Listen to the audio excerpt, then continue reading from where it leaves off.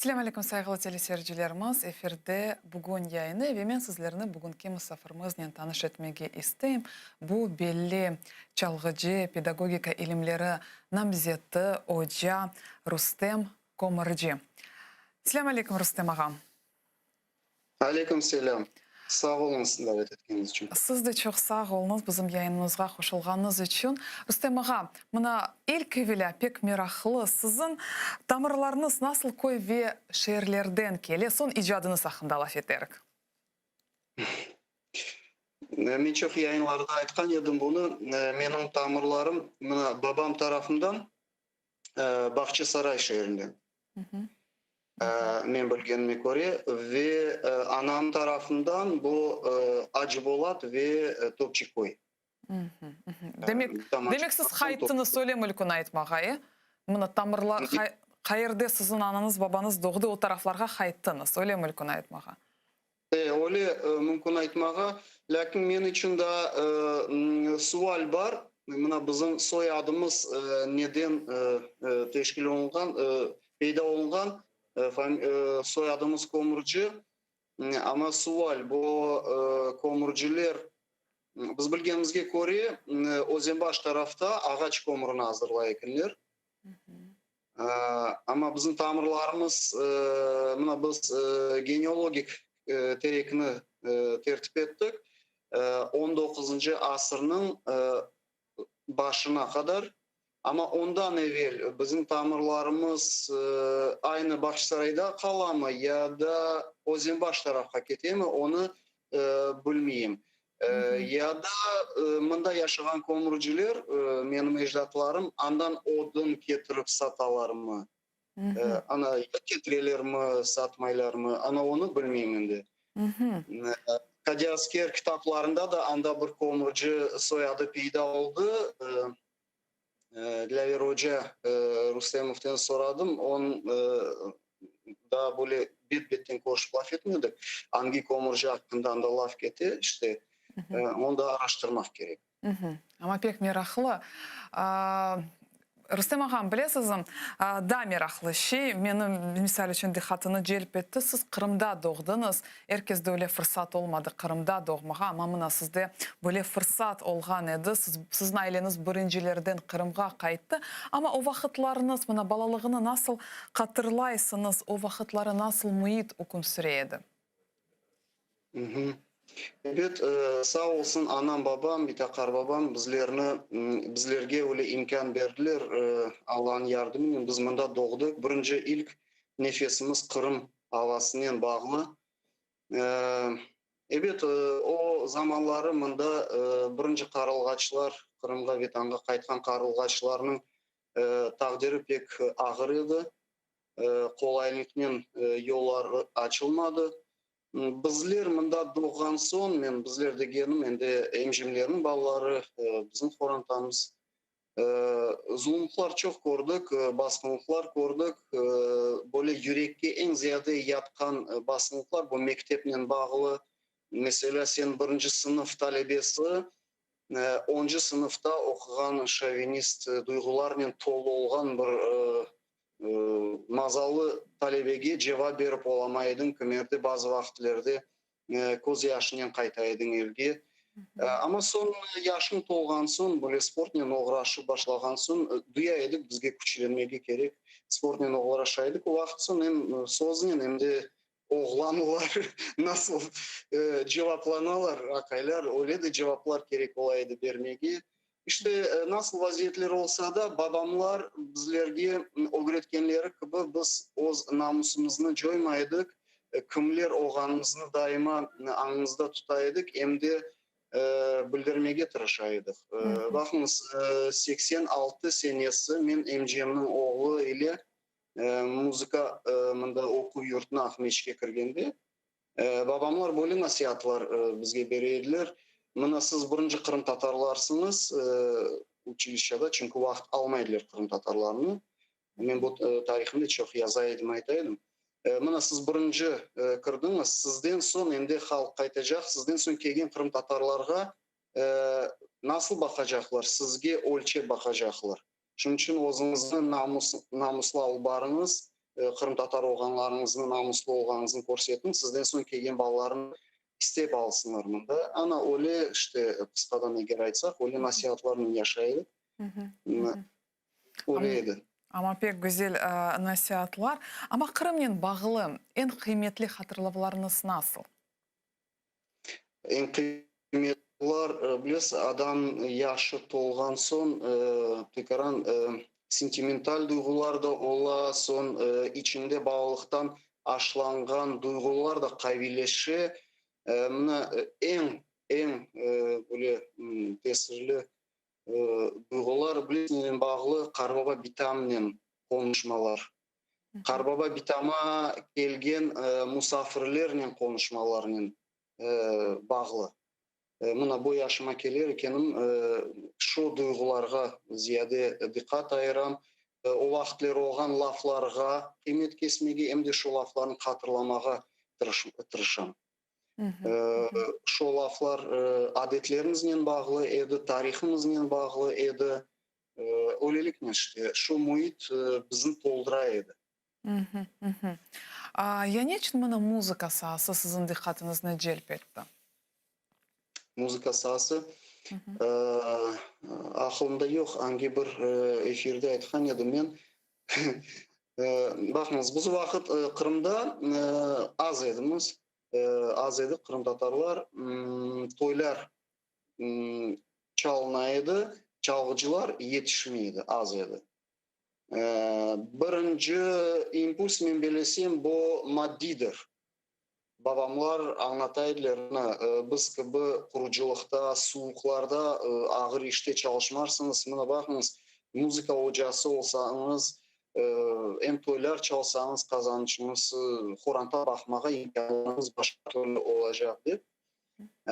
Son ikinci men aytkan edim bir vakit intervyuda kızgancılık galiba. Men her vakit truba çalmağa isteydim. Bizde Kurtmemetovlar ailesi de onlar da çoktan kelgenler. Kırımga onlar ağa kardeşler toylar çalaydılar. İki truba var edi takımda. Onların trubalarının yılım eteydi. Gözlerin kamaştıraydı. İllüminatsiyanın yarıkları. Ana truba isteydim çalmağa. Bir gün mektepten kelsem 6 yaşındaydım. Evde baksam akordeon çıktı. Babam çalacağım akordeon dedi. Bana tekaran ne oldu? Ters geldi. Ben truba isteydim. Bunda bana akordeon teklif ettiler. Son men düşüncege dağıldım. Bir kedin cevaplanmadım. Son babam aytdı, eğer çalmayacak olsan emceğin oğluna, ikinci oğluna veririm akordeon dedi. Kızgandım. Son razılık verdim akordeonga. Ana öylelikten akordeonga gittim çalmağa. Öyle ömrümü muzikanen bağladım. Ama son bu ilk duygular edi. Son ebet tahsilini algan son yollar, gördüm nasıl yollarını gitmege mümkün. İlimle bağla başladım. Sanatın çeşitlerinin bağla başladım. Koru başladım ozun yollarda da. Mesela dirijörlük yolunda. Ama öylelikten son sevdim ben.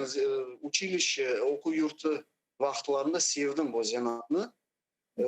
Öylelikten bekitmege tırıştım ozunu bu yolda. Мына Кырым татар музыкасына келгенде, мына Кырым татар музыкасынын кусусиетлери, өзгүнлүгү неде саклы?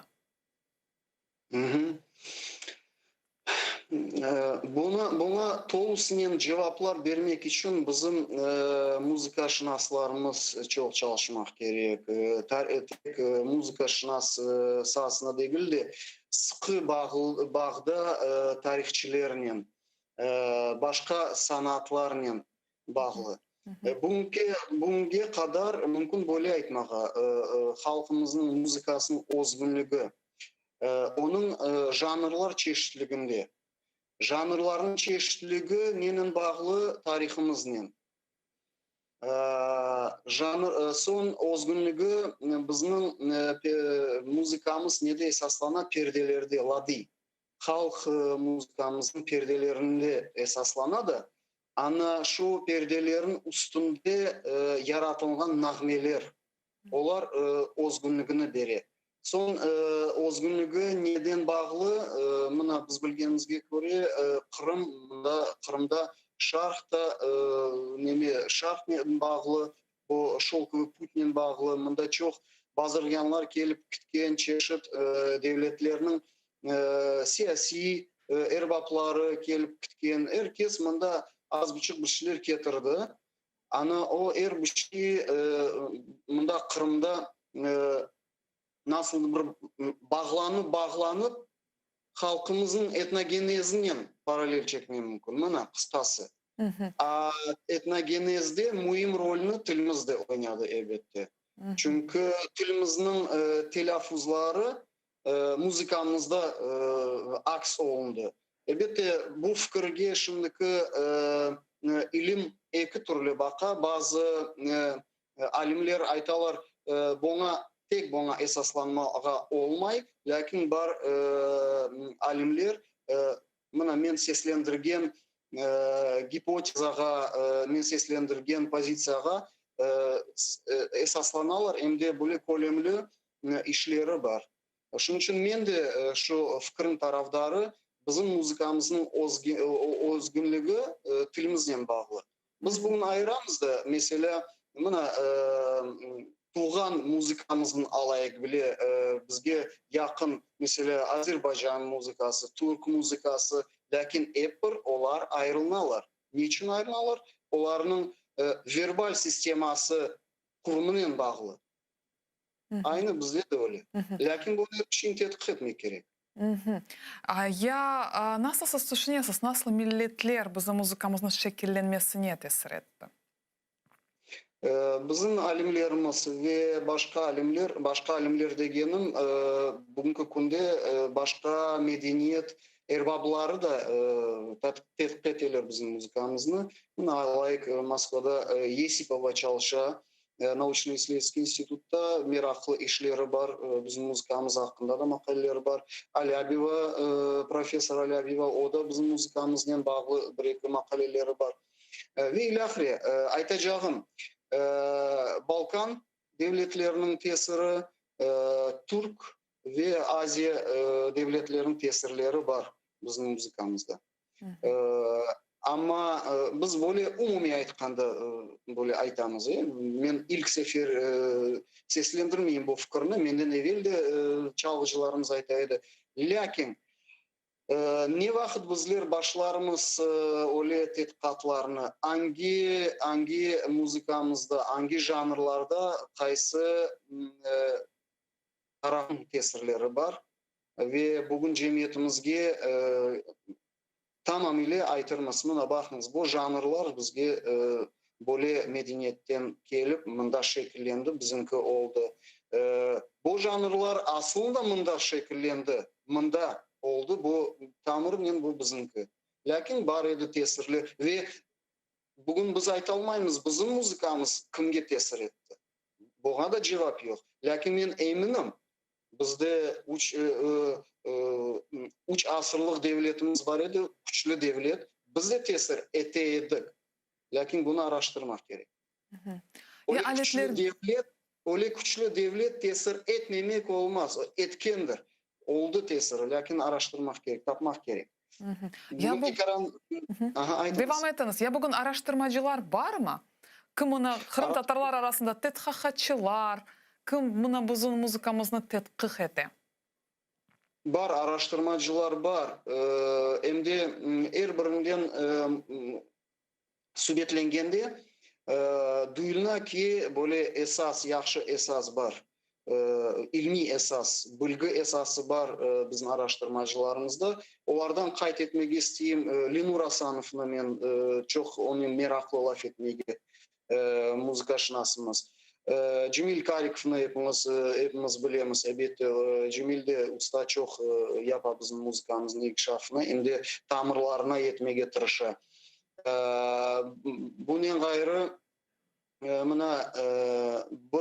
böyle bir pıtah diyeyim ilimizde peyda oldu. Böyle bir fidançık Gülşen Mambetova kafedramızda çalışa. O bilesinin uğraşa müzikamızın struktur elementlerini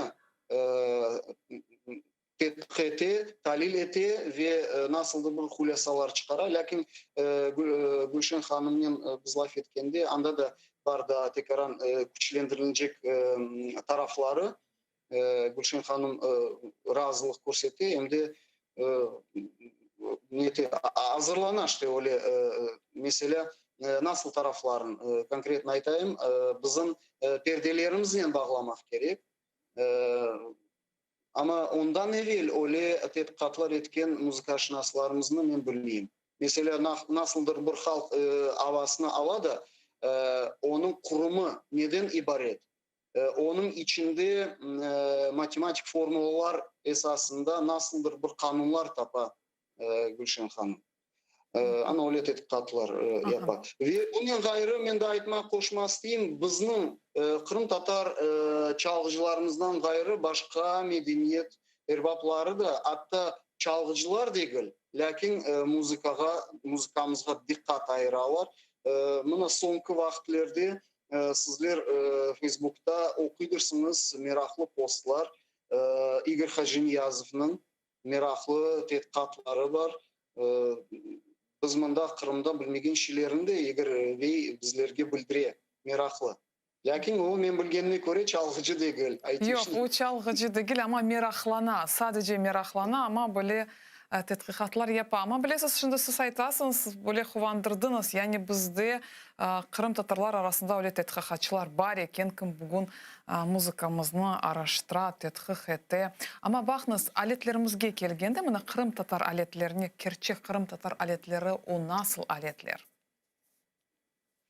Kırım Tatar alet eğer ilim tilinden aytsak bu aletler bizning halkımızın estetik duygularını kandırgan asırlar boyunca estetik duygularımızı kandırgan o seslerini kandırgan aletler. Onların içine mına Cemil Bey aytkan gibi evvel ezelden tambur aleti kire. Son hepimiz biz bilemiz. Tambur bugünkü kunde işletilmiyor. Lakin mına udunu yaxşı tanıyımız. Hatta çalgıcı olmayan adamlar da tanıyor ud, santır, kemançı. Ana bu aletler, zurnalar, kavallar çeşitli. Onların çeşitliliği de çok. Bu aletler estetik duygularımızı kandıraydılar hem de duygularını ifadelemeye yardım edebilirler halkımızga. Bakınız bu yerde klasifikasiyasını eğer eterikimiz klasifikasiya etken son mümkün böyle hulasalar çıkarmağa. Her bir yerini, her bir alette çalmak olmaz. Evvelde de öyle olaydı. Ben yakında bir talebemden ilmi iş alıp baraydım, bakalavr işini. Anda biz bazı bir hulasalar çıkardık. Mesela lirik yırlarını şubeli zurna ya da bir büyük davullarda çalınmayıp şubeli çalınganına. Anda ince saz, ince aletler, ince ses çıkargan aletler çalaydı şu nelerini, nahmelerini ve mana men aytkan Margarita Yesipova ilmi araştırma institutunda çalışa. O da bizim aletlerimizni bir klasifikasiyasını yapkan edi. Öyle klasifikasiya bizde da bizning muzikaşnaslarımızda öyle klasifikasiya da yok edi. Ana onun klasifikasiyası da takka layık. Anda klasifikasiyasına göre o zemanivi aletlerimizni hem de kadimi aletlerimizni ayıra o'z terminologiyasından ve tasvirli qaysi biri nasıl muzikaga ait. Buna men aytıp berdim bazı bir aletlerimizni. Bugün bizde buna sıkı bağlı oldu Türkiye'nin ve yaş çalgıcılarımız bugünkü günde bazı aletlerini canlandıralar, bazı aletlerini kıseteler. Medeniyetimizge bugünkü günümüzde biz kulağımızga sınıp başladı. Mesela duduk sesi, internette Ruslan Çırçır icra etken sıkıştıysanız ve Halim Kurtmehmetov çala bugün. E, Son buna ney havalarını, çeşitligini Alim Kırım ansamblinde seslendiri hem de canlandıra. Bazıları bugün hayırdan tıkleniyor. Şu tembr ses bazıları kırıyor. Kırgenlerin arasında mesela men öyle malumat bilmeyeyim bizde olganını nagara gibi aletler. O bugün kırdı. Bazı yıllarımızı evet oz sesinin, oz temirinin zenginleştiriyor. Lakin bazı yaşlarımız buna emniyet vermegen yaşlarımız her yerde onu çalarlar, o öyle gelişmez. Ben şimdi müzik aşinasının inceliklerini dalmam, böyle kısadan aytarım. Bakınız, böyle bir davalı değil mi? Lakin biz başka ilim mekteplerini eğer onların fikirlerini esaslansak, bizim medeniyetimizge kırdı ve bekletildi bugün akordeon, truba, klarnet, kemane, bu gibi instrumentler, aletler, bekletildi ve bugün de onlar bizim duygularımızın tolusunu aksetken aletler.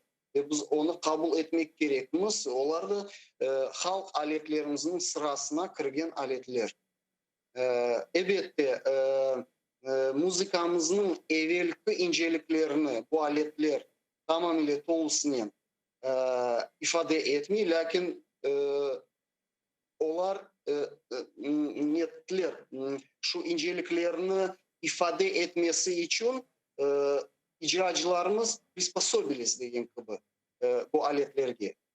Bugünkü günde biz akordiyonun böyle nağışlı varyason nağmelerini kulaklarımız alıştı ve beğenemiz, kabul etemiz. Ya bugün tasavvur etip olursunuz mu İbrahim İpekçiev'nin trubasız medeniyetimizni?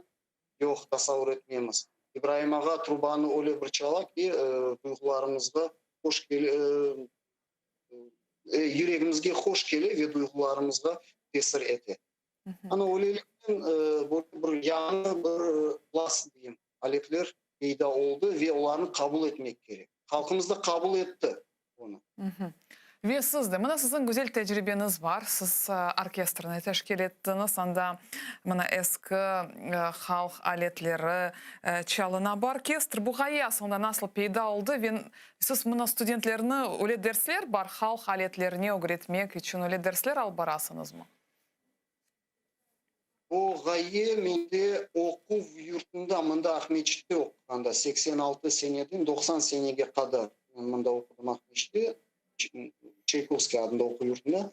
Anda orkestrde studentler orkestrleri çalarak bana fikir geldi. Niçin bizim halkımızda böyle orkestrleri yok? Anamdan başladım ben şu duygunu, şu fikirlerimi içimde inkişaf etmeye, şu ve yola çıkmaya başladım. Sonra konservatuarda okuganda benim hocam, endi diplomunu algan son konuşmamızda Profesör Voyvodin, o vaxtları rektör edi, odasına küsetip son lafımızda böyle aytdı, sen şimdi Kırım'a kaytacaksın dedi, bu 95 senesi.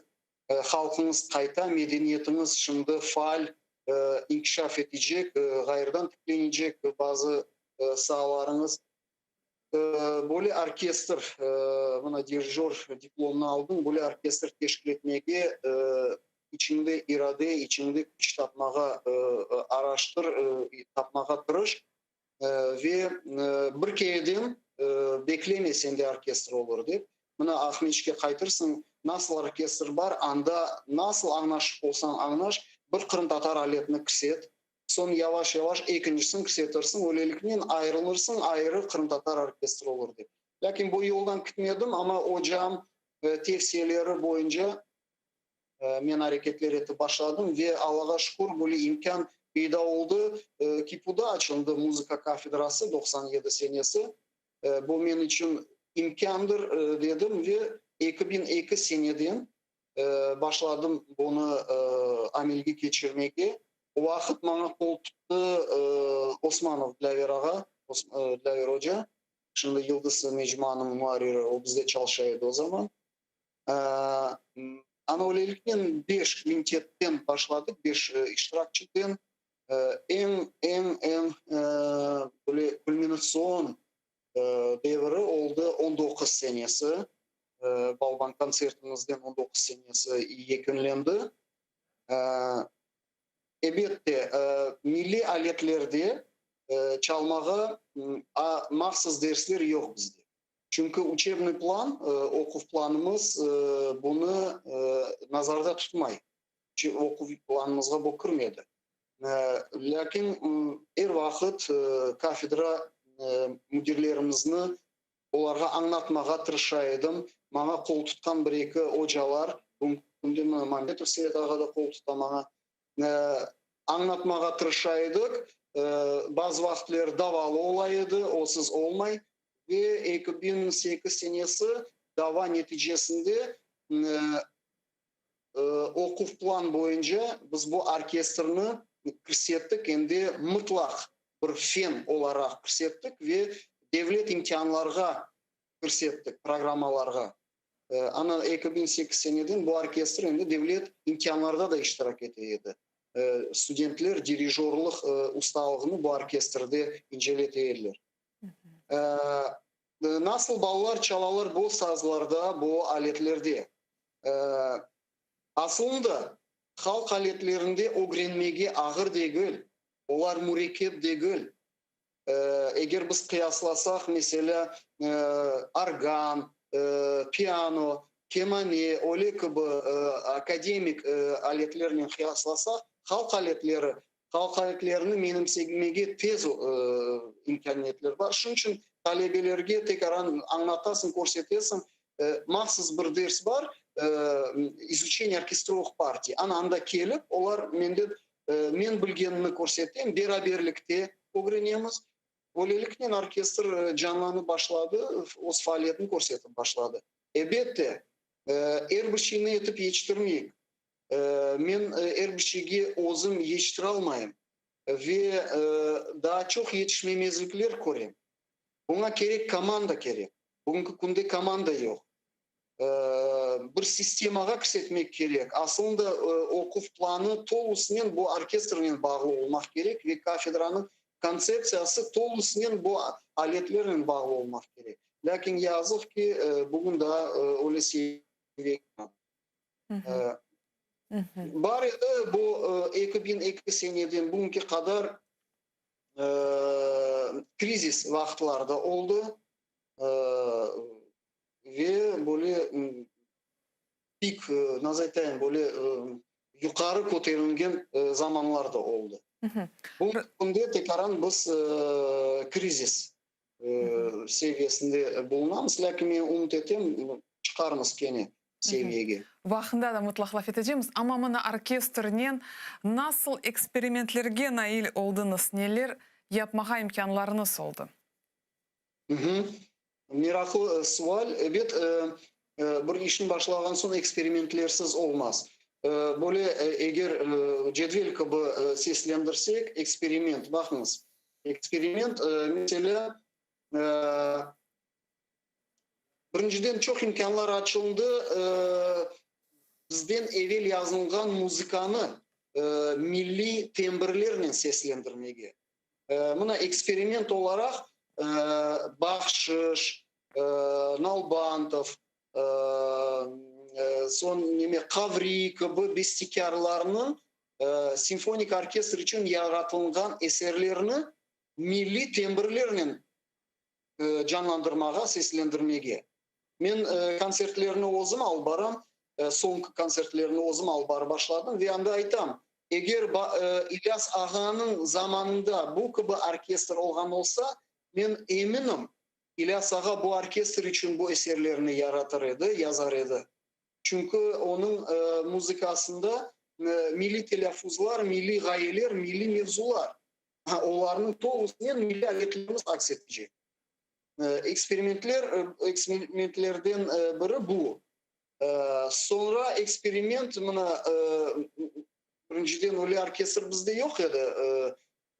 Keniş ansambl var edi. Lakin o ansambllerde simfonik orkestrinin sistemi boyunca o aletler oturtulmagan edi ve işletilmeydi.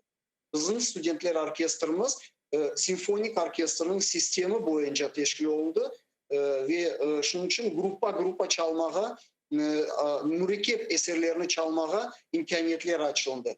Buna eksperimentlerini eğer devam etsek, milli orkestrimizden bizler horga akompanimentler yaptık bazı eserlerini ve buna talebelerge milli ruhunu inkişaf etmek için mesela Fevzi Aliyev'nin Kırım Giray eserini hornen icra etip baktık.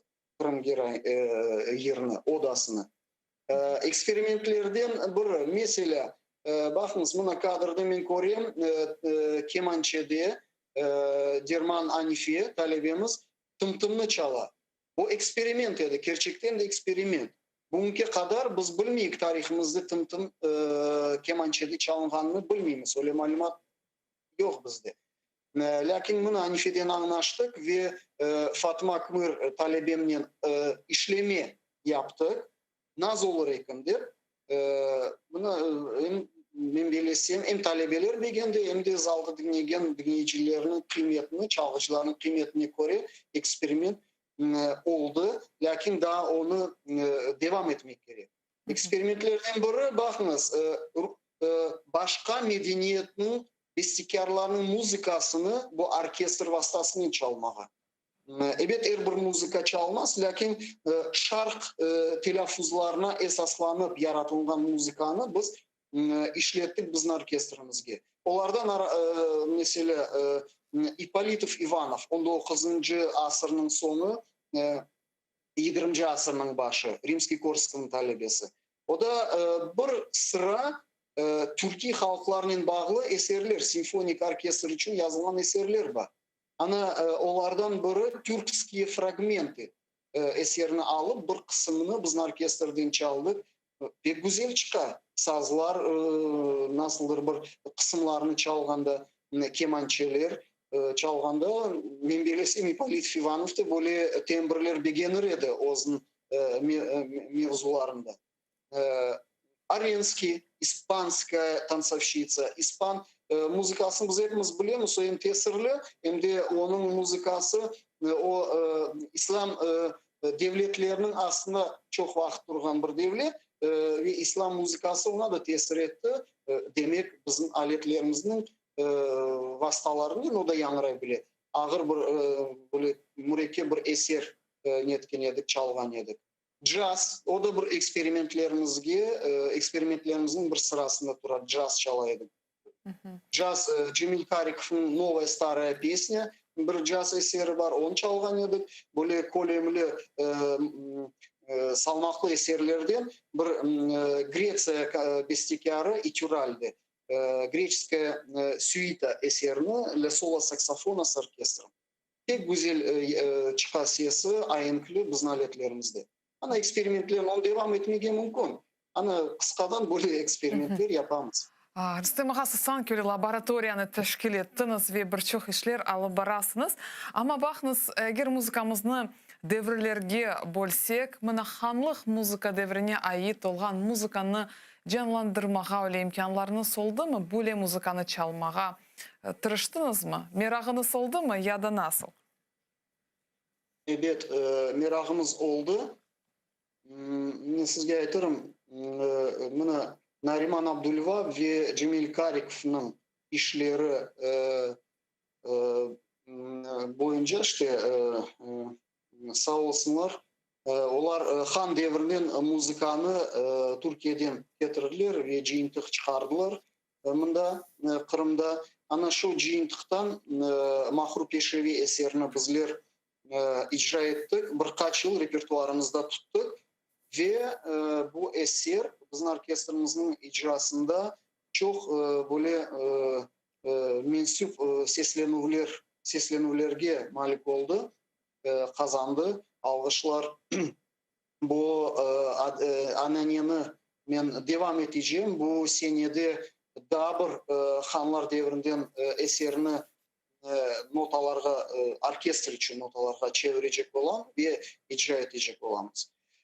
Niçin bunu yapam? Çünkü birinciden hanlarımız bu aletlerde, sazlarda, kemançelerde, santrlarda çalaydılar bu müzikanı ve bugün biz canlandıramız. Bu muhitni nasıldır, nasıl olsa da açıklamaya tırışamız bu aletlerini.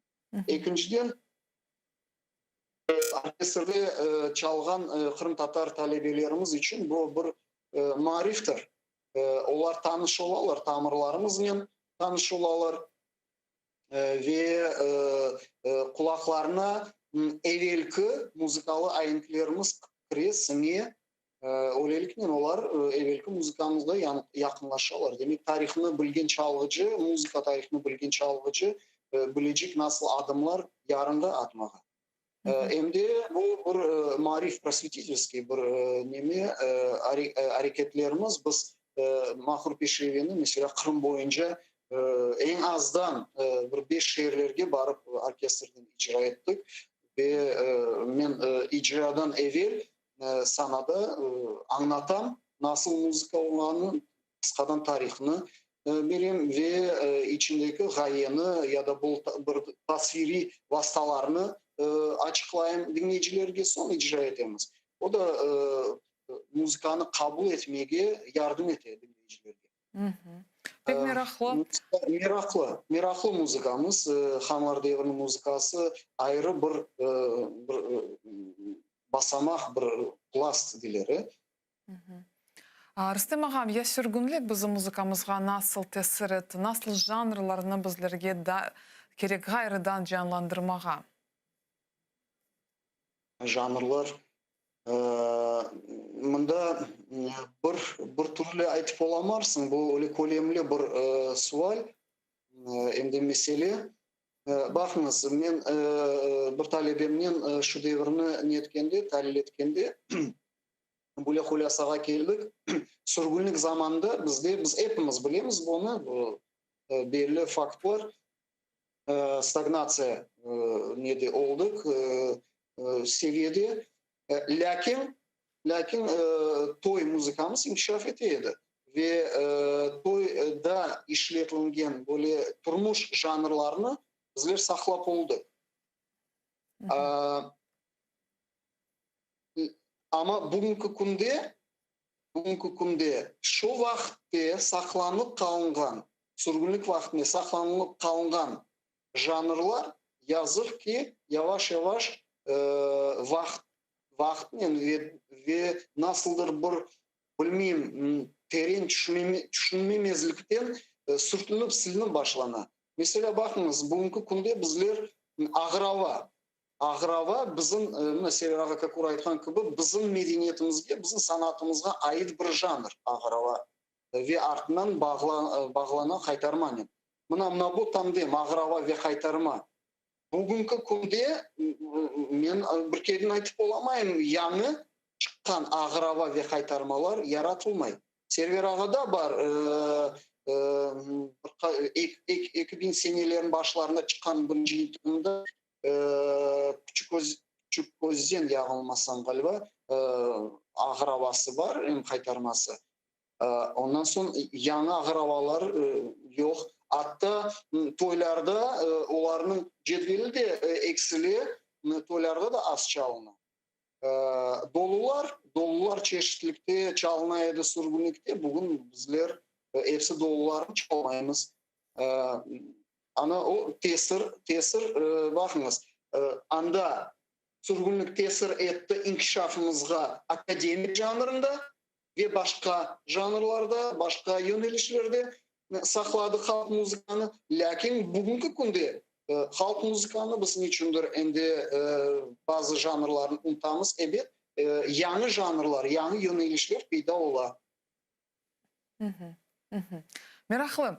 Rüstem ağa, ya yer janrı nasıl inkişaf etti? Mına bakınız, sonki vaxtları mına tarihte kalgan yerlerini kayıt etmege mümkün mü? Nasıl siz düşünüyorsunuz?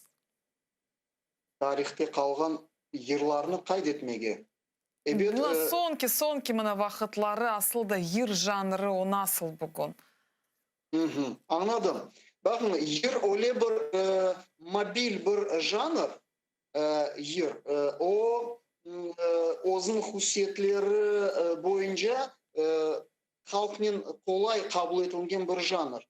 Ve halkımızın her bir tarih basamağında yerler halkın bir duygularını aksetiydi ya da vaziyetini aksetiydi. Bugünkü günde bar peyda olaylar bugünkü halkımızın vaziyetini aksetken tarihi halkımız nasıl tarihi basamakta bulunganını aksetken yerler peyda ola. Hatta başka halk medeniyetlerinden alıngan yerler bizim tilimizge poetik böyle nutku çevriline, nutku değil de metni çevriline de tercüme ediline ve Kırım Tatarca yerlerine ruh koterici yerler var. Ama evvelki tarihimizin devirlerini aksetken yerler bugünkü günde az yanray desem yanılmam az yanray.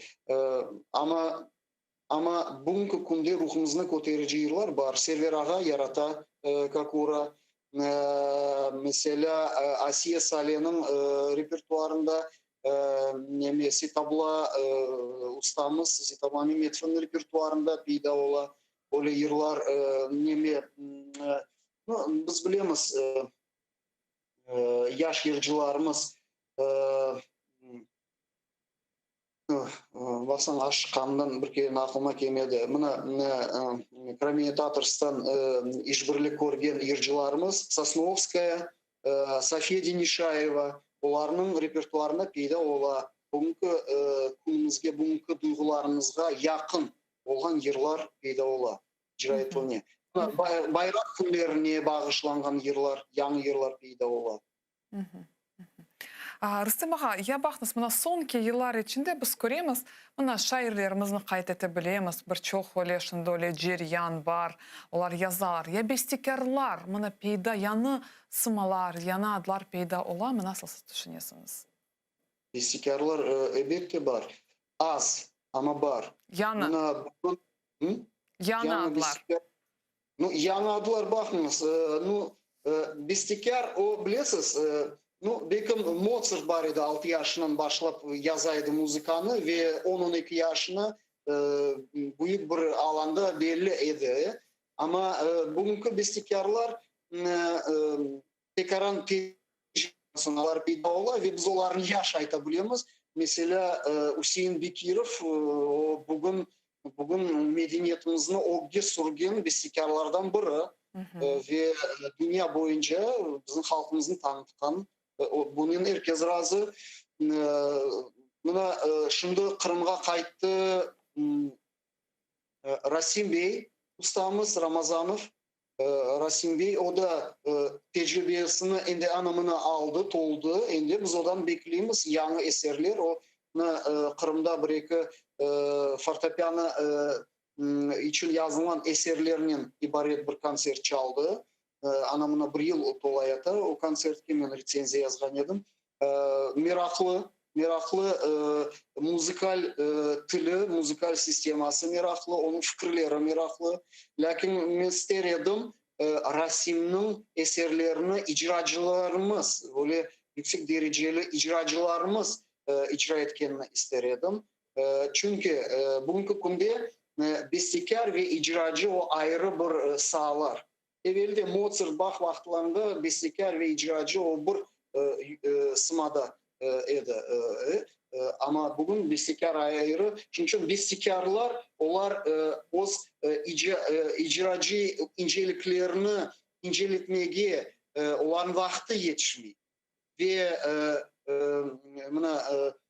Hüseyin'in son Rasim'in eserleri onlar mutlak yüksek seviyeli icracılara layıklar. Ve icracılarımız onu repertuarlarına almak gerekir. Elbette devam etti.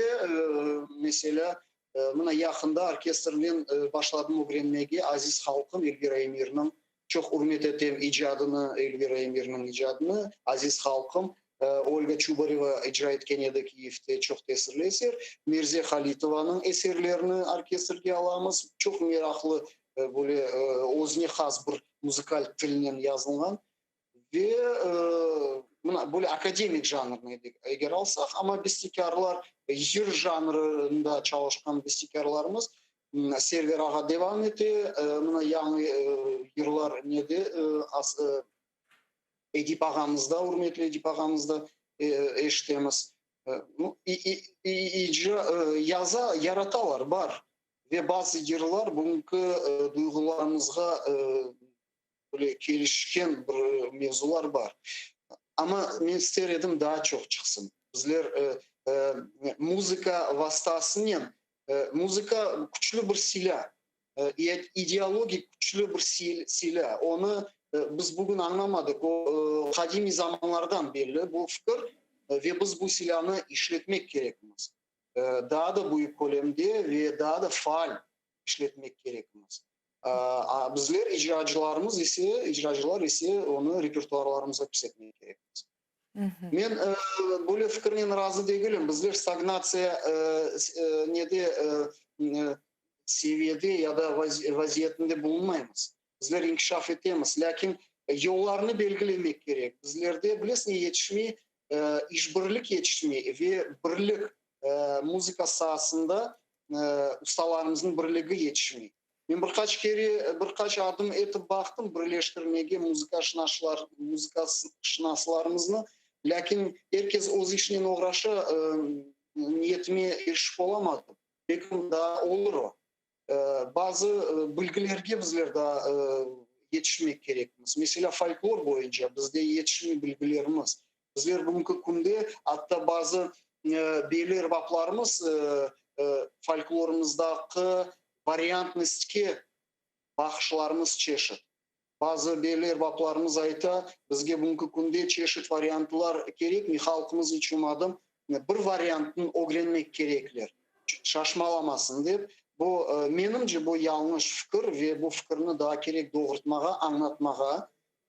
Çünkü başka halklarda bir türkünün birkaç variantı olsa halk onu benim zenginliğim deyip sayar. Bizler de o seviyeye çıkmak gerek.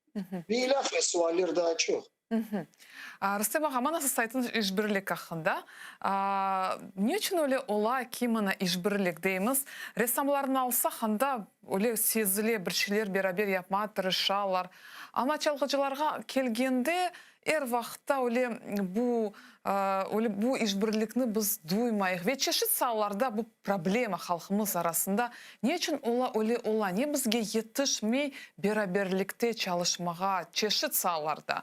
Ama ressamlar bir jürük tırışalar anda bir şeyler beraberlikte yapmağa ve onların neticeleri de pek görünüyor. Ama diğer sahalarımız biraz ilerley ama tap o kadar değil. Ne için? Nasıl siz düşünüyorsunuz? Ne bizge yetişmey?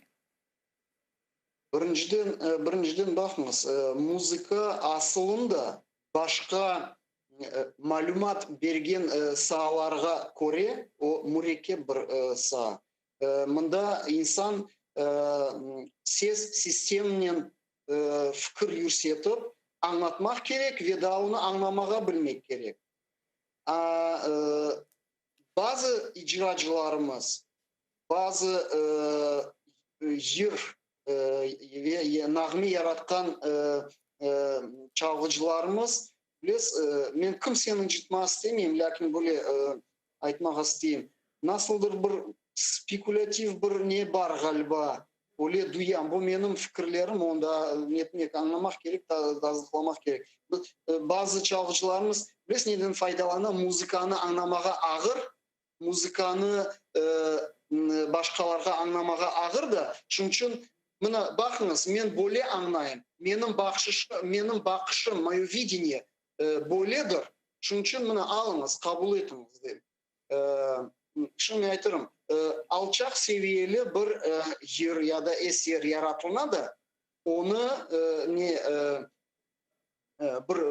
salmaklı bir eserge halkka berilini uzatılına. Ana mında bizim işbirligimiz yetişmeyi. Mında bizde yok kriteri. Bizler birleşip muzikaşnaslar, icracılar birleşip böyle bir bedi bir şura gibi bir şey tizmek gerekimiz. O ne değil, cenzura değil. Bizler bir kriteriler eğer cedvelini tizmesek, bizde çok yıllar böyle bir neopределенность, belgisizlik bir alda bulunacağımız. Eğer şu kriteriler olsa, biz hem makalelerde, hem de leksiyalarda, hem de böyle adi subetlerde nasıl bir eserlerge kıymet kesebileceğimiz, hem o kıymetlerimiz bu kriterilerle tasdiklanacak, izbatlanacak. Bugünkü günde kriterilerimiz yok. Çalgıcılar aytalar, yok sen men maqtamaysın, sen men batırmak için tenkit etesin, sana ne ağır mı aytmağa maşallah, hatta neme öyle fikirler ola. Ya mında ya da mesela dostun çalgıcı, sen ona açık açık ayta almaysın, bir yerde hatan var. Pek sirek öyle çalgıcılar kim kabul ete tenkitini. Var, men bileyim öyle çalgıcılar var. Ama azımız. Ama şu tenkitini kabul etip olamağanımız o da bir sebeplerden biri. Çünkü bizler birleştirsek, biz başta içimizde birbirimize anlatmak gerekimiz. Buna sen bu tarafların yaxşı, bu taraflarına tekrar dikkat ayırmak gereksin.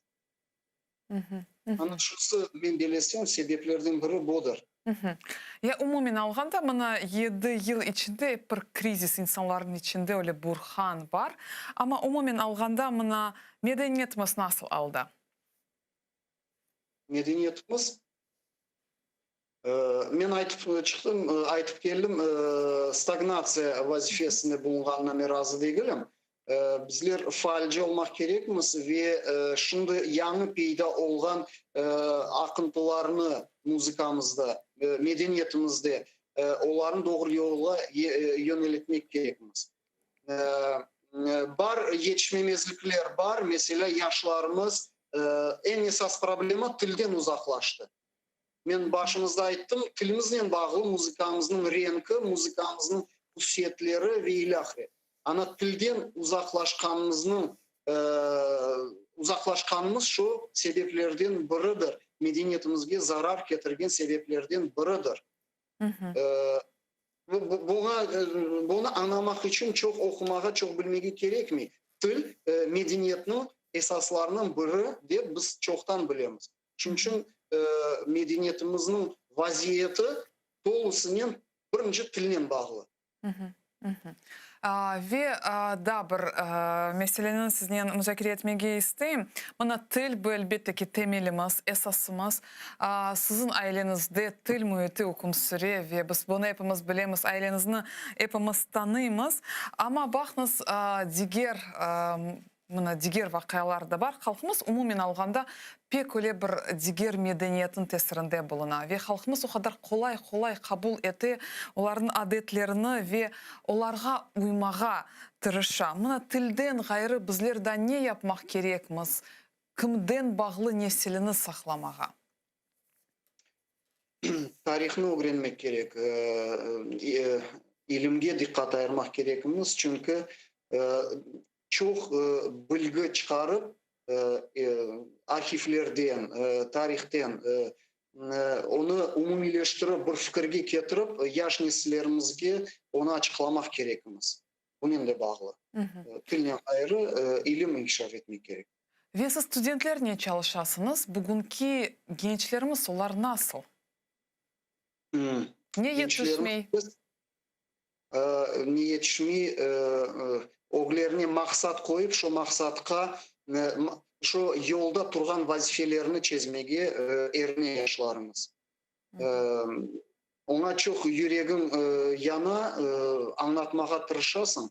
Lakin bu maddi, yaşayışın maddi tarafı o üstün ala, yazık ki. Üstün ala. Bizim yaşlarımız anlamay ki bütün sivilizasyonlar, inkişaf etken sivilizasyonlar, onlar ruhi, yaşayışın ruhi taraflarına esaslanıp inkişaf etkenler. bu ruhi tarafından zengin olsa cemiyet, son maddi tarafta onun ardından mutlak inkişaf edecek. Bugünkü günde talebelerimiz işke urnalar, hatta o zinaat boyunca değil. Oku yurtuna keleler okumağa, lakin tapalar bilmem zapravkalarda, bilmem tükanlarda iş ve okuğa çok dikkat ayırmaylar. Korantama yardım etmeye gerek değiller. Ana şu sebeplerden biri yaşlarımız maddi tarafta çok dikkat ayıralar. O da gerek, lakin balansını bilmirler. Balansını bilmirler. Onlar bilesiz, yarınki günü kirdiler üniversitetke. Nege kirdiler? Men birinci ko'rishuvda, birinci kursga aytam, siz o'zingizga savol beriniz. Nega men bunda kirdim? Ne alacağım? Ne işleteceğim bundan kütken so'ng? Halkıma ne vereceğim? Ana öyle gibi sualler verseniz son tekaran bilgiye tolabileceğiz evet bizim yardımımız. Ana yaşlarga hem de dikkat yetişmeyi onların tarafından tarihimizge. Onlar çok şeyini bilmiyorlar. Hatta çalgıcı talebelerimiz mesela böyle mesela Yaya Şerfedinov kayda doğdu ve ne vakit doğdu. Hatta Yaya Şerfedinov kim olğandı herkes bilmiyor. Bu neyle bağlı okul planlarına gerek ziyadece bizim tarihimizin, müzikamızın, medeniyetimizin bağlı filmler kısetmegi. Bu mesele çözümcü bir mesele. Hatta okul planlarına eğer yasak etseler ya da bir nasıl bir standartlar boyunca olmayı kısetmegi deseler bile üniversitetimizin, kafedramızın içinde ayrı bir tedbirler ötkürmegi gerek. Yetişmiş böyle tedbirler yetişmiyor. Bizim müzikaşınaslarımızın tarafından böyle yetişmiyor tedbirler. Ama imkanlarımız bugün var mı böyle işler teşkil etmeye? Aslında öyle teşebbüslü insanlar var mı? Bilesiniz bizim milli hareketimizni alsak, mana o vakitlerini alsak öyle teşebbüs göstergen insanlar var idi. Bugün böyle insanlarını sezmek mümkün mü? Nasıl siz düşünüyorsunuz? Fedakar öyle. Böyle pasyonari bir insanlar var aramızda, lakin her vakit imkanlar açılmıyor öyle insanlarga. Onlar her vakit çeşitli zamanlarda neme sıkıntılarga malik edilir. Malik edilir, neme sıkıntılar hissettiler üstünde. Lakin men bilesiz, читать между строк деген şey ibareler o da sıralar arasında okumağa mümkün öyle tedbirler ötkürmege angilerinde bu satırlar arasında olan malumatını da okumağa mümkün. Mesela bakınız konsertlerinin bir konsertlerinin biri bitken son yanıma geliydi böyle faaliyetçilerimiz aytaydılar. Rüstem biz anladık bu programmadan seni anlatmağa tırıştık. Demek medeniyet, müzikamız o anga sındırıcı bir vasıtadır. Yaşlarımızga bu instrumentlerini işletmek gerekmez ve bu instrumentlerini doğru işletmek gerekmez. İşletmeye hazır olan adamlar var, lakin az. Çeşit sebepler. Ve münasibetimizin sonunda keliniz bir netice çıkarayıq studentlerge, halkımızga nasıl tavsiyeleriniz ve nasihatlarınız olur? Piyanonun klaviaturasını hepiniz bilirsiniz. Beyaz ve kara klavişlerinin tertip edilген piyanonun klaviaturası. Ana bakınız, kara klavişleri her vakit onlar ıntılanlar beyazga. Ana yaşayış da öyle kurulgan ve hem beyaz hem de kara günlerinin, devirlerinin bağlı ve nasıl devirde bulunsak da yaxşı taraflarını kozogini anına alıp yaxşı taraflarını alıp oradan gıdalanıp gelecekki parlak gelecekki ıntılmak gerek ve herkes ne etip ola bu parlak günlerini görmek için onu yapmak gerek. Bilesiz bu bizim anımız aslında в подсознании. Bizim medeni bir kodumuz var. Ana o kodunu çıkarıp, dışka çıkarıp işletmek için anımız çalışmak gerek. Demek anımız bugün ana nasıl vaziyette bulunganımızını ve ne istegenimizni ana şu anımız öyle bir şaraitler yaratmak gerek. Anımız aslındaki kodunu ve duygularımızı çıkarıp amelge geçirmek için. Onu anlap çalışmak gerek. Her bir insan içim adım böyle çalışsa inşallah geleceğimiz olur. Çok sağ olunuz Rüstem ağam, sağ olunuz böyle meraklı sohbet için. Bu sizge ijadi muvaffaqiyatlar tileymiz ve can yürekten minnetdarmız. Sağ olun. Saygılı teleseyircilerimiz, bu güzel noktada bu bölümünü yekünleyimiz. Hatırlatam, yayınımızdan Mustafa pedagogika ilimleri namzeti, oca, belli çalgıcı Rüstem Kömürcü olğan edi. Şu dakikaga biz sizlerine sağlıklaşamız ve bir hac dakikadan biz yayınımızı devam ederimiz. Bizle olunuz.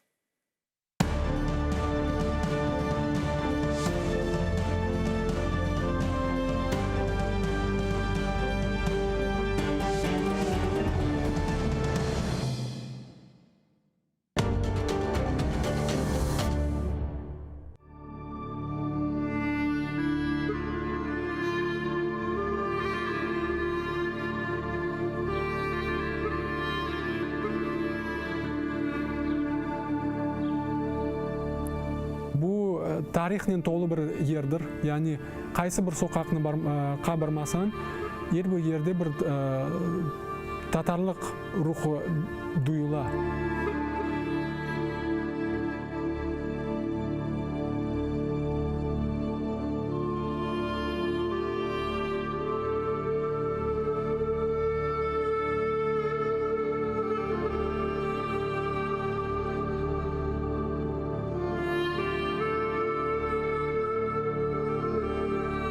Eski keramet evçikleri, eski sokaklar, böyle başta arabaçıklar otalmagan böyle bir sokaklar, aralıklar duyula mında o vaxtları kaynaydı yaşayış.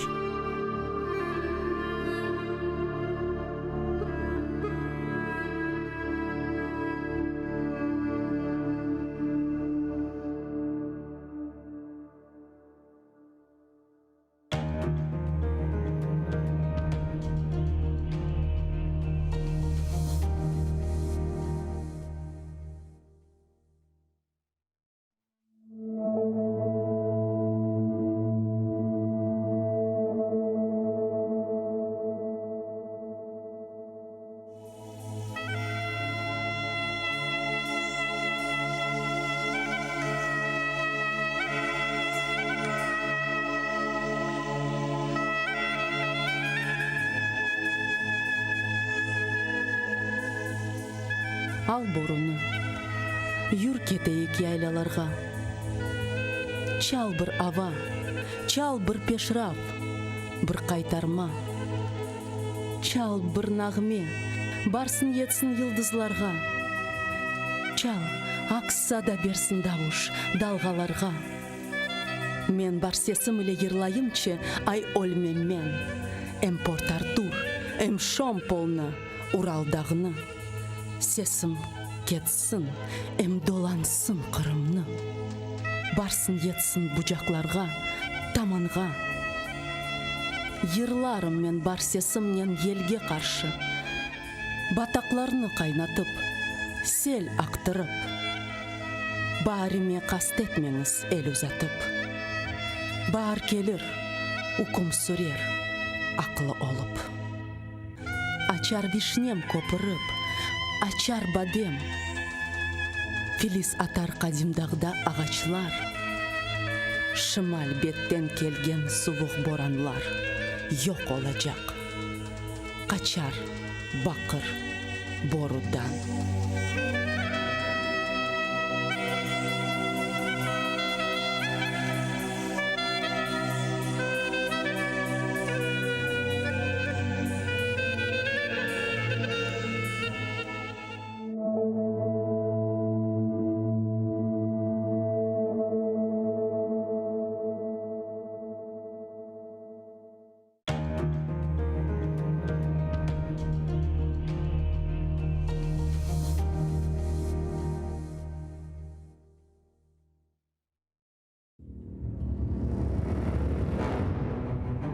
Хаджи Герай Қырым ханлығыны тізгенде 29 yaşында еді. Тахминен 350 ел девамында Қырым ханлығы девлет оларақ үкім сүрді.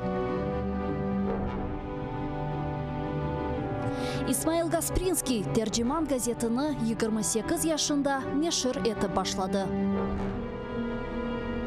Номан Челебиджихан Қырым татар милли құрылтайны 33 yaşında тызды.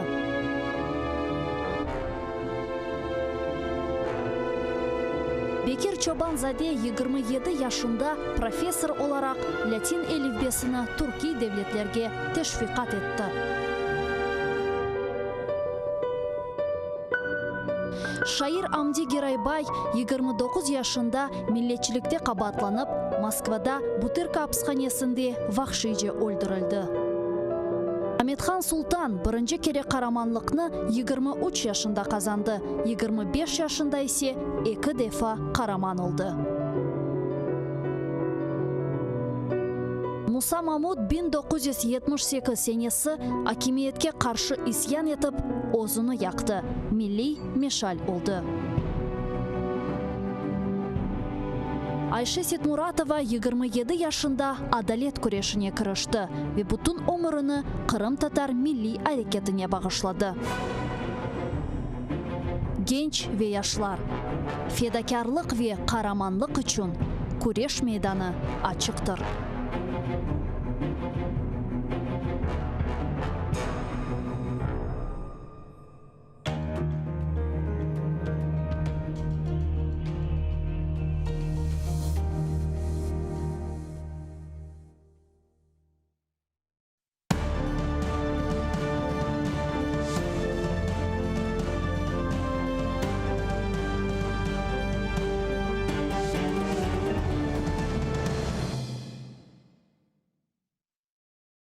Selam aleyküm saygılı teleseyircilerimiz.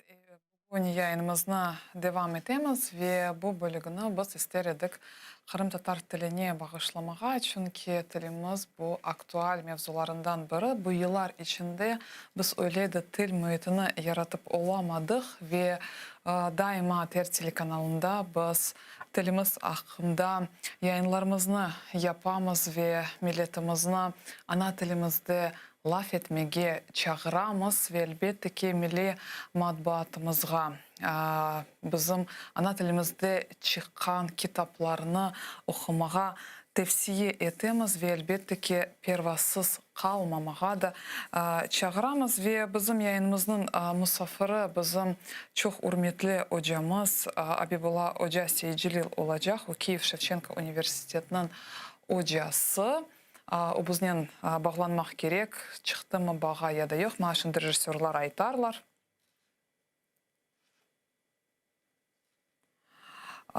Da bağımızda yok.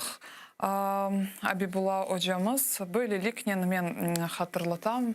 Bugün biz bugünkü yayınımızı tilimizge bağışlayacağımız ve elbette ki tekrarlayımız ve daima tekrarlayımız bizim milli gazetalarımızga, yani Kırım gazetamızga daima abone olayıq. Bundan da gayrı Armançıq mecmuaga abone olayıq ve böyle etip bizim milli matbuatımızın inkişafına yardım eteyik ve til mühitini yaratmağa tırışayıq.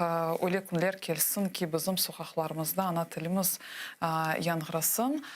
Çünkü til bugünkü günde öyle bir büyük bir silah olabilir.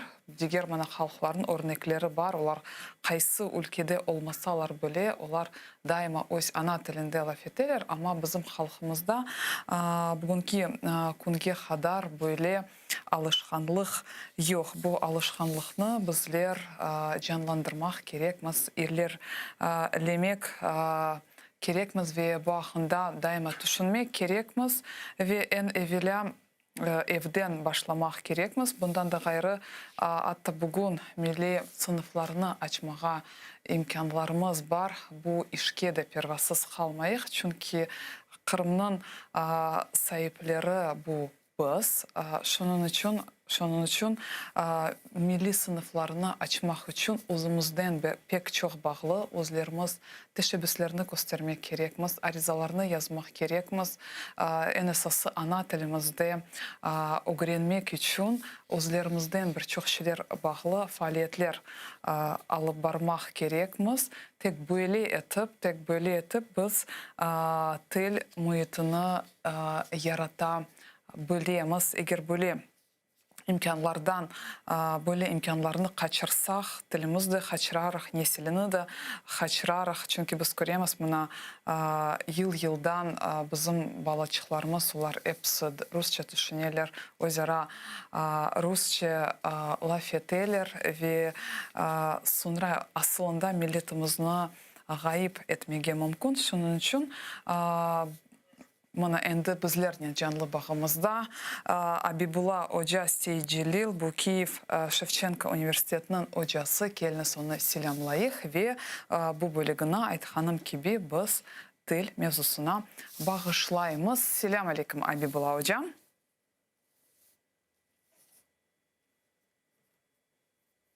Aleyküm selam. Seyirciler, aleyküm selam Almaz Hanım.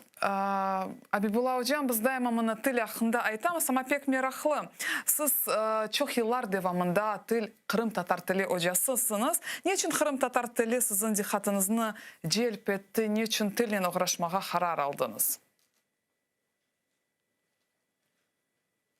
Kırım Tatar tili meni celp etti mi, etmedi mi? Men doğrusunu aytıp olamam. Çünkü ana tili, tuğan til tabii bir şeydir dep düşünüyorum. Böylelikle Sen ondan ne vazgeçe, ne unutabilirsin. Lakin mektepte, son hukuktan üniversitette okuganda onu ilerletmek gerekliliği, ihtiyacının beraber tarqatmak, hatta fayda ve en esası merak görmek imkanı beni öz zenatımda pekittim. Getirdi ve son pekittim. Ve aleda tutam, rahatlık vermedi, ilham verem ve umut da besley demek mümkün. Buna bakıp tilmen bir uğraşansın. Bu ayrı bir sual. Çünkü men bilesem tilini sevmek, ona meraklanmak bu her bir Kırım Tatarın, her bir insanın boyun borcu. Ve herhangi işte gibi o uğraştan hareket etsen bir neticeler alırsın. Lakin başından tilini sevmek gerek. İstek olmak gerek. Hem bunlar herhangi insana ait çizgiler olsa yaxşı. Tekrarlayın. Abibullah Hocam, siz hayırda okudunuz ve kim sizin hocalarınız oldu?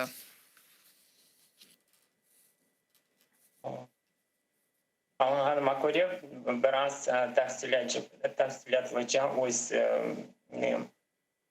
öz hoca faaliyetimni ya da tiline meraklanganımның sebebini anlatsam yaxşı olur.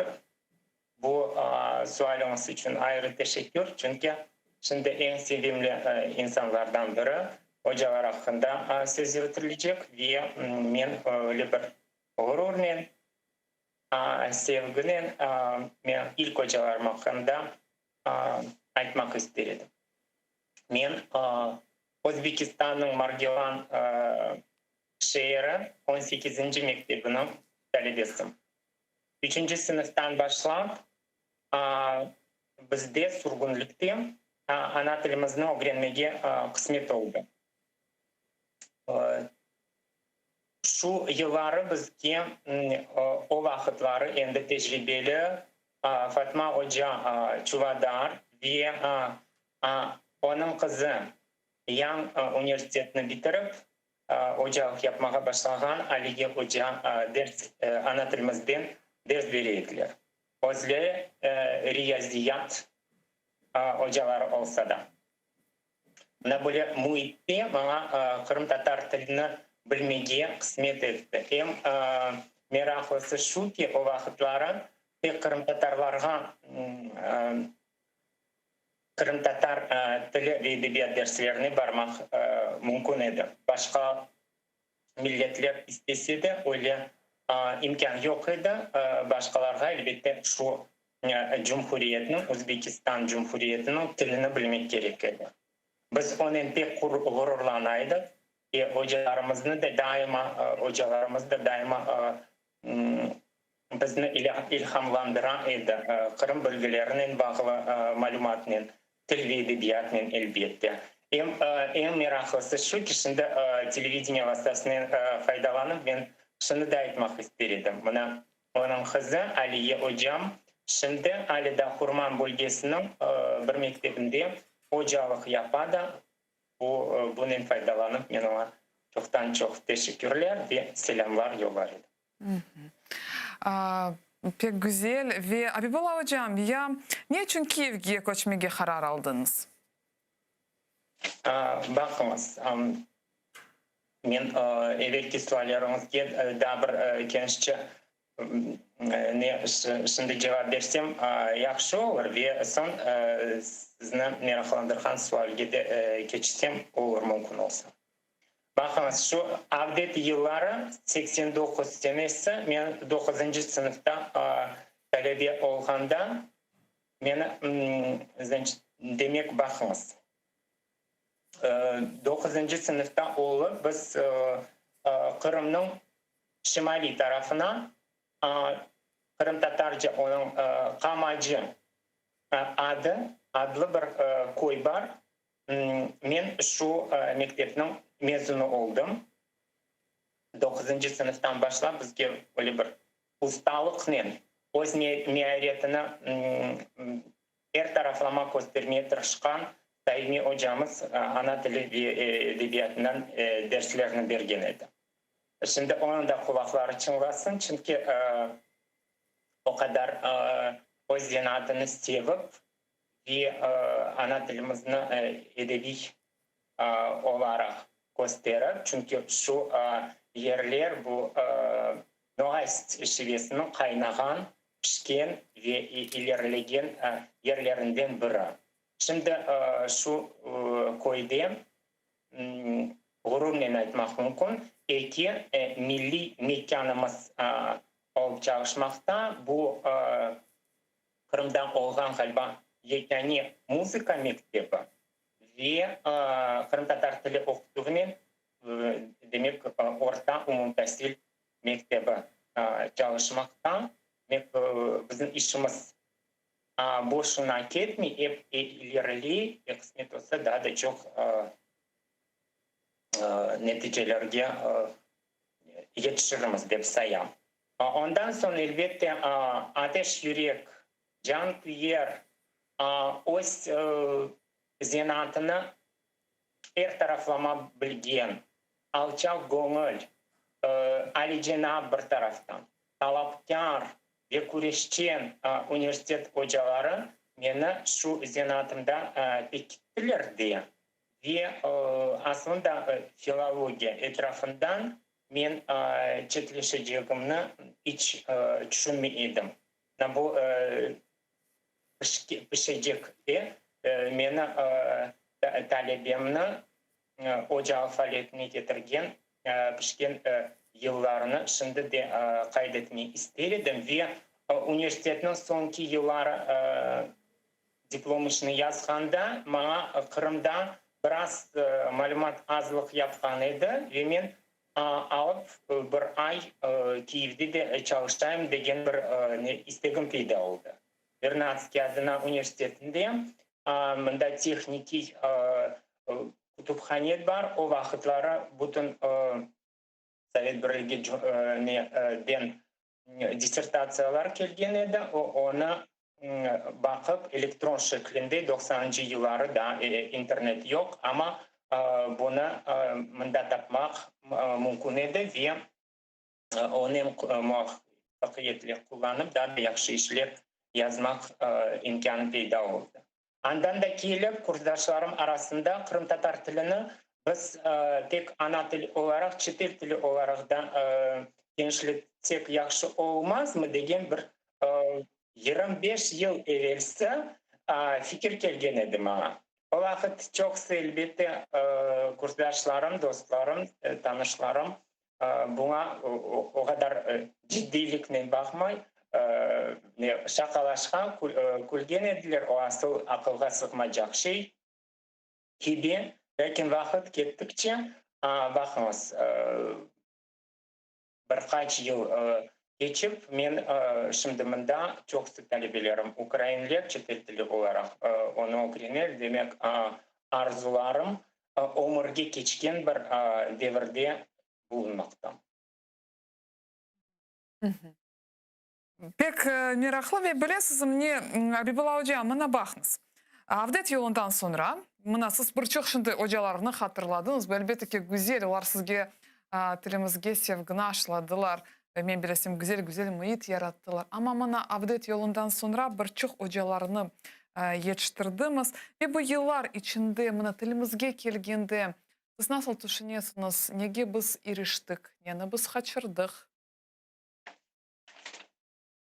Білесім, мен сіздің сағылам тенқытыңызны біраз оғынбен аңлайым, сағылам қайдетем, чүнке doğru birkaç şeyini şimdi tenkit etmek layık деп düşünüyorum. Lakin öz cevabımı men erişimler hakkında başlamak istedim. Çünkü 90-cı seneleri demek pek kıyın bir ağır vaziyette bulungan halk bütünlüğü, ağır vaziyette bulungan bir devir oldu.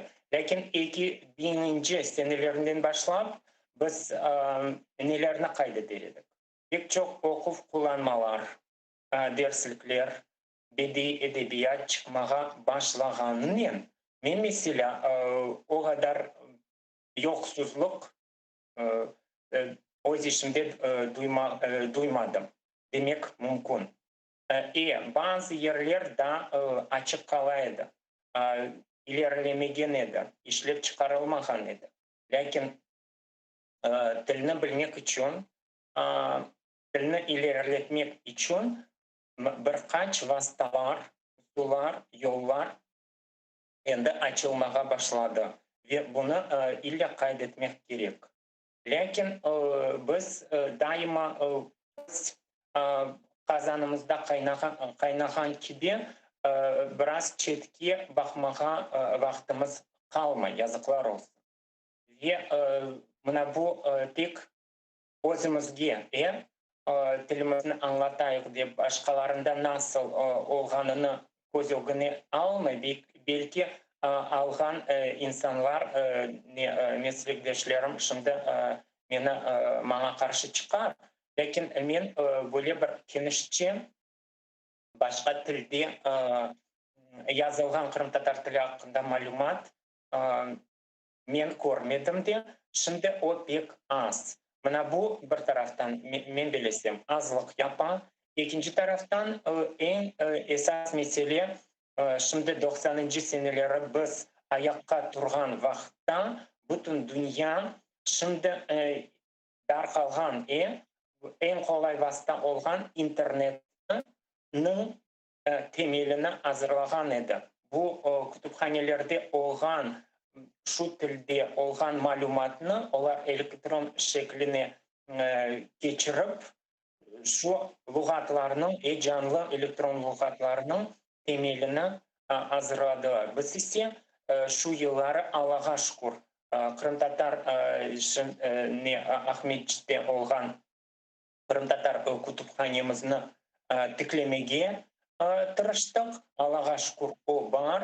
Lakin elektron şekline geçiruf esnası şimdi menimce bizni artqa qaytara.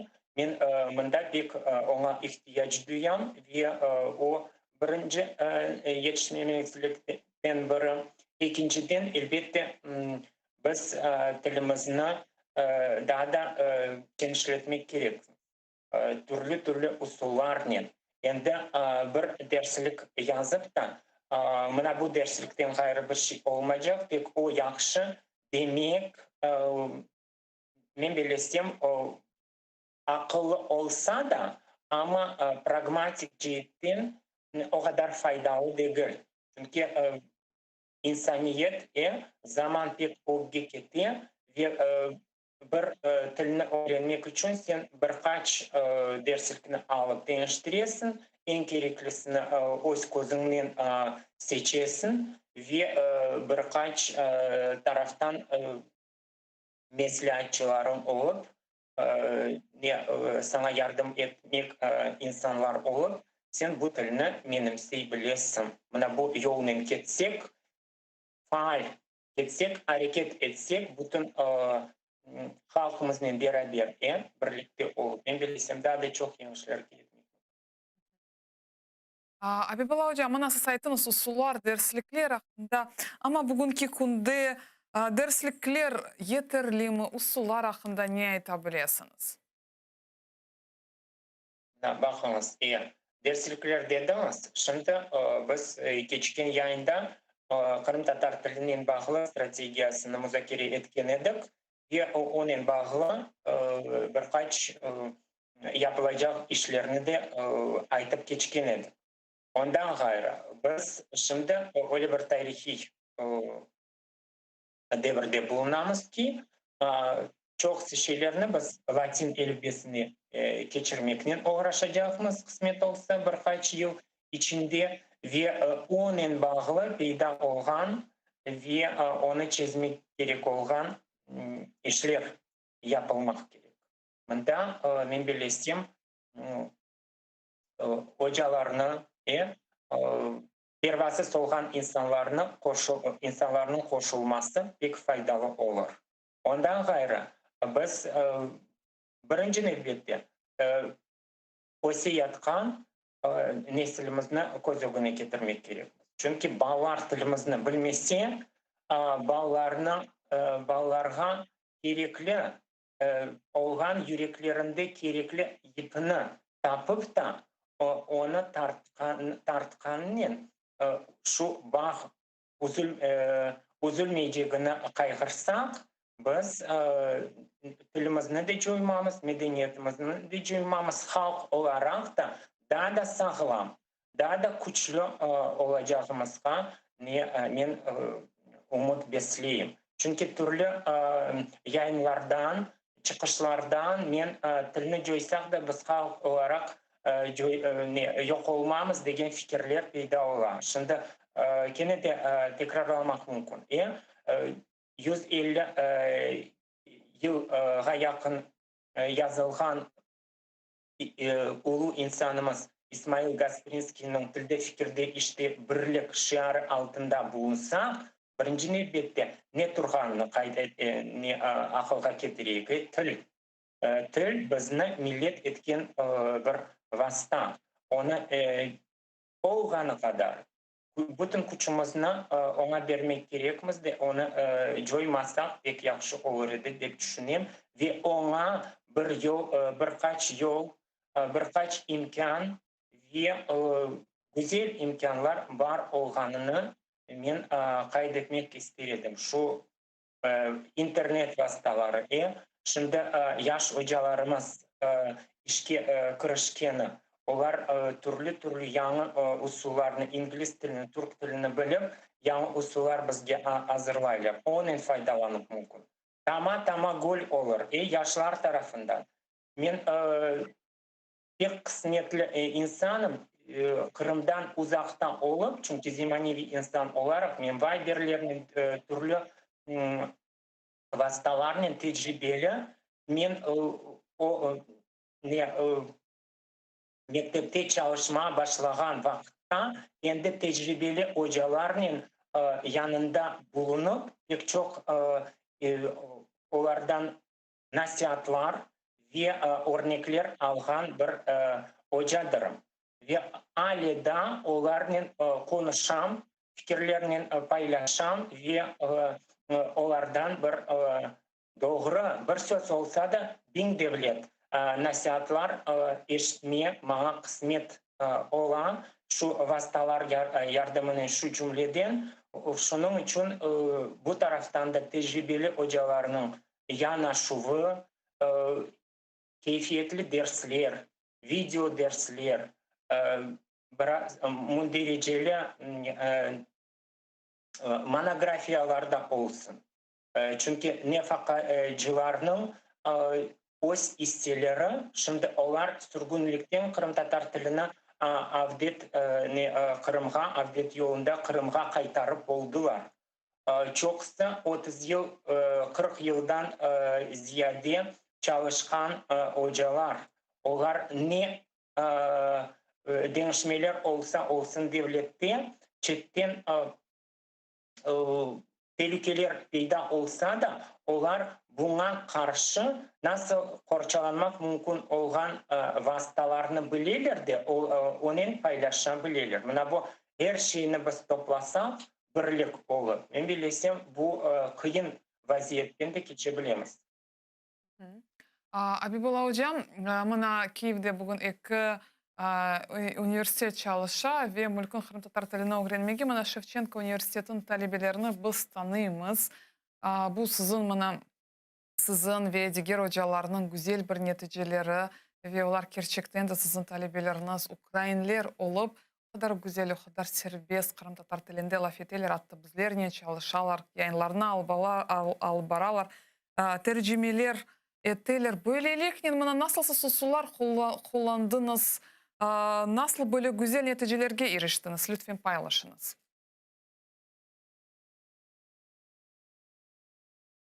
Çok sağ olunuz. Bu yapkan az olsa da işimiz ogumuzga çıkan sizin vasıtanız ile, sizin yardımınız ile başkalarının celp etuvi yardımının onlarını köreyler, tanıylar, onlarga nasihatta verirler, onlarla gururlanalar. Çok olmasa da bizim yıldızlarımız peyda ola beri.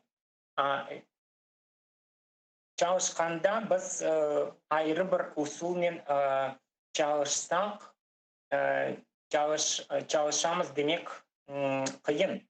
Çünkü bu yeni bir iş, evvel Kırım'da da işlep çıkarılmayan malumat, siz çalışmaya başladık ve eğer ne yapsak fayda getirir dep umuttayız başta.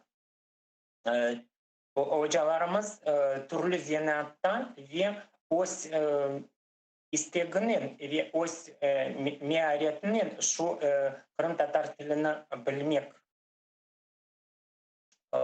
yolunu biraz genişletmeye tırışan.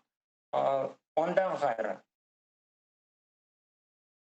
biz 35 til arasında 35 til ilerleyen bir müessesede çalışamız da çetten andan mında daima şu yenişlerini, muvaffakiyetlerini görmege imkanımız var.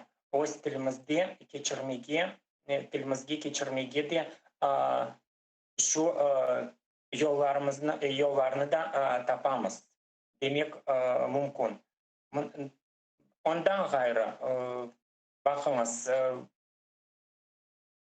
Ukrayna'da Ukraynalıların bir güzel bir çizgisi var. Biz öz tırnakligimizden fark etsek şu yolda olsun, başka işte olsun, onlar tınmagan bir halk dep sayam. Çünkü gece gündüz onlar öz işini yaxşılaştırmaga, daha da yüksek seviyeye көтермекнен uğraşarlar. Onlarga bakıp bizde şu tilimiz şu degi asıl tilimiz artta kalmasın. Çünkü biz şimdi tek Kırım Tatar tilinden uğraşıp da bir-birimizge anlatayık demekнен uğraşsak, bilesem biz artta kalırmız. Vakit pek tez ketedi. Biz onların артында hiç olmadım yetmek gerekmiz. Gerek olsa da Numan Çelebiçihan yazganday Japonlar da bizni yetmez degen bir umuttayız. Böyle sıkadan çalışmaktamız. Абибулла hocam, siz keçken efirimizde gösterdiniz. Güzel kitapını siz çıkardınız. Mana Kırım tatar tilini öğrenmek için Kenya'da güzel bir usul sizin tarafınızdan peyda oldu. Ve daha bir kitap üzerinde çalışasınız. Bu nasıl kitap? Hem de rejisörler şimdi onu gösterirler. Anlatınız lütfen. Sağ olunuz göstergeniniz için. Geçen sefer biz öğretici kitapını müzakere etken edik. Bu benim 3 yıllık sonki 3 yıllık tecrübemnin bir mahsulü oldu. Bundan gayrı men ayrı bir usul alıp o bilgi etuf ve konuşulunu ilerlegen usul olsa birinci kitap. Bunda istem çoksa insanlar bir yerden ikinci yerge koçkende yanlış şaraitler peyda olganının onu til cihetten nasıl aydınlatabilirler, nasıl sözler, yanlış sözler peyda olganını men sezdim. Biz bunda Kırım'da uzakmız ve Ukrayna'da yanlış şaraitlerdemiz. Şunun için buna böyle bir yoldan Kırım Tatar tilini ilerletmek fikirme aklıma geldi de ve gene de elimde ecnebiler için Ukrayna tili degen bir derslik geldi ve ona bakıp icraçiler Ukrayna'da nasıl şaraitlerge nasıl alışkanları nen bağlı cümleler ve ona göre saf inceliklerini anlatkan bir derslik peyda oldu. Biliniz, şimdi bunu da baksak, bunu da tertip etsek ne yakşı olur edi degen fikirden paylaşsam kafedrada olar bana iç Ben karşı şimdi rejisörlerge isterim ki rejisörler göstersinler bu kitabını ve siz devam ediniz. mümkün olsa. Elbette şimdi rejisörler gösterirler kitabını ve siz devam ediniz. Olar gösterirler endi 3. kitabını. Ama men 2. kitap hakkında kıskadan sözümünü sonuna getireyim. Demek onun kıymeti ne diye? Şu yanlış şaraitlerde bulunan insanların sözlüğünü arttırmak ve maksadı edi. Ve sonunda Latin elbisinin bağlı endi grammatikamızda yani sarfımızda peyda olan yatkan değişmelerini göz önüne alıp buna bu cedvelini sonki 70 sayfa içinde men cedvelini kurmağa yani grammatikanı cedvel yardımının kurmağa tırıştım. Bu ise siz 3. endi mahsulunu gösterirsiniz. O bunda endi en esas 6 Avrupa tilinin bağlı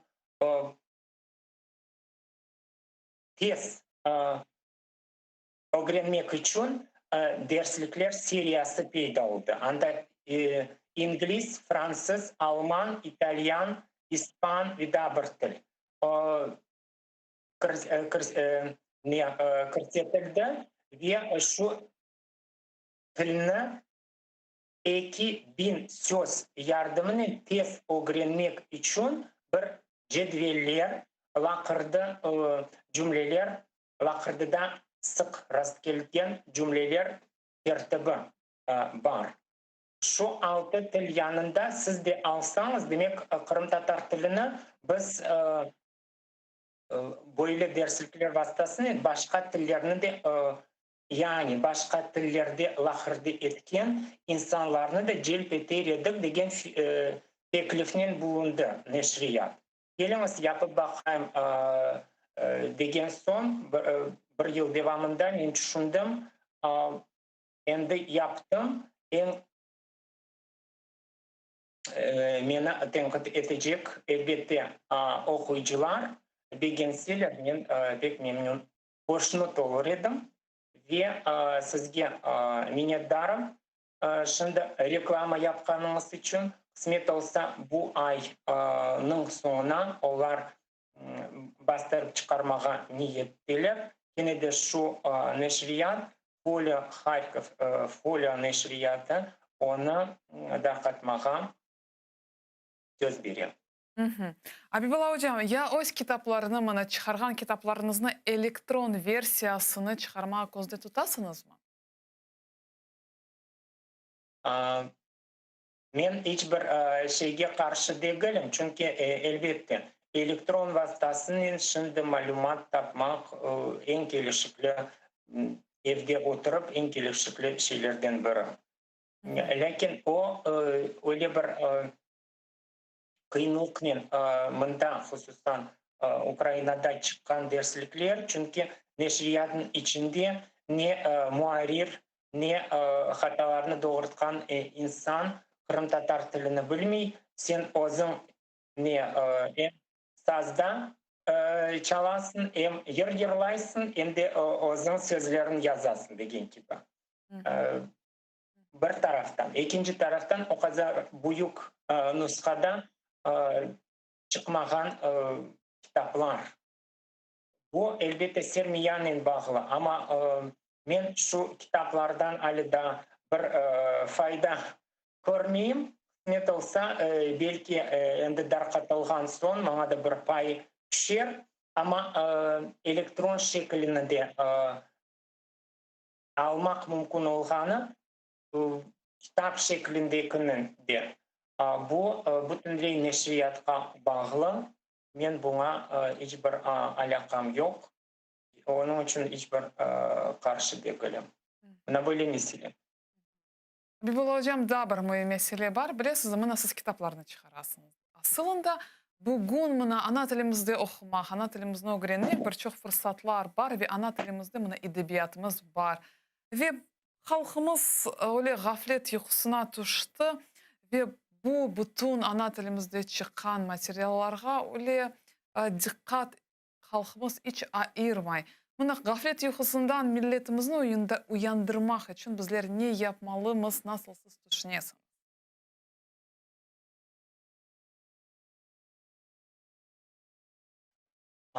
Білесім, мен біріншіден айтқан едім, тынмаған бір халқы, бір ибаресі мында пейда oldu. Ukraynada kimse yoxlamay. Men bilesem Kırım'da şimdi kimse yoxlamay. Siz boysunmagan şiarı altında çalışmaktasınız. Bu demek yuku hakkında söz yürütmek. Men bilesem mında Ama okuyucularımız Bir yok. taraf- Edebiyatımızı okuyan insanlar içte yok. Müellifler şikayet ettiler. Ne yapmalı mı? Demek bakınız, halkını, milletini uyandırmak için millet yapkan şeyler bu birlik üstünde düşüngen şeyler. Demek biz bir gaye beraber ne yapmalıyız degen suali altında yapsak biz kimmiz? Biz özümüz kimmiz halk olarak?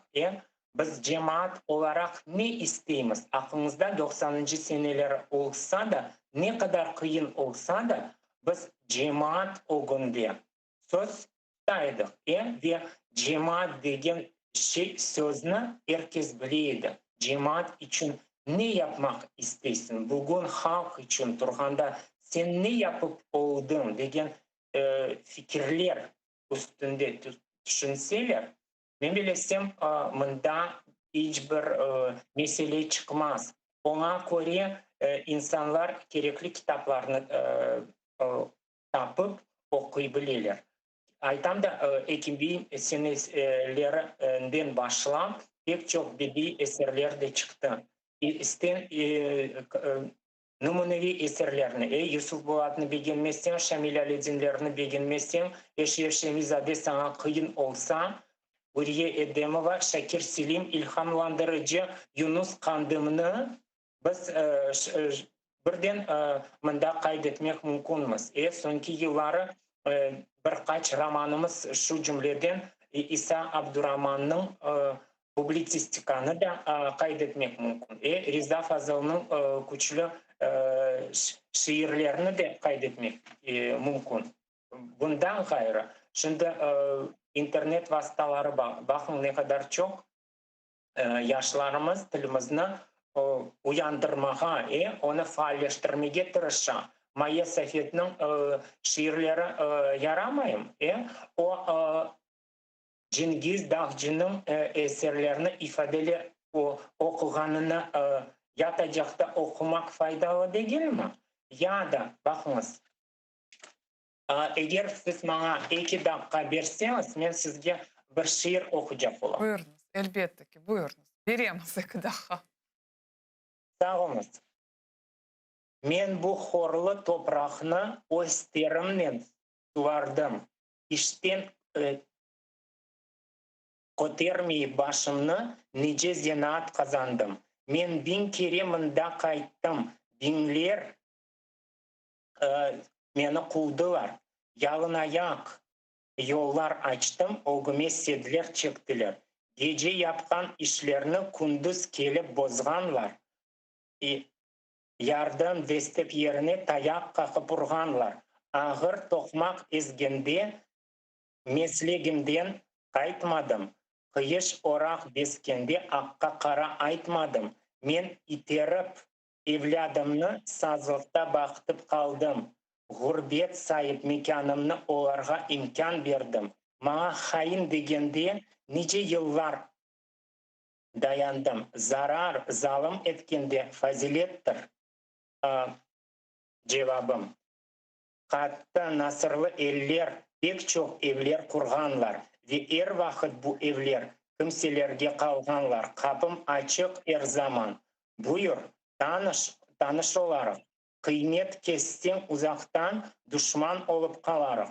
Gayip olgan halklarının çizgileri betimde, unutulgan lisanlarının şiveleri tilimde. Bakıp terin közüme avdet yolun körersin. Elin berip elime kureş ruhun sezersin. Көз yaşlarını göstermem. Şikayetke yok adet. Tek Rabbime dua etem. Versin sabır ve adalet. Baş koterip ögge ketem. Bakıl etken kalsınlar. Yavaş maksadıma yetem. Olar arttan baksınlar. Ne kadar çok aktüel ve tarihimizga, halkımızga ait olgan meseleler koterili. Bu da büyük bir tecrübeli hem de ne ayretli ustalıkla yazılgan yaş Dilaver Zeynedinov edebi lagabı Çorabatır tarafından yazılgan bir şiir. Onlarını okup da şimdi öz dünya bakışımızı til zenginliğimizi de bayıtmak mümkün. Sıkadan böyle cevap. Sağ olunuz. Ve Abibullah hocam, mana edebi janrlarga kelgende nasıl siz düşünesiz, nasıl janrlarını bizge canlandırmağa gerek, nasıl siz düşünesiniz? Çünkü şeriatımız pek ilerley, biz onu kayıt edebilemiz. Mana çok şairlerimiz sonki yılları peyda ola, onların kalemlerini göremiz, sezemiz. Ama edebi eserlerge kelgende nasıl janrlar bizge yetişme, nasıl düşünesiniz? Men bilesem bu sualge doğru cevapını başta edebiyatla daima uğraşkan hocalar biri bile. Ya da elbette yazıcılar.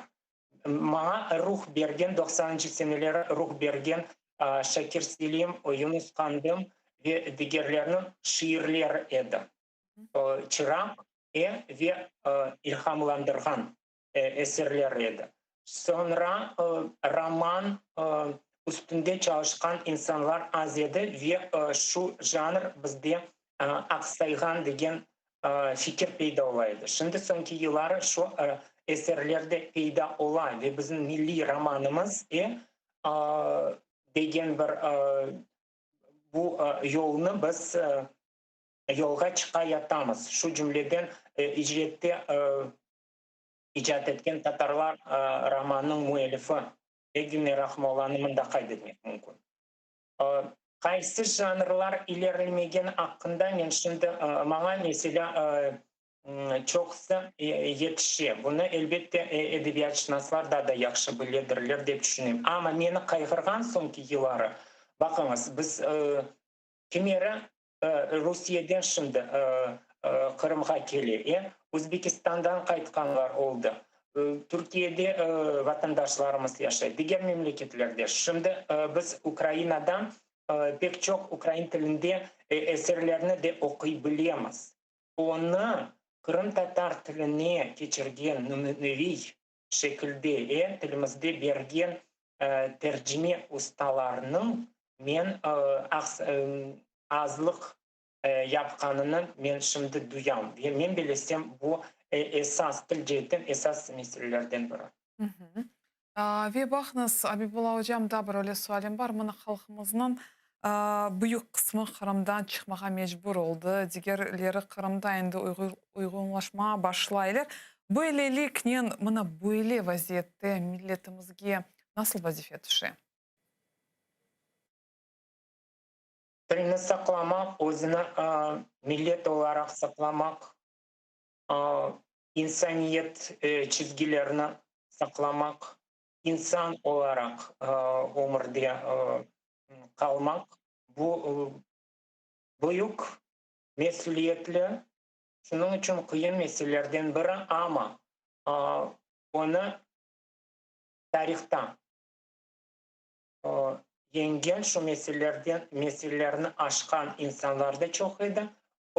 Ona şu meselelerge batkan insanlar da var idi. Herkeske, bu mesele herkeske ayrı bağlı. Ve buna göre kıymet kesilecekini dep aytmak mümkün. Kıymet kesilecektir dep aytmak. Abibullah hocam, ya nasıl siz düşünüyorsunuz? Bugün milli gaye var mı?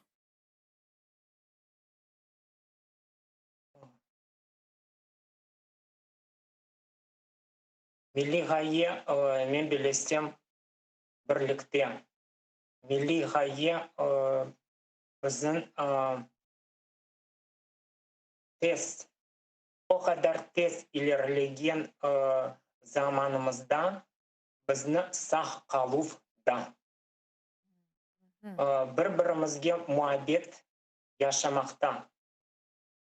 Bir-birimizin kıymetini kesip daima kol tutufta olgandadır. Kıskadan böyle.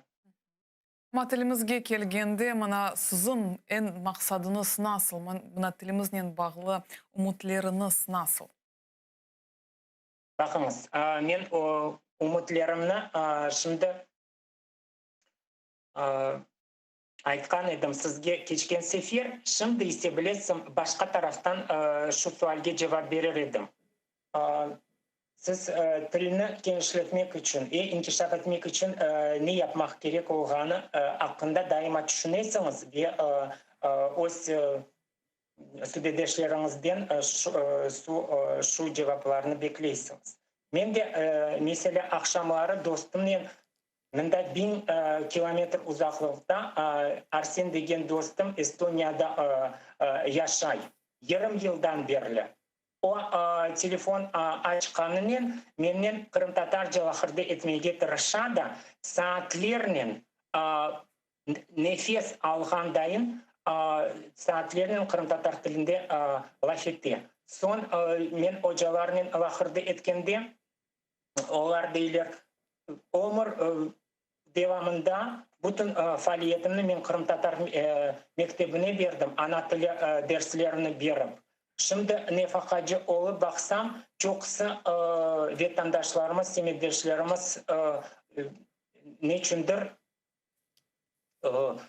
laf etmiyor. Ne oldu? Ama onun beraber o öz işini devam etmeye tırışadı ve bunda toxtalmay.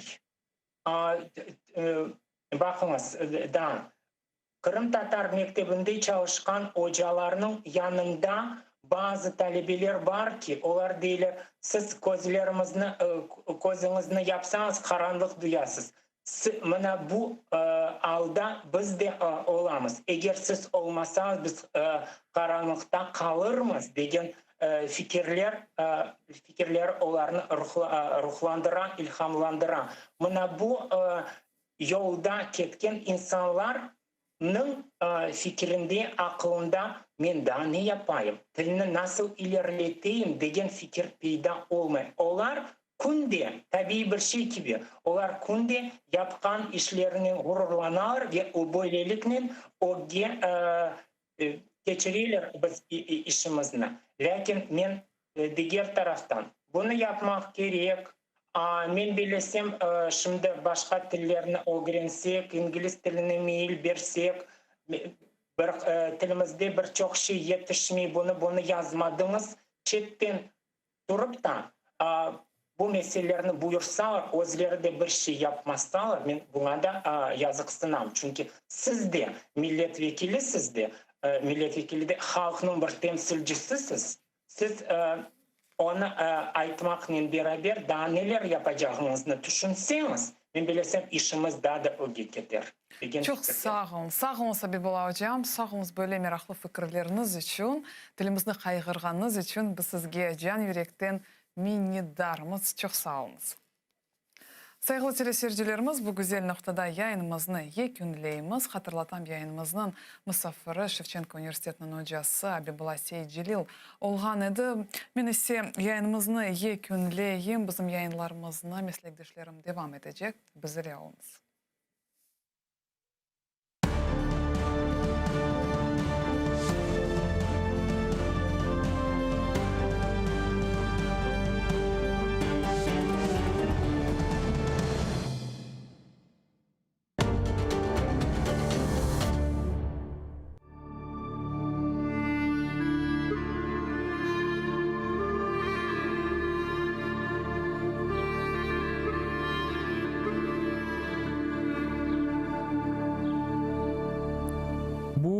Tarixten to'g'ri bir yerdir. Ya'ni qaysi bir so'qaqni barmasan, bu yerda bir tatarlik ruhi duyula.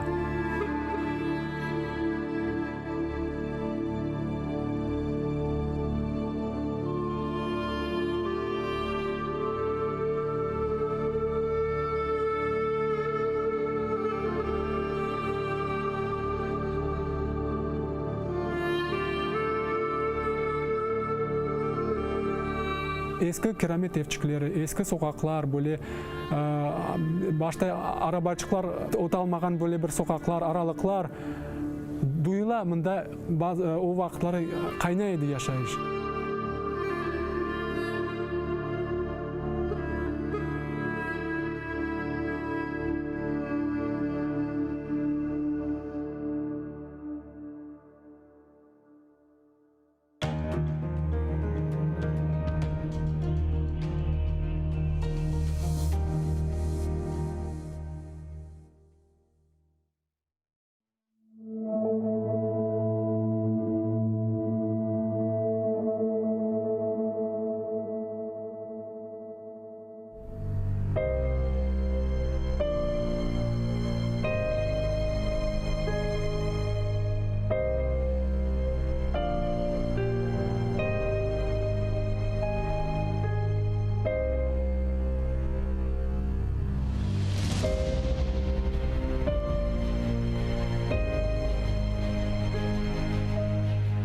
Бақый дүния яратылған, дейлер қиямет қопқанжы. Қалқымыз чоқрақлар, венеде өзен қошылып олған. Ама біз деңізні yok etmek istегенлерге бір илян. Миллетім бар olur, Раббimiz яратқан дүния тұрғанжы.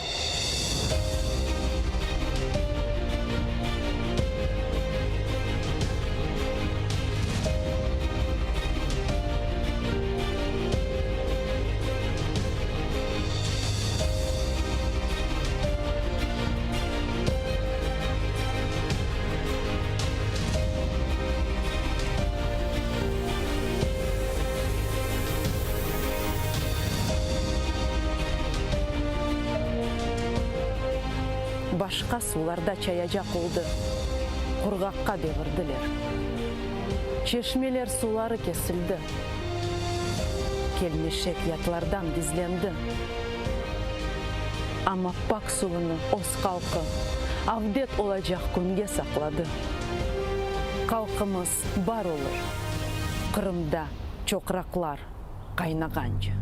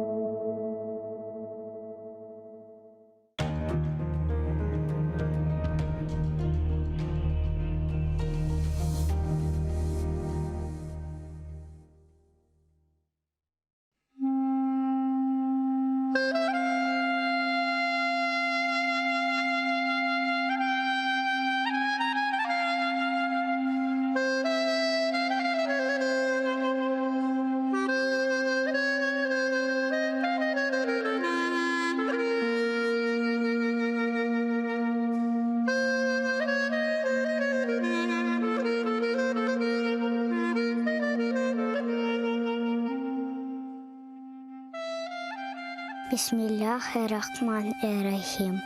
Yaratanım Allah'ım 99 ismin var. Ya Rabbim, Kırımlarga isteklerini bir yutunda devletlerini. Senden hayrı yok kimsemiz. Vatan için dua etemiz. İmdad bekle, Kırım hürmette. Rahim eyle açsın hizmette. Bizni Kırım'da yarattın, yardımın ile. Sürgünden kaytık. Endi halkımız Kırım'ında devletli olsun vatanımızga. Biz için aziz Kırım'ımız. Takmında açsın baktımız. Senden hayrı yok anlayacak. Yaratanım aç bizge uçak. Kırımlarga elini uzat. Yardım ver ya Rabbim. Bir bizge imdat. Bu aziz toprak ecdadım yeri. Kırımlarının tükenmez yeri. Adda bizlerini vatanımızga. Sahip olayı Kırımızga. Kırımlar kalbi tek sana eman. Ecdatlar yerini bağışla. Amin.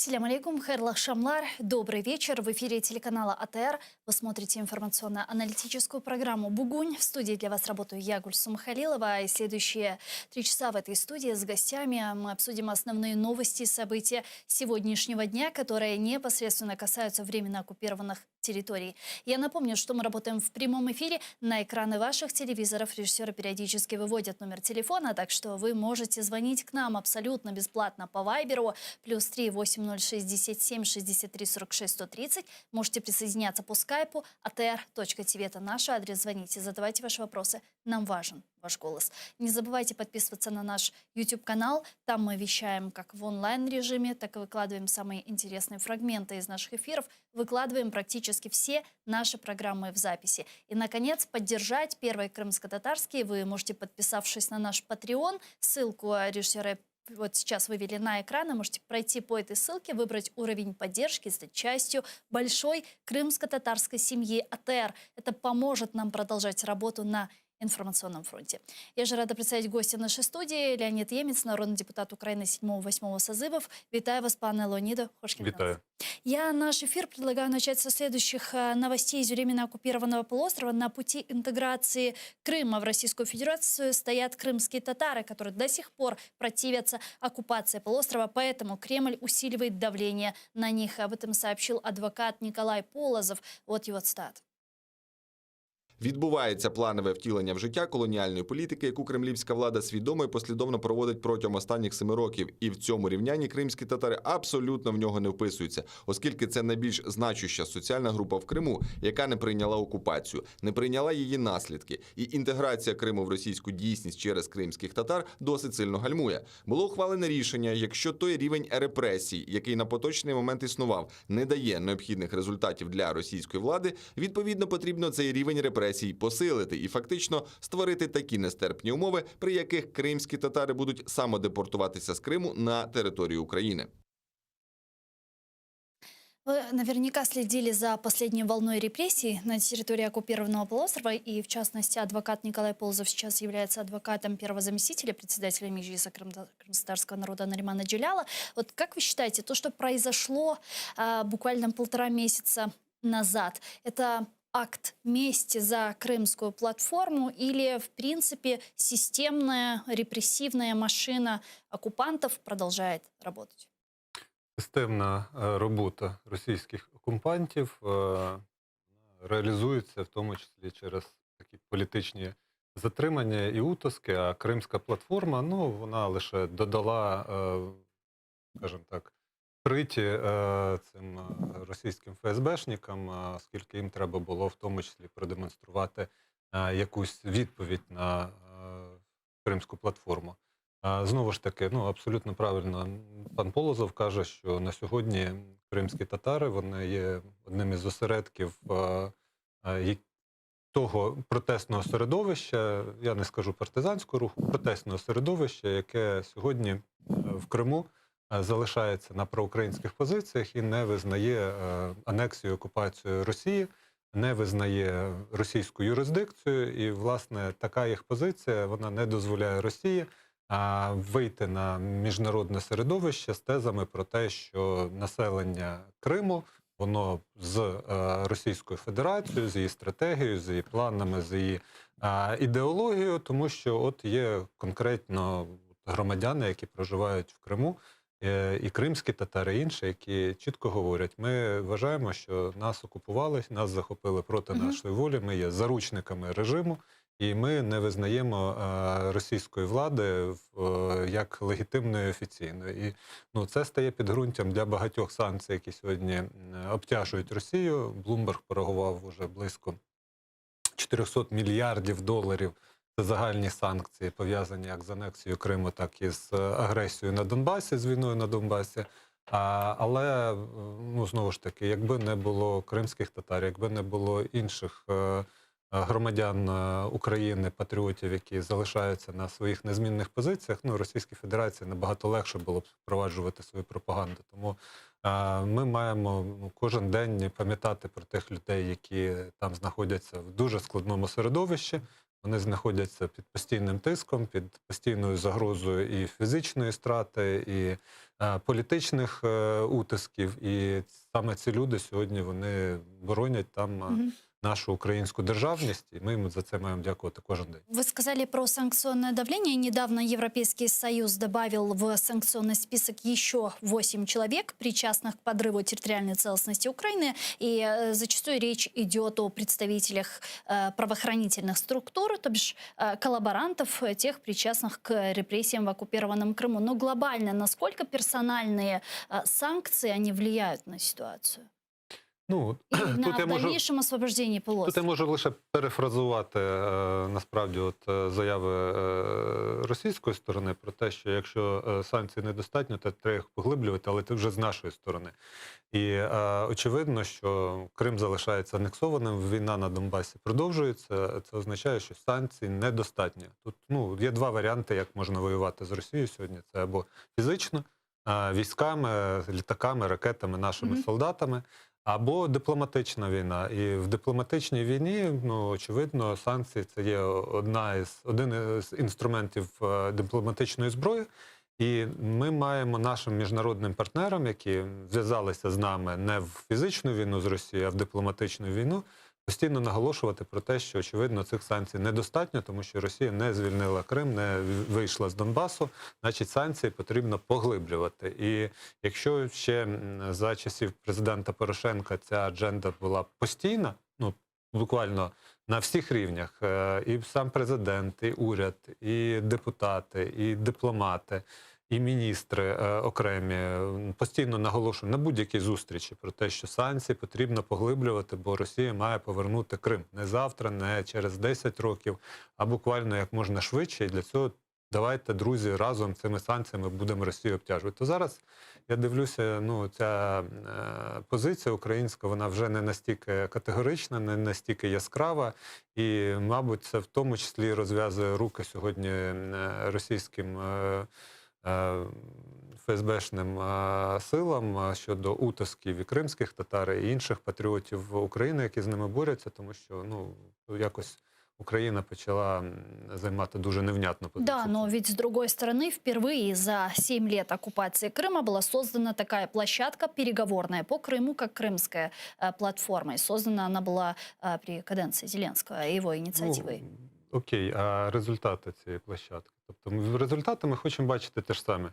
Те, що ми планомірно 7 років займалися. Каких-то результатів. Дивіться, площадка не може бути результатом сама по собі, тому що 7 років і президент, і уряд займалися тим, що вибивали ці санкції проти Росії. І насправді, Кримська платформа мала своїм результатом дати те ж саме. Поглиблення санкцій. Навряд чи від неї очікували чогось іншого. Я точно не думаю, що нам потрібна була зайва демонстрація того, що наші міжнародні партнери з нами, вони і так це постійно засвідчують. І мається на увазі і Європа, і Сполучені Штати, і Турція, ті, які чітко стоять на позиції, що Крим був, є і буде завжди українським, якщо сама Україна не відмовиться. В чому я бачу позитив Кримської платформи? Це в тому, що нарешті ми принаймні можемо зафіксувати якусь публічну риторику нинішньої влади Володимира Зеленського. Бо останні 2 роки вона якась по Криму була дуже така, знаєте, невнятна. Перший рік взагалі він робив вигляд, що Криму не існує. В принципі, він його не згадував. Потім, чим більше ставало зрозуміло, що в очах Путіна він не побачить ні любові, ні дружби, ні взаєморозуміння, те, про що ми і так йому говорили, то і риторика почала змінюватись. Зараз принаймні вже зафіксована через цю Кримську платформу позиція нової влади в Україні, і слава Богу. Тому що принаймні тут ми хоча б можемо сподіватися, що вона кардинально не поміняється за період влади Зеленського і його команди. А те, що поки що рівень санкцій, він залишається на тому ж рівні, що і був сформований за останні 7 років, це факт. Тому... Как сейчас с нашими западными партнерами, которые тоже преследуют в первую очередь свои национальные экономические интересы, электоральные интересы. Вот как нужно с ними разговаривать, чтобы то санкционное давление, о котором вы говорите, оно было все же ужесточено в отношении России? И готовы ли они идти дальше вперед? Те, про що ми говорили з ними 7 років, в їх інтересах, безпосередньо, перш за все в їх інтересах, це зупинити Росію. Тому що агресія Росії, вона не направлена на анексію Криму чи на створення конфлікту на Донбасі. Анексія Росії навіть не направлена на Україну в цілому. На те, щоб захопити Україну, знищити українців і винищити згадки про українську самостійність. Це значно менше тих стратегічних планів, які Путін і його режим перед собою ставлять. Їх агресія, вона на світовий порядок. Вони абсолютно були незадоволені статусом КО, який сформувався там за останніх 30-40 років, коли велика країна з ядерною зброєю, з мільйонними військами, з сировинними запасами, нафтою, газом, з сотнями мільйонами населення має такі ж самі права, як і якась манюсінька країна, там Люксембург з населенням невеличким, без армії, без ядерної зброї, без нафти і газу, але в міжнародному праві це абсолютно рівнозначні суб'єкти. І Росія постійно задавалась питанням, чому вони, Китай або там Сполучені Штати мають мати такі ж права, як і маленькі там європейські або якісь інші країни. І якщо Сполучені Штати і там той же Китай, принаймні офіційно, ніколи не відходили від стратегії того, що це такі міжнародні на сьогодні правила, то Росія їх ламала. Ламала дуже по-грубому, і Україна – це лише частина цієї стратегії. Сирія – це теж елемент цієї стратегії. Знищити сотні тисяч, мільйони людей, в тому числі десятки тисяч малих дітей, для того, щоб біженці з цих країн наповнили Європу і там ситуація економічна, відповідно, стала набагато гірше від цієї кількості біженців, це теж елемент стратегії Росії. І коли ми говорили з нашими міжнародними партнерами, ми якраз про це і говорили. Росію треба зупиняти. Росія не зупиниться, тому що їй там хтось на якомусь саміті буде з нею вести переговори про високі гуманітарні цінності. Ні. Гуманізм для Путіна, він, це пусті слова. Людина, яка здатна віддати накази про те, щоб знищили десятки тисяч дітей, розбомбивши просто мирні міста, він вже давно за межою якихось стандартів людяності. Тому Росію можна зупиняти лише фізично. Або давайте тоді з нами, оскільки війна на нашому кордоні, давайте з вашими військами, з НАТО, з конкретно вашими французькими і німецькими танками ставайте, будемо зупиняти російську агресію, щоб вона не вийшла за Україну і не пішла до вас в Європу, як це вже було колись з Радянським Союзом. Давайте робити це іншими шляхами, якщо ви так не хочете. Но тут вопрос в том, видит ли эти угрозы Европейский Союз. Мы Бачит. понимаем, что эти угрозы видит Польша, эти угрозы видят страны Балтии. Но видит ли эти угрозы Германия? Видит ли эти угрозы Франция? Венгрия, Ви ще Австрия? Швейцарію згадайте, яка умудрилася всю Другу світову війну отак в устриці продавати і туди, і тим, і іншим. Чи вони відчувають загрозу від російської агресії? Ну так, слабо деякі країни відчувають. Але, знову ж таки, країни Європи, як і Україна, це не є середовище, яке, знаєте, одностайне.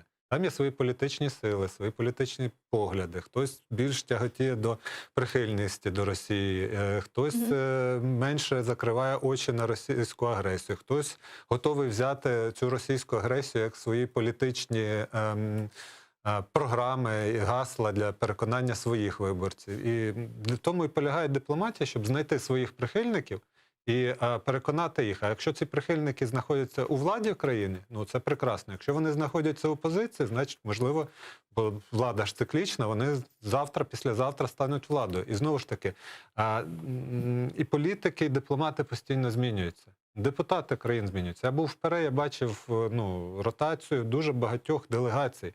Коли приходять одні, бо в них вибори, замість них приходять інші. І з усіма ними треба вести роботу, діалог.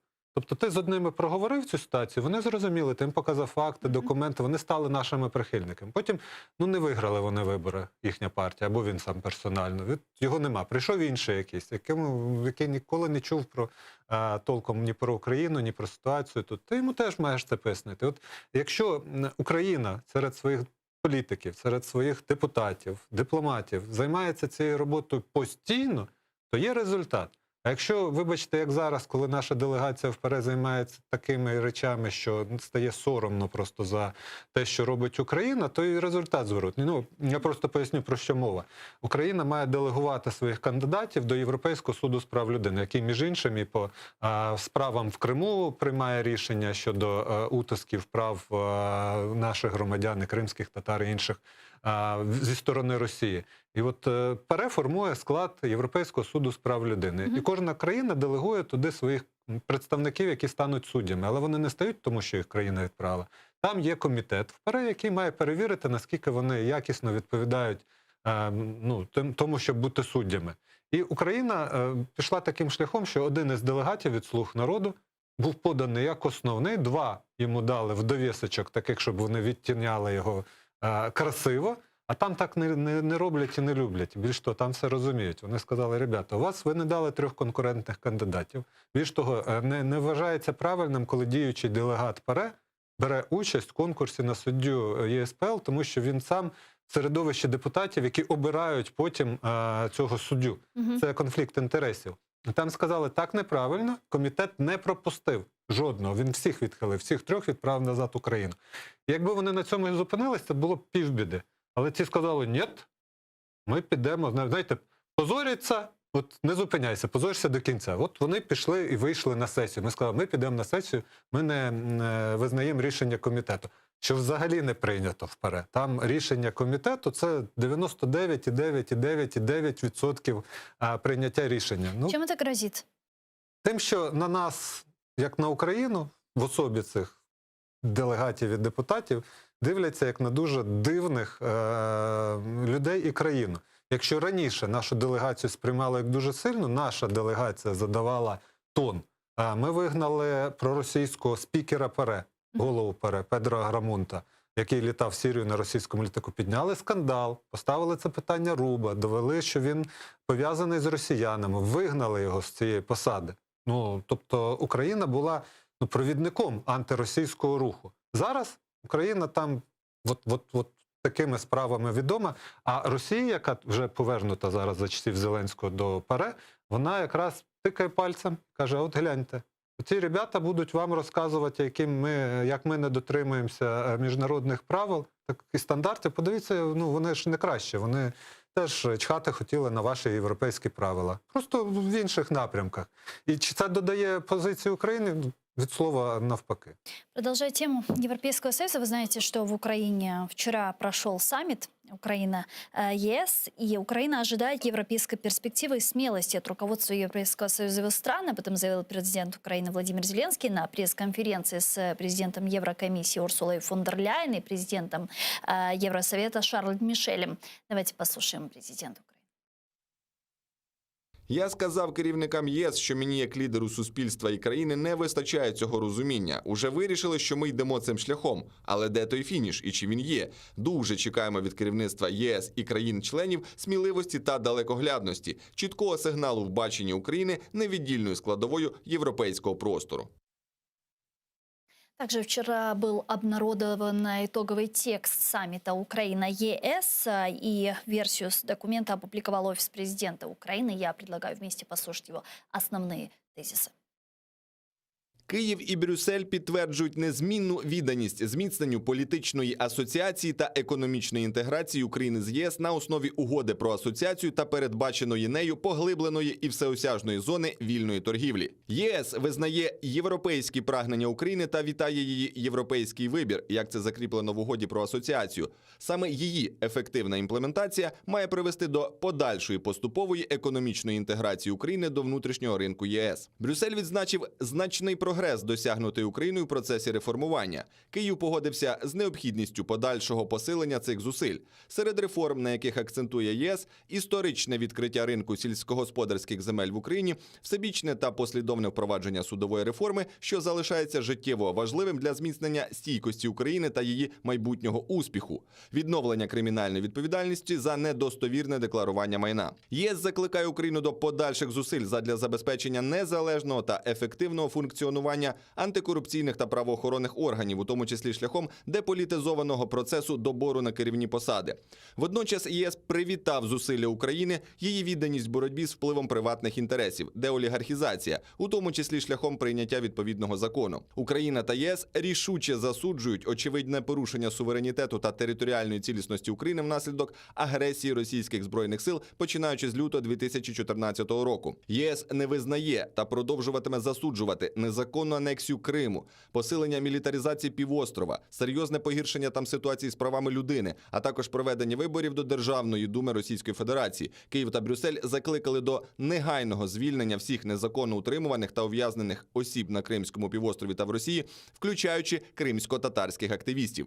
ЄС вітає започаткування Кримської платформи, а також підтримує реалізацію положень її спільної декларації.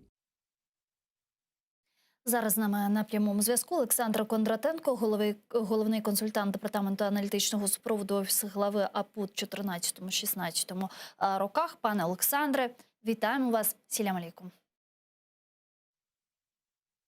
Пане Олександр, алло, чуєте зараз? Да, я вас хорошо слышу. Вы меня слышите? Да, вот сейчас тоже слышим хорошо. Пане Александр, оправдали ли ваши ожидания вчерашний визит Урсулы фон дер Ляйен и Шарля Мишеля в Украину? Вообще оправдал ли саммит ваши ожидания? Ну, честно говоря, я не что-то там зрады или переводе. Вот, но очень много, как говорится, декларативных заявлений. Но есть и как бы проблеск надежды в том, что, наверное, один из немногих саммитов, когда мы можем что-то, так сказать, пощупать, потрогать, и то, что действительно реально. Я имею в виду 3 соглашения, которые подписали. Вот. И знаете, вот что интересно, по сегодняшний день вот то, что мы рассматриваем, там многие сейчас разгоняют такую историю, что вот у нас открытое небо стало с Европейским Союзом, подешеветь билеты и все в этом как бы духе, то на самом деле там на паритетных условиях как бы этот договор тоже не подписан. Это если из минусов так вот брать, это для наших авиакомпаний это может быть большой проблемой. Вот. Что касается вопроса в энергетической сфере, то, как вы видели на пресс-конференции, госпожа Урсула, она, собственно, акцентировала внимание исключительно на наших подземных газовых хранилищах. Несмотря на то, что мы поддерживаем третий энергетический пакет Евросоюза, каких-то гарантий, которые были бы еще прописаны где-то документально, то, что наша ГТС не превратится в металлолом после 2024 года, мы опять не услышали об этом.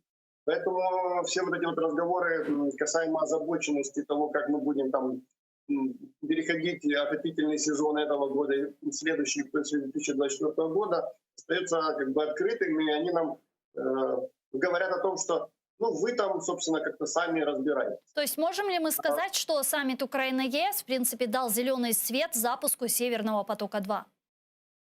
Отчасти как бы дает больше такой, скажем так, быстрее, чтобы он включился в работу. Это исключительно давление Российской Федерации на европейские страны путем повышения цены на газ. И, собственно, благодаря вот этой вот истории хотят быстрее сертифицировать СП-2 и запустить его как можно скорее. Я хотел бы обратить еще внимание вот на какой момент. Разумеется, прорыва в том, что нам дадут хотя бы ПДЧ или мы услышим утвердительно касаемо вступления нас в ЕС, но на фоне того, что мы до сих пор не можем выбрать главу САП, а это тоже одно из условий и тех реформ, которые необходимо выполнять в Украине, Зеленский заявляет о том, что мы, вот, собственно, хотим, мы много чего хотим, но принимается это все коллегиальным решением, а вступление нас туда и в НАТО, и в ЕС, это, разумеется, первые страны, которые это не поддерживают, Германия и Франция. Вот. Что касается финансовой помощи, вот это тоже маленький нюанс, где есть проблеск лучик надежды. Несмотря на то, что у нас проблемы сейчас с МВФ, Брюссель все-таки согласовал определенные выделения средств Киеву в размере 600 миллионов евро, и это очень хороший плюс. Плюс отдельным траншем должны пойти, знаете, такие государственные частные инвестиции объемом, цифра классная, 6,5 миллиардов евро. Но особо радоваться не стоит, потому что эти деньги выделяются точно так же путем наших реформ. А так как они нас буксуют, будут они, не будут, это все на словах осталось. Что касается 600 миллионов, их дадут. И это нам, дай бог, поможет как-то этот отопительный сезон немножко пройти. Вот. Был еще момент, связанный с военной сфере. В средствах массовой информации разгонялась такая тема, мол, будет военная миссия Европейского Союза. Да, и, военно-тренировочная миссия.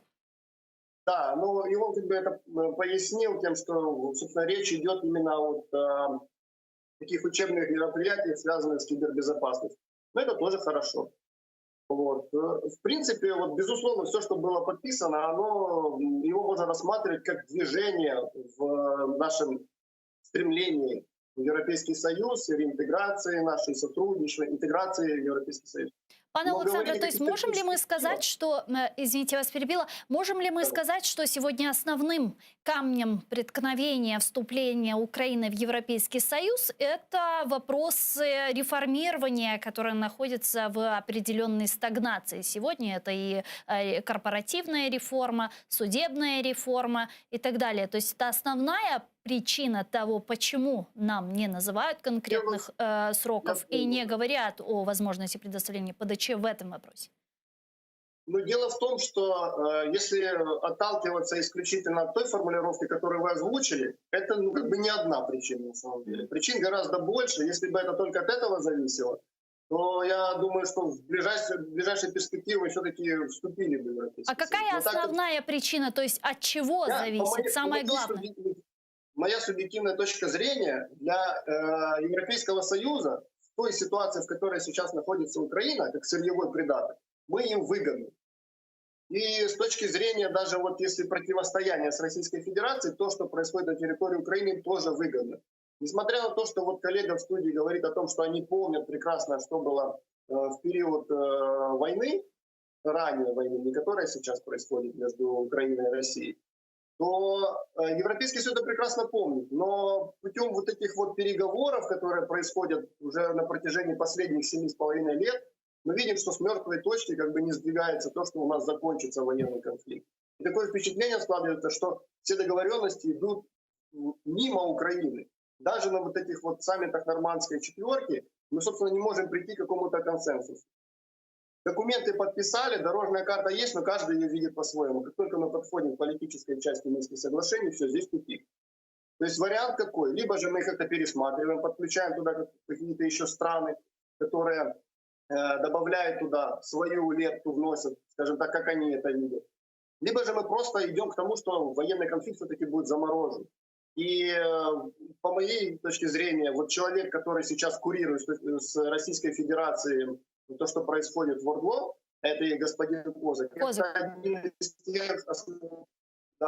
из тех людей, которые в Приднестровье формировали то, что сейчас там сейчас. Собственно, я это связываю вот еще с таким моментом. То есть вы все-таки думаете, что Россия... Вы думаете, что Россия на востоке Украины реализовывает приднестровский сценарий? Ну, отчасти это очень на это похоже. Сценарий на самом деле вот в современном мире военных конфликтов было очень много. И то, что происходит у нас, оно плюс-минус было похоже и в других странах. Нельзя однозначно сказать, что это один в один, вот так, как это было там.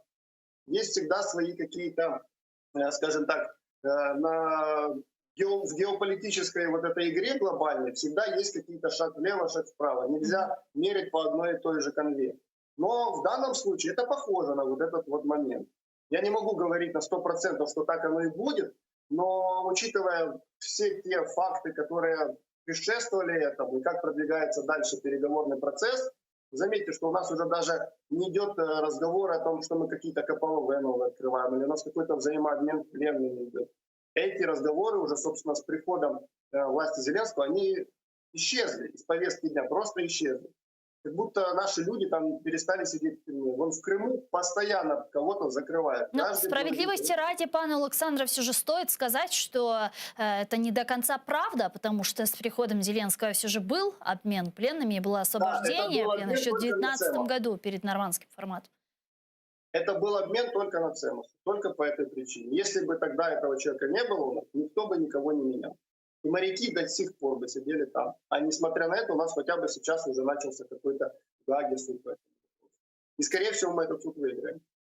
Дякую вам дуже, пане Олександре. Чухсагулно, що знайшли время і підключились к нам в ефір. Олександр Кондратенко був з нами на прямому зв'язку, головний консультант Департаменту аналітичного супроводу Офісу глави АПУ в 2014-2016 роках. Пане Леониде, возвращаясь к саммиту Украина-ЕС, какие важные тезисы вы для себя почерпнули из этого саммита? Насколько, на ваш взгляд, был успешным?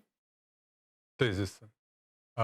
Володимир Зеленський умудрився в своєму спічі спочатку щось повимагати, але потім так і не сформулювати, що саме він вимагає. Тому що вимагати поглиблення інтеграції в європейський простір – це ні про що. Ми інтегрований в європейський простір так, як мало яка європейська країна інтегрована. Ми знаходимося фізично в центрі Європи, посередині. Тому ми в цьому просторі абсолютно інтегровані. Питання, чи є перспектива інтеграції в Європейський Союз, ну так президент Зеленський в своїй вимозі, він забув сказати про Європейський Союз. Чого він там вимагав, сформулювати достатньо важко. Но он неустанно говорил Шарлю Мишелю и Урсуле фон дер Ляйен о каких-то сроках, чтобы нам сказали сроки вступления Украины в ЄС. Ні, він не сказав нічого про вступлення в Україну в ЄС. Він розказував про ми хочемо строки подальшої європейської чіткої інтеграції. Що це таке? Куди інтеграція? Європейський Союз. Там є, знаєте, там тих просторів вистачає, куди можна інтегруватися. І економічні, і політичні. А якщо мова йде про повноцінну інтеграцію як член Європейського Союзу, так чому про це не говорити? Ну, тому що він розуміє, що це насправді вимога на даний момент ні про що. як і результати цього саміту озвучені сторонами.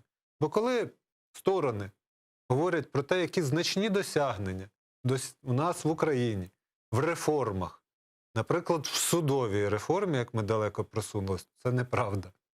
Це неправда, яку вони не те, що знають, вони озвучують. Тільки не своїми спікерами на саміті, де треба, звичайно, дати якусь красиву кінцівку цього всього заходу, а через послів, які задають конкретні питання і абсолютно незадоволені тим, що у нас відбувається судова реформа. Ми вже згадали про те, що ми керівника САПа обрати не можемо. Це необхідна частина судової реформи. Про те, що у нас зараз ми не можемо, мається на увазі слуги, зелені, не можуть сформувати комісію, яка б обирала Вищу раду правосуддя, яка відповідальна за дисциплінарку. Там эту комиссию саботируют судьи. Ні. Цю комісію саботують депутати від «Слуги народу», які не можуть утворити етичну комісію. Бо той склад та ті представники депутатів, вони хотіли там дати свого депутата, і коли його прокатили в результатах, вони всі зупинили, вийшли з цієї комісії, взагалі перестали там працювати. А закон про ліквідацію того так званого ОАСКу, окружного адмінсуду Вовка, про який НАБУ зняло от таке от кіно, про те, що у них там в кабінеті, як вони впливали на Конституційний суд і все інше. А президента Зеленського 1,5 року і міжнародні партнери, і наші громадські активісти просто гвалтували на те, щоб він вніс закон, бо це за Конституцію тільки він може зробити. Внести закон про ліквідацію цього суду. Президент через 1,5 року його вніс. Як невідкладний президентський закон. А тепер давайте вдумаємося. Невідкладний президентський закон, який вимагає вся міжнародна спільнота про злочини, які зафіксувало НАБУ, а не може розглянути парламент, де знаходиться монобільшість президента Зеленського, який вніс його як невідкладний, вже близько 6 місяців. За цей час у нас було з десяток чергових засідань, з десяток позачергових, де розглядали відкладні, невідкладні, якийсь там закон про ці азартні ігри, це з голосних, і там десятки інших. До цього закону невідкладного президента руки не дійшли. Наші міжнародні партнери через послів задають питання, а що відбувається? Вони ж теж не дурні. Вони кажуть, ми бачимо, що вони не хочуть, ви як Україна, в особі влади, яка у вас є, не хоче боротися з суддівською мафією, вона хоче їх контролювати. Ми це не те, на що ми згодилися як реформа. А тепер що там ще було озвучено? Закон про повернення декларування. Те, що Конституційний суд скасував. Прекрасно. Звучить отак от. Тільки насправді нічого нікуди не повернули. Бо підняти з 300 тисяч доларів до, з 400 тисяч гривень до 9,5 мільйонів рівень цього незаконного збагачення, як на мене, не дуже схоже на повернення того електронного декларування, яке ми запровадили. Тобто, 9 мільйонів – це ж таке враження, що там хтось по своїм статкам рахував. От 8 накрав, значить, 8 – це не злочин, а от після 9 – це нехай буде злочин. По итогу, вот все те проблемы, которые вы перечислили выше, являются основными причинами, почему Украину не берут в ЕС? В тому числі. От судова реформа – це одна із ключових причин, чому Україна зараз не знаходиться навіть в переговорному процесі. Тепер, що президент Естонії говорила. Коли вона сказала, що ніяких інвестицій в Україну не піде, тому що, вибачте, у вас там суди такі, що хто більше заніс, той і виграв справу. Які інвестиції після цього? Тому, от поки ці речі не будуть вирішені, ніякі фінальні оці от заяви, обнімашки, рукостискання, вони ні про що і ні про що не говорять. От результат цього саміту ні про що. Тому що озвучені наші реформи, це, вибачте, як стьоп. Та сторона просто посміялася, трошечки, культурно-дипломатично, тому що нам конкретно в наших, так сказати, заслугах казали якраз на наші провали. От зараз закон про олігархів згадали, от зараз Венеційська комісія, це найвища європейська експертна інституція, його буде розглядати. Пане Леонидов, вернемся к этим вопросам. Я предлагаю подключить к нашему эфиру следующего гостя Романа Костенко, народного депутата Украины, фракция «Голос», секретаря Комитета Верховной Рады по вопросам национальной безопасности, обороны и разведки, участник АТО. Пан Романе, вітаємо вас, салям алейкум. Вітаю, студія. Да. Пане Романе, сейчас как раз с паном Леонидом Емтем обсуждали итоги саммита Украина-ЕС. Буквально вот несколько слов по этой теме, а потом я хотела бы перейти к обсуждению другой с вами. По-вашему, этот саммит был успешным? Ну, дивіться, тут добре, що взагалі ми всім показуємо, що ми спілкуємося з Європою, і Європа спілкується з нами, і те, що ми тримаємо цей вектор, але якихось особливих суперуспіхів я там не побачу. Якщо ми говоримо про відкрите небо, да, тут потрібно більш глибше розглядати саме, але все-таки, ну да, є. Це добре, але глобально я нічого не побачу. Нам потрібно піднімати в першу чергу, я думаю, зараз питання саме до лідерів Європейського Союзу і спілкуватися з ними, нашому Міністерству закордонних справ, з ними напряму. Це Франція, це Німеччина, і обговорювати питання, зокрема з Німеччиною, про те, що в договорі між Німеччиною і США було вказано, що якщо Росія буде використовувати газ як зброю, вони будуть на це жорстко реагувати. Я думаю, прийшов час на це реагувати, і вони повинні нести відповідальність за свої слова. То есть можно сказать, что, в принципе, Германия взяла на себя ответственность за непрогнозируемую политику России? Так можна сказати, і Сполучені Штати, і я думаю, що Російська Федерація цим скористалася, ще раз показавши, що намагається показати, що все-таки вона є таким лідером в регіоні, і вона може керувати деякими країнами, зокрема і Європи, і вони від неї залежать. В последнее время очень активно педалируется вопрос возможной встречи 4 лидеров в нормандском формате. Вы знаете, что президент Украины Владимир Зеленский недавно провел переговоры по телефону с основными медиаторами нормандского формата Франции и Германии. До этого Зеленский говорил о том, что он готов встретиться с Путиным даже тет-а-тет. Как вы думаете, какова вероятность сегодня встречи 4 лидеров в нормандском формате или вовсе встречи 2 лидеров Путіна і Зеленського? Я думаю про те, що вірогідність зустрічі в нормандському форматі вища, ніж зустріч тет-а-тет, тому що вже зараз навіть ходять, ми чуємо заяви з Офісу Президента, так говорять, що навіть на нормандському форматі готові не розглядати Крим заради того, щоб розглянути деякі питання сходу країни, зокрема і припинення вогню там і якихось подальших рухів. Я думаю, що якщо на це тут Офіс може піти на ці поступки, хоча проти цього ми повинні постійно тримати Крим в порядку денному, то в розмові 1 на 1 навіть Росія не захоче зустрічатися, тому що вони вже заявили про те, що якщо буде Крим оговорюватись, вони на цю зустріч не йдуть. Ми, звісно, це наше основне те, з чим ми повинні йти до Російської Федерації, це Крим і Схід. Якщо це питання не стоїть, тоді смисла зустрічатися з ними я взагалі не бачу.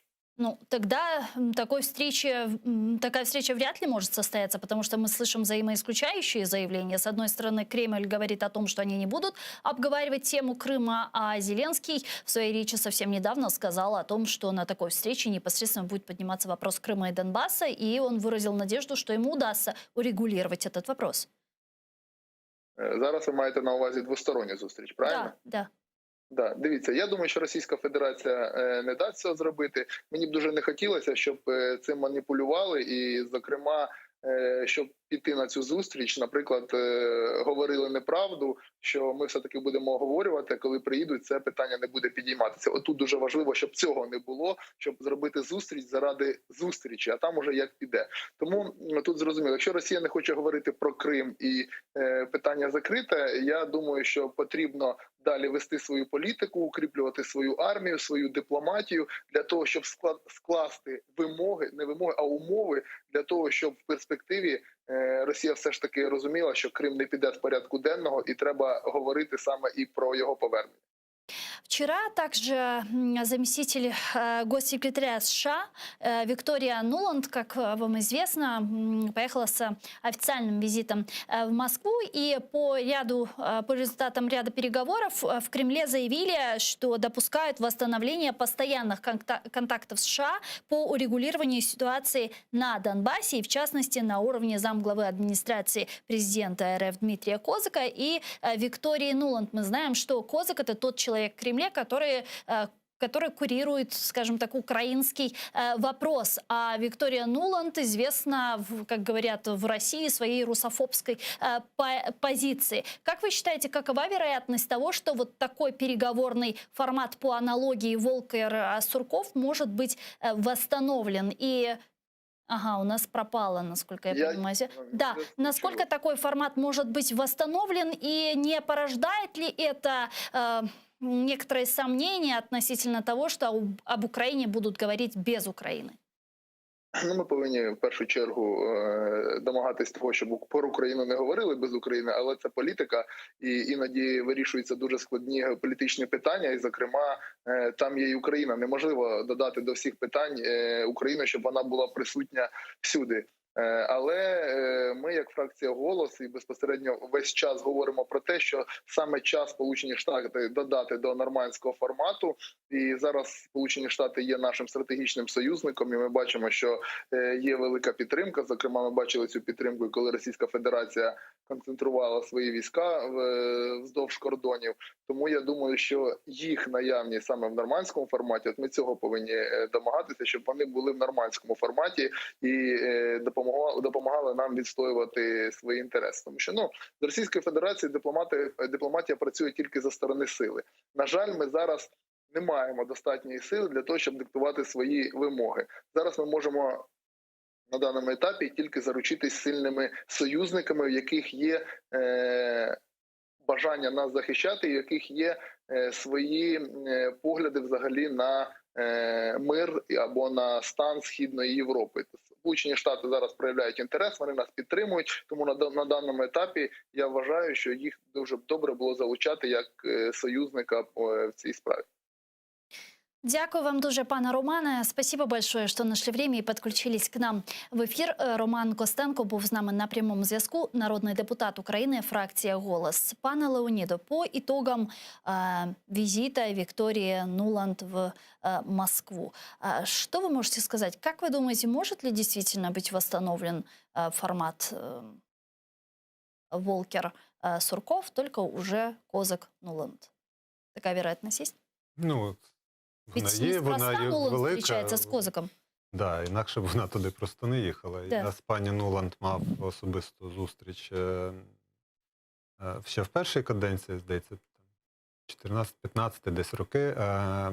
Ми зустрічалися і тоді теж обговорювали, в тому числі стратегію щодо війни на Донбасі, щодо Криму. Я її знаю як людину, яка дуже обізнана в цих питаннях. Більш того, вона є тим спеціалістом, експертом, якого Білий дім визначив відповідальною за цей напрямок. Тому те, що вона туди поїхала, вона поїхала з конкретною метою, якраз з цим питанням. Україна, Росія, Сполучені Штати і їх взаємна роль і участь щодо урегулювання війны России с Украиной. А не выглядит ли это как троллинг, когда американцы отправляют в Россию вот такого чиновника, как Виктория Нуланд? Ні. От вони якраз знайшли людину, в неї посада така, Ну, то вона есть какой это відповідальна за дает цей напрямок. месседж? Она ведь все равно известна как своей проукраинской позицией, с поддержкой Майдана, и при этом Ну, як і она США была... відома и своєю при этом позицією. она же была в санкционных списках России. Нельзя было заезжать на территорию России. Для того, чтобы Виктория Нуланд попала на территорию России, Соединенным Штатам пришлось снять санкции с гражданина России. Ну, так буває. Це є іноді така міжнародна То есть дипломатія. какой месседж Соединенные Штаты этим хотят? Меседж Соединені Штати, що вони визначили відповідально за цей напрямок, це Вікторія Нуланд. Якщо ви хочете мати справу з Сполученими Штатами, то, значить, приїде Вікторія Нуланд і будете з нею розмовляти. А good excuse до Росії, ну окей, щоб вам було що розказати собі на телеканалах, що ви ж не просто так пустили людину проти якоїсь санкції. Ну, давайте ми теж там санкцію з якоїсь там підсанкційного, значить, знімемо. Слава Богу, їх Сполучені Штати кліпають достатньо з постійною такою прогресією, тобто цих підсанкційних російських чинуш там вистачає, і вони додаються. Тому Вікторія Нуланд, вона поїхала туди, і Росія це сприйняла. навіть те, що вона розповідала, що ніколи ми її не пустимо і т.д. і т.п., вони це з'їли, сприйняли, бо, очевидно, Росії теж важко тягнути весь цю війну, цей тягар, а особливо зараз, коронавірус, спад економічний. Важко. Це не значить, що вона готова це кинути. Ну, знаєте, цю приказку, поки товстий похудіє, то худий здохне. Тому, скажімо, сподіватися, що це буде прямо от зараз, і Росія здасться, ні. Але санкції, вони працюють. Можливо, не так швидко, як би нам хотілося усім, але вони створюють тиск на Росію. Тому я, очевидно, не розумію позицію сьогодні української влади, яка в позиції от в нашому тиску щодо санкцій постійно займає якусь дуже аморфну позицію. От замість того, щоб розказувати, що ми вимагаємо, щоб ви нас завтра взяли в ЄС, хоча, зрозуміло, ніхто нас завтра туди не візьме, пан Зеленський мав би виходити і казати, ми вимагаємо санкцій проти Росії. Цих, які є, недостатньо. Так он сказал вчера об этом, кстати. Ну, він це сказав дуже, знаєте, так, в загальних рисах. А тут, знову ж таки, тут не треба про це просто говорити, особливо на саміті. Це має бути повсякденна робота. Робота наших дипломатів, президента, який за Конституцією у нас відповідальний за зовнішню політику. А чому так зручно було і ефективно, коли ми працювали з Петром Порошенко? Тому що, наприклад, наша делегація в ПАРЄ мала кожен раз стратегічну нараду з президентом перед поїздкою в ПАРЄ, де ми формували стратегію. Бо є питання, які депутати вирішити не можуть. Потрібен президент. Не може депутат набрати президента іншої країни і переговорити з ним з того чи іншого питання порядку денного. Президент може. А депутат не може. Якщо... Вот сейчас на повестке дня возможная встреча Зеленского с Путиным или возможная встреча 4 лидеров в нормандском формате. Она, как вы думаете, в случае, если состоится? Не буде ніякої зустрічі в нормандському форматі. Чому? Зараз закінчу про ПАРЄ. От, щоб було зрозуміло, жодної за 2 роки зустрічі президента Зеленського з делегацією ПАРЄ не було. Жодної. Це про рівень співпраці, мабуть, про ефективність. Тепер про нормандський формат. Нормандський формат відбувся тоді, коли Росії він був потрібен. Росія тоді знаходилась в ситуації програного стокгольмського арбітража, 3 мільярди, які вона мала заплатити, але це таке, але набагато більше їх хвилювали арешти її майна, які почалися по всьому світу в рамках цих 3 мільярдів, і те, що це могло не обмежитись цими 3 мільярдами. Це стало причиною, за якою Путін приїхав, відсидів отак от сумним обличчям весь этот нормандський формат, попідписувався за переліком пунктів, скільки їх там, 12 було, чи 11 цих пунктів, а не виконано жодного. Трошечки звільнили полонених, не всіх, як там записано. Там же написано, звільнити всіх полонених. Не звільнили.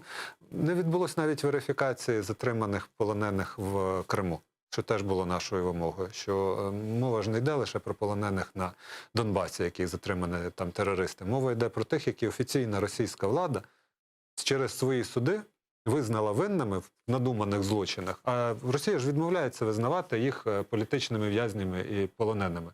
Вони кажуть, ні, це окреме питання. Там в нормандському форматі це було прописано, що це відбудеться. Цього не відбулося. Який нормандський формат, якщо минулий нормандський формат не виконано? Північний потік-2 міг би стати умовою для нормандського формату, причиною, яка змусила б Путіна туди приїхати. Українська сторона погодилась з тим, що Північний поток-2 запускається. Я не кажу, що вона прям погодилась. Там в Нафтогазі юристи пашуть як прокляті, щоб зупинити сертифікацію. Але офіційно можна було б більш жорстко себе повести.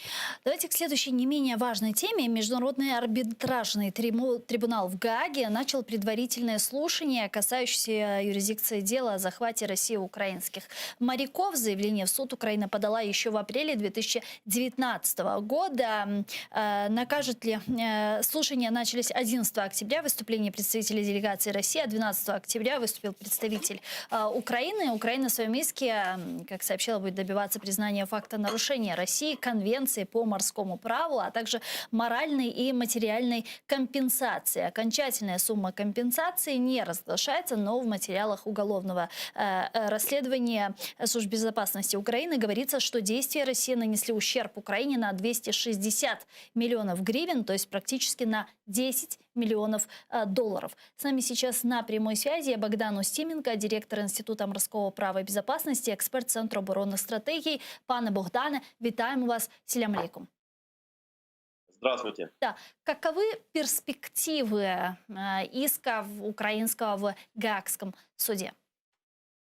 Вы знаете, перспективы, кажется, достаточно радостные в плане того, что есть все шансы выиграть это дело, а также, что суд признает свою компетенцию.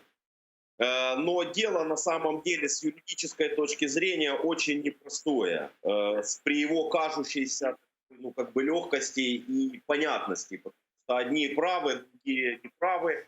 Это понятно, да, что Россия нарушила международное право, Украина находится в роли жертвы в этой ситуации. И как бы все понятно. Но я бы хотел напомнить историю этого вопроса очень кратко, не вдаваясь в какие-то лишние подробности. Ну, во-первых, 25 ноября 2018 года на наши 3 корабля, совсем небольшие корабли, по сути, это катера, напала Российская Федерация путем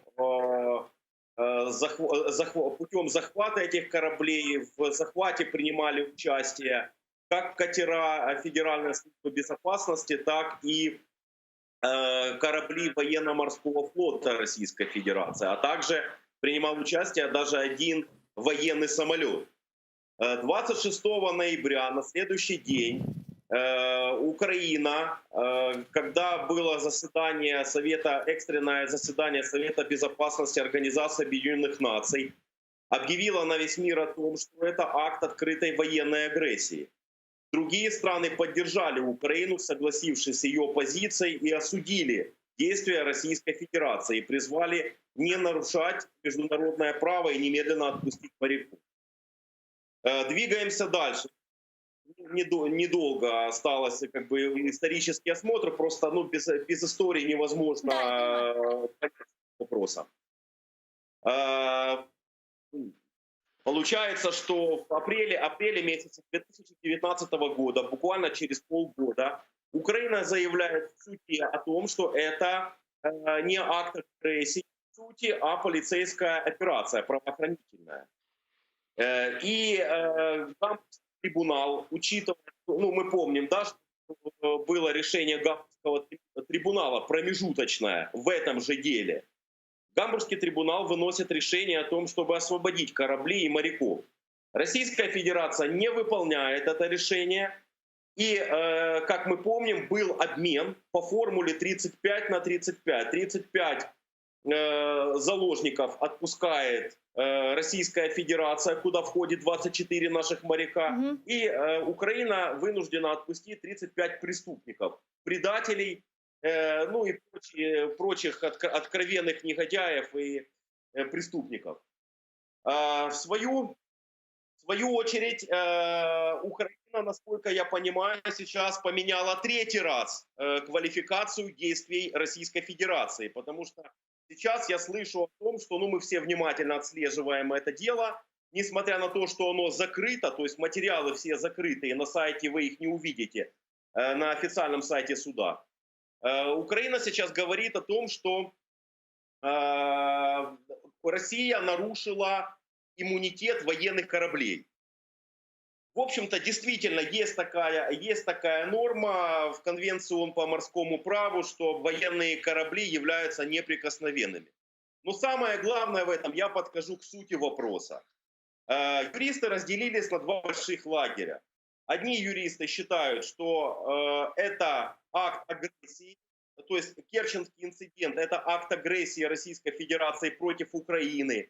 И, соответственно, Конвенция ООН по морскому праву не применяется к данному эпизоду, потому что должно применяться исключительно право войны, законы морской войны. Другие юристы считают, что Конвенция ООН по морскому праву может применяться к данному инциденту. Ну, как бы вот это вкратце, наверное, вот основная суть вот этого вопроса, этого дела. И, пане Богдане, если мы говорим о том, что Гаагский суд вынесет решение в пользу Украины, будет оценена компенсация, то как заставить Россию выполнять решение суда? Вы знаете, я бы разделил этот вопрос, наверное, на две части. Ну, во-первых, как выполнять? Если идет речь о денежных требованиях, то мы можем обратить свое внимание на Нью-Йоркскую конвенцию 1958 года, в соответствии с которой как раз-таки и возможно принудить Россию, например, арестовать ее имущество на территории третьей страны, которая также является стороной данной Нью-Йоркской конвенции. Это возможно. Но самый большой вопрос здесь даже не в тех 10 миллионах долларов, про которые вы сказали, а вопрос здесь другой. Действительно, скорее всего, Украина одержит тактическую победу. То есть мы признаем Россию виновной, и Россия будет вынуждена нам заплатить какие-то миллионы долларов. Но вопрос здесь другой. Если смотреть глубже, если смотреть стратегически на весь конфликт, да, который уже продолжается с 2014 года, не сделаем ли мы хуже себе данным делом? Потому что юристы знают, что порой выигрыш не является выигрышем по своей сути. Профессор Василенко, когда характеризовал это дело, профессора Василенко знают, наверное, все, потому он был в свое время и судьей в Югославском трибунале, и представителем Украины в Международном суде Организации Объединенных Наций, он посол. Он называет вообще то, что вот решение Гамбургского трибунала, в соответствии с которым наших моряков отпустили, вернее, не отпустили, а которое было принято в пользу наших моряков, он называет это решение пировой победой. То есть якобы, формально это победа, но на самом деле она таковой не является. Потому что, почему? Потому что Украина этим делом фактически признает то, что нападение не является актом агрессии, актом войны. А это дело является, по сути, рассмотрением незаконных действий Российской Федерации как, скажем так, как субъекта правоохранительной деятельности. И в этом является сложность. То есть, с одной стороны, вроде бы как все выглядит красиво и хорошо, но стратегически многие юристы, некоторые из них, да, причем достаточно известные, они считают, что данное дело принесет Украине на самом деле вред. В такой конфигурации такой юрист, не один, их достаточно много. И в такой конфигурации какие шансы у Украины? Я прошу прощения, вы не могли бы повторить вопрос? Алло, слышите? Алло? Да. Да, и в такой конфигурации какие шансы у Украины? Украина выиграет это дело. Возможно, через 2, 3, 5 лет Украина взыщет эти 10 миллионов долларов. Но с другой стороны, каким образом это дальше отобразится на позиции нашего государства, в том числе мы забываем, наверное, о том, что есть и керченские санкции. И керченские санкции были наложены на Российскую Федерацию, потому что Российская Федерация нарушила как раз-таки законы войны. То есть Российская Федерация совершила акт агрессии. А теперь, если Российская Федерация получит на руки решение суда, в соответствии с которым ее действия будут, по сути, признаны полицейской операцией, она может просто эти санкции снять. Это то, что мы видим сейчас, да, то есть то, что видно на поверхности. Но с другой стороны, ситуация может сложиться как угодно. И в дальнейшем это решение, может принести нам определенный вред. Хотя мы надеемся на то, что все обойдется, скажем так. Дякую вам дуже, пане Богдане. Чохсагну, що наше время і підключились к нам в ефір. Богдан Устименко був з нами на прямому зв'язку, директор Інституту морського права і безпеки, експерт Центру оборонних стратегій. Пане Леонидо, а вы как думаете, какое может ждать нас решение суда и может ли действительно он нести какой-то вред? Якщо можна, я теж трошки повернуся до історії цієї ситуації. Я вважаю, що тоді Володимир Зеленський зробив величезну помилку, коли погодився з тим, що ми забрали наші катери, на яких нічого не залишилось, просто забрали. Ну, нам їх просто віддали. Тобто нам їх мали віддати згідно рішення суду міжнародного, і це означало б, що вони мають пройти верифікацію. Тобто там мала бути проведена експертиза, їх стан, нанесена шкода тощо, для того, щоб ми могли встановити конкретно, що через це примусове конфіскацію цього майна, йому була завдана певна шкода. Натомість Володимир Зеленський погодився з тим, що нам ці кораблі просто віддали. Що, в принципі, ми втрачаємо тепер в аргументації, але, знову ж таки, те, про що ми говорили щойно, абсолютно справедливо зазначається про те, що ця ситуація має розглядатись виключно в сфері того, що це в рамках воєнного конфлікту Росія здійснила певні дії, які мають так і кваліфікуватися. Оскільки це була територія абсолютно не Російської Федерації, вона не могла там проводити ніяких поліцейських або якихось інших дій в своїй юрисдикції, відповідно, і кваліфікувати їх треба належним чином. Якщо нам вдасться цієї позиції досягнути, значить ми виграли. Якщо ми вийдемо якраз на ситуацію, тут я абсолютно погоджуюсь з того, що буде змінено статус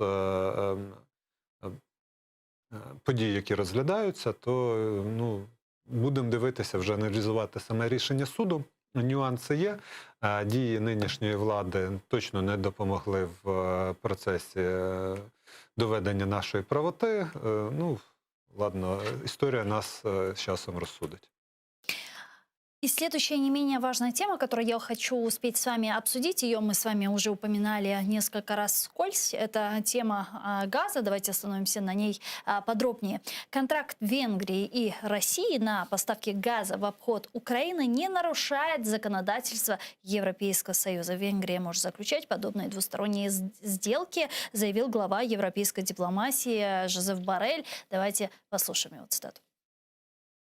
Наскільки мені відомо, в угоді між Угорщиною і Газпромом немає нічого протизаконного, нічого, що суперечило б європейському законодавству. А действительно, решение Венгрии о соглашении с «Газпромом» долгосрочного контракта транзита газа в обход Украины для нас реально стало неожиданностью? Или же мы, в принципе, это предполагали, понимали, и почему была такая критическая реакція? Власне, ми ж допускаємо, що у нас в Україні існує розвідка. Тобто вона у нас точно є. І це безпосередньо... Ми не допускаємо, ми знаємо. Хорошо, ми знаємо. Якщо ми знаємо, що у нас є розвідка, це означає, що вона в тому числі має займатися цими питаннями, тому що від них безпосередньо залежить наша безпека як країни. Тому...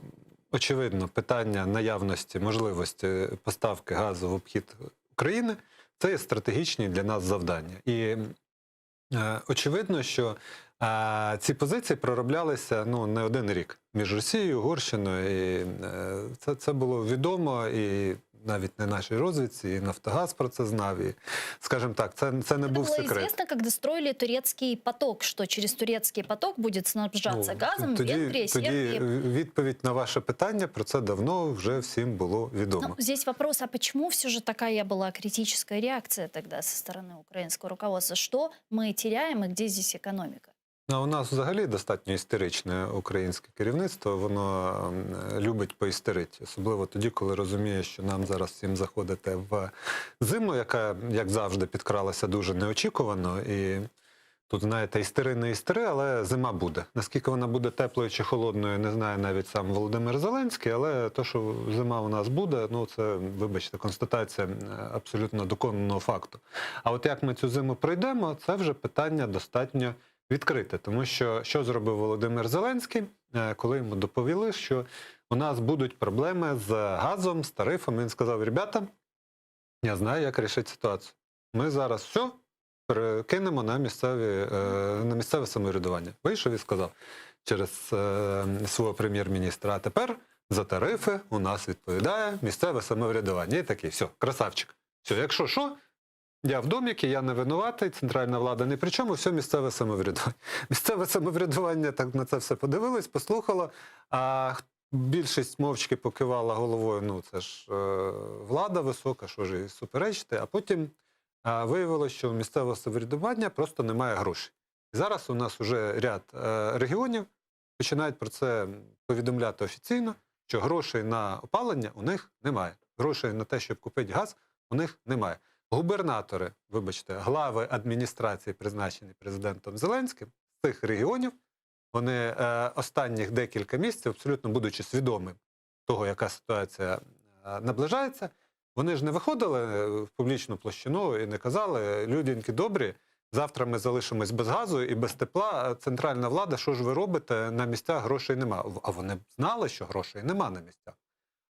Тому, вибачте, оця от істерика, яка демонструється, оця от жорстка позиція, це насправді окозамивательство влади перед українським народом. Бо вони, рвучи на собі рубашку, сорочку, демонструють, посипаючи голову попелом, демонструють, як вони теж солідарні з тими людьми, які будуть мерзнути зимою. Хоча, очевидно, у тих, хто літає літаками Фірташа, як там по Арахамії розслідування, тих, хто депутати Кличко, керівник комітету від «Слуг народу», там на $1 мільйон там накупив собі будиночків приміщень, у них проблем, мабуть, з опаленням не буде.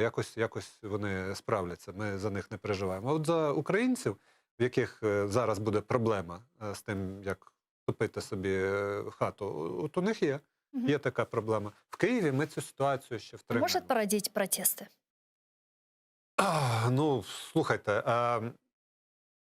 от якщо у вас буде вибір замерзати чи протестувати, звичайно, людина вибере протест. Але, знову ж таки, от вчора на ефірі нам, як опозиції, закидали, що ми маємо організувати людей на протестні акції, тому що люди самі не мають досвіду організації такого роду заходів, публічної демонстрації того, що вони не згодні з політикою влади.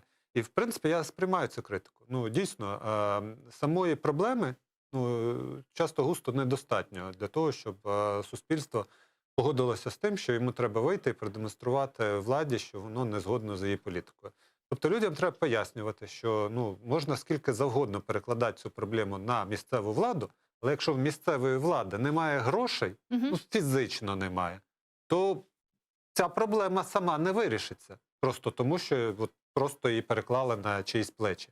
Тому, я так вам скажу. Я сподіваюся, можливо, хтось із Офісу Президента нас слухає. Що, ребята, або ви берете зараз ситуацію під контроль і просто з державного бюджету передаєте на місця, самі закупайте газ, беріть його в Нафтогаза і передавайте на регіони для того, щоб людям було чим опалювати свої приміщення, або будуть вам протести. І це не тому, що ми опозиція, а тому, що, а які ще варіанти будуть у людей?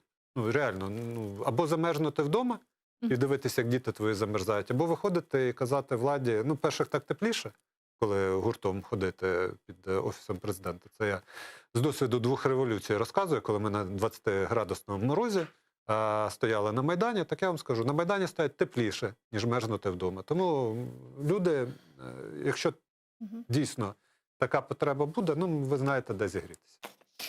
Работа над подготовкой санкций в отношении Северного потока-2, если Россия будет использовать вопрос поставок газа как оружие против Украины, уже начата. Санкции должны вводиться в координации с Европейским Союзом. Об этом заявил старший советник по энергетическим вопросам Государственного департамента США Амос Хохштейн.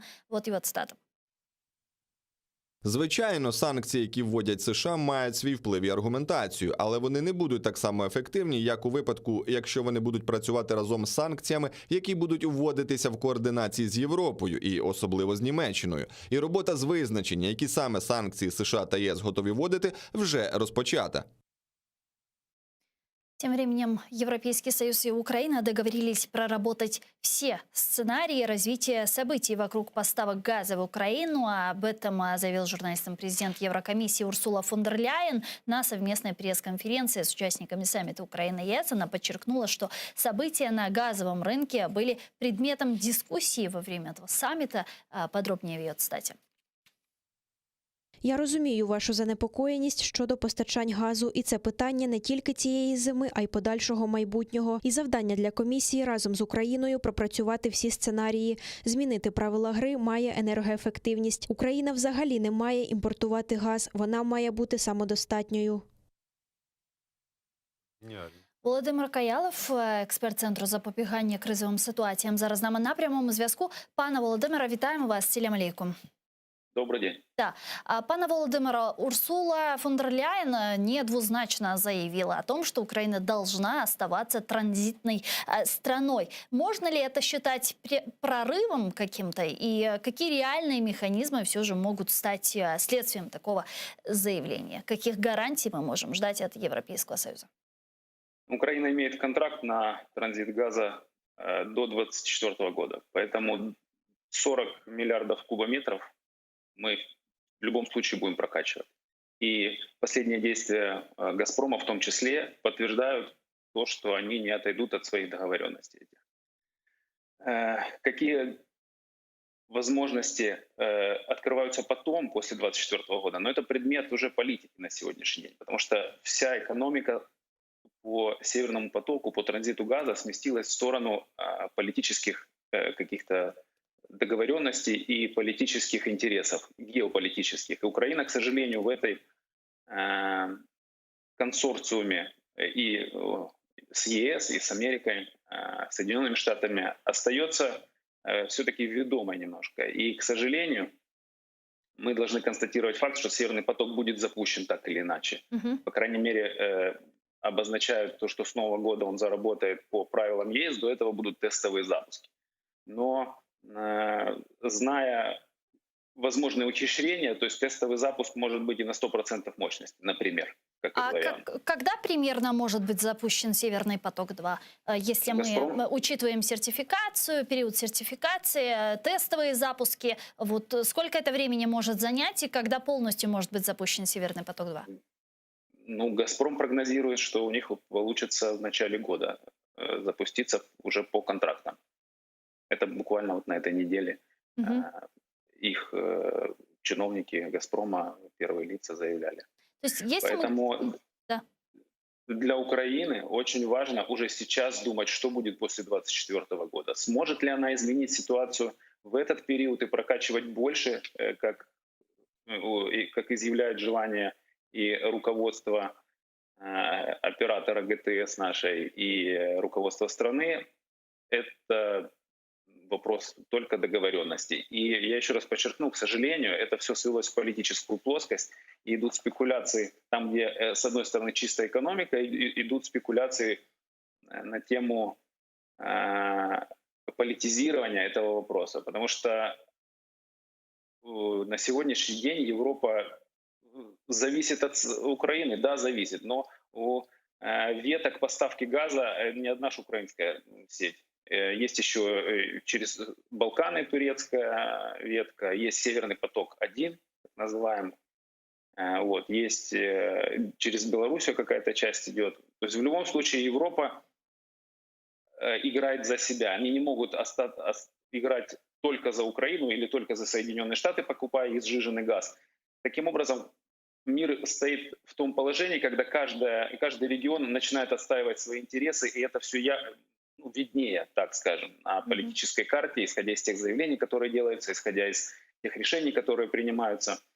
Поэтому для Украины очень важно взять момент этот и уже сейчас думать о том, что будет после 2024 года, потому что такие контракты, такие решения, но они не принимаются за 3 дня. У нас был опыт у нашей страны, когда Юлия Владимировна Тимошенко, будучи премьер-министром, очень быстро заключала газовые контракты, и мы имели определенные последствия, все о них знают. Ну, давайте попробуем тогда смоделировать. Приходит 2024 год, прекращается транзит газа через Украину, запускается на полностью Северный поток-2 и даже отказывается европейский. Это самый худший сценарий, я сейчас описываю, от норм третьего, Европейский Союз отказывается от норм третьего энергопакета, что-то там случается на российской ГТС или на украинской ГТС, возможно, какая-то диверсия, взрыв, поломка, неважно. Но вот запускается весь газ через Северный поток-2, Украина перестает быть транзитной страной. Какие сейчас меры должна предпринять Украина, учитывая самый худший сценарий, который может произойти? Ну, во-первых, мощность Северного потока-2, она в 3 раза меньше мощности ГТС Украины. Несмотря на то, что наша ГТС остается не реконструированная где-то по ней есть вопросы по ремонту там и так далее, в любом случае, ну, минимум в 2 раза больше она может прокачать. Это первый момент. Второй момент, для того, чтобы Украина имела дальше транзит, она должна стать договороспособной.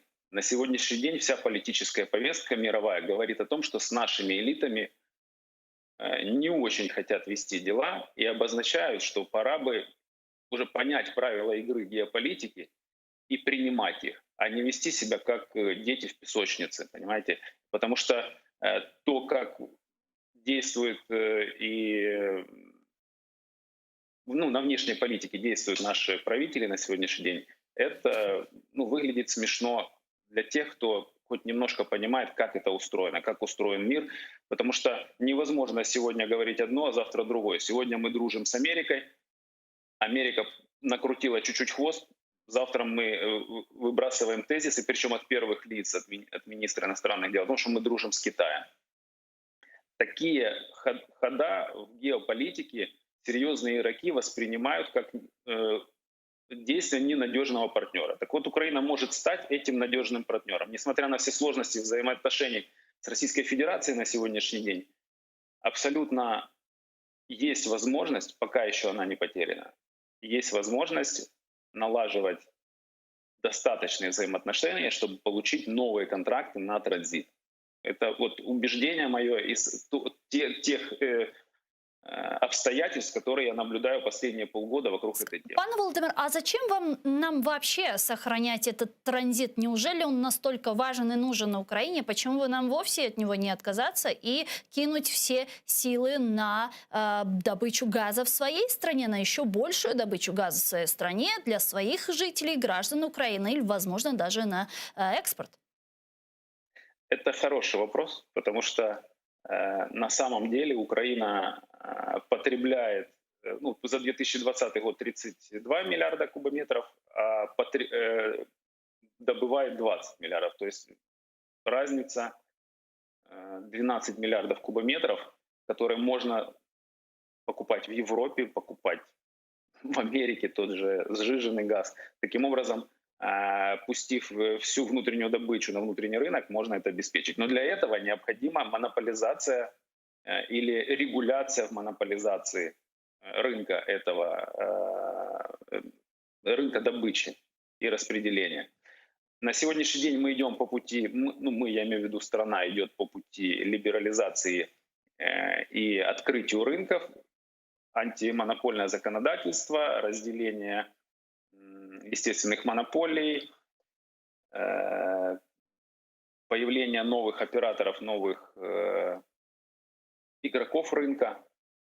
И таким образом коммерческая составляющая очень велика. И, к сожалению, в этой связи мы имеем ту ситуацию, которую имеем. Вот цены на газ в Европе — это в том числе отражение естественной монополии. Потому что они за счет третьего энергетического пакета обрезали поставки, ограничили поставки с Российской Федерации. Им в обмен Соединенные Штаты пообещали сжиженный газ, но в том количестве, которое он потребовался, его не поставили, потому что цена рынка в Азии, например, она была выше. Дякую вам дуже.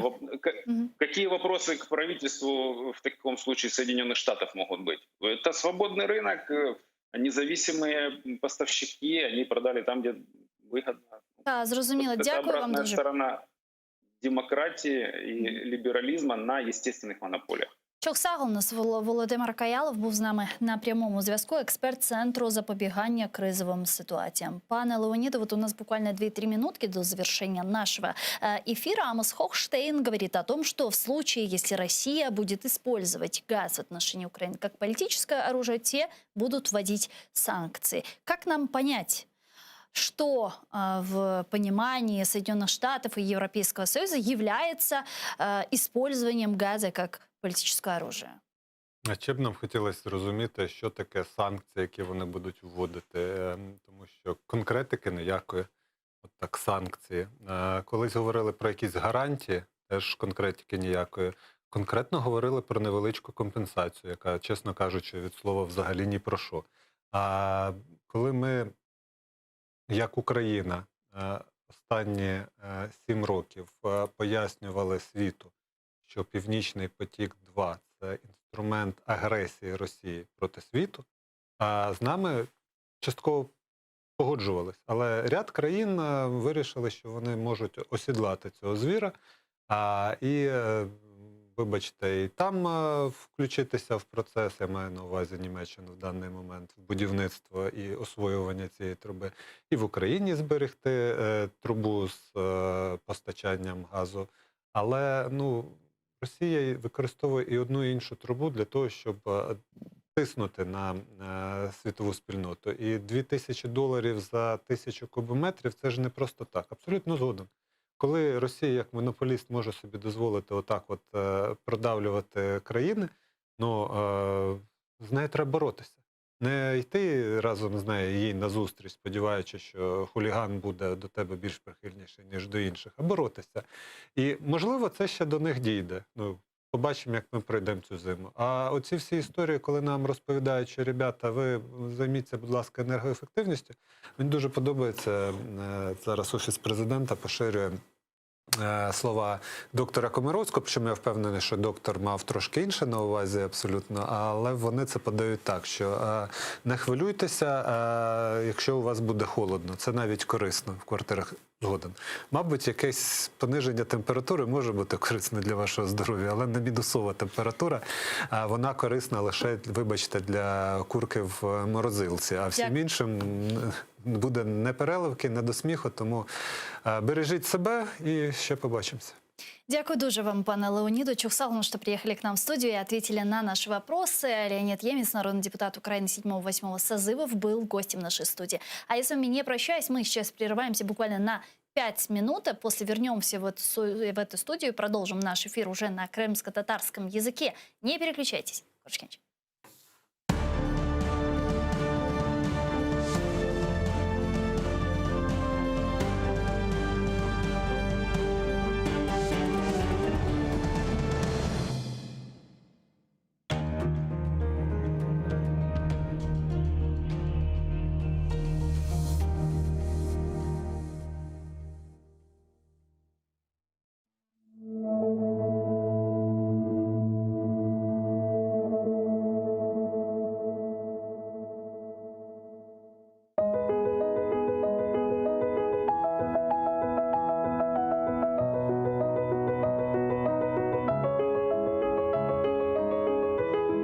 Kırım degenimde yüreğim açılır. Yağmur olup buluttan güller saçılır. Dağ, çöller, denizden tebessüm yayılır. Kalbimnin melyemiz, ey ana vatan.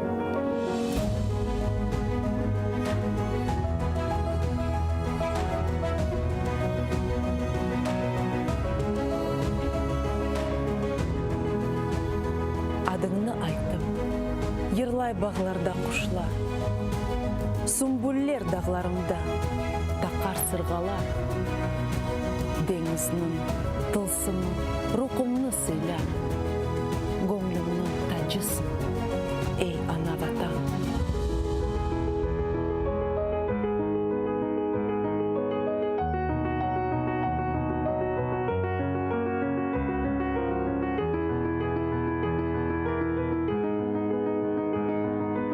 Sayıller sokaklarda cennet havası.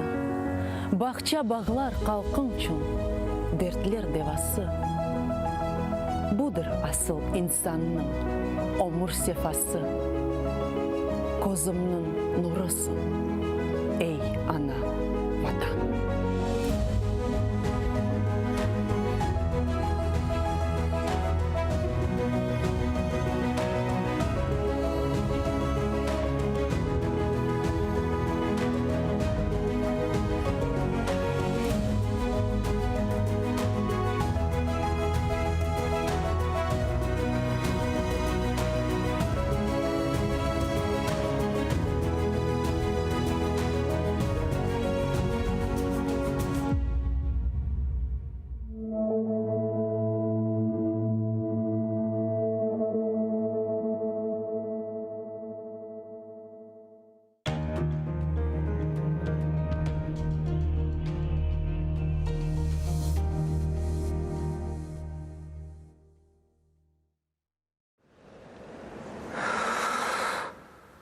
Ишетесіңіз ма?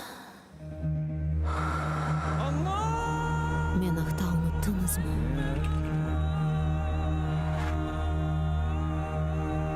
Мен мұнда. Бұл менің топырағым. Менің қырымым.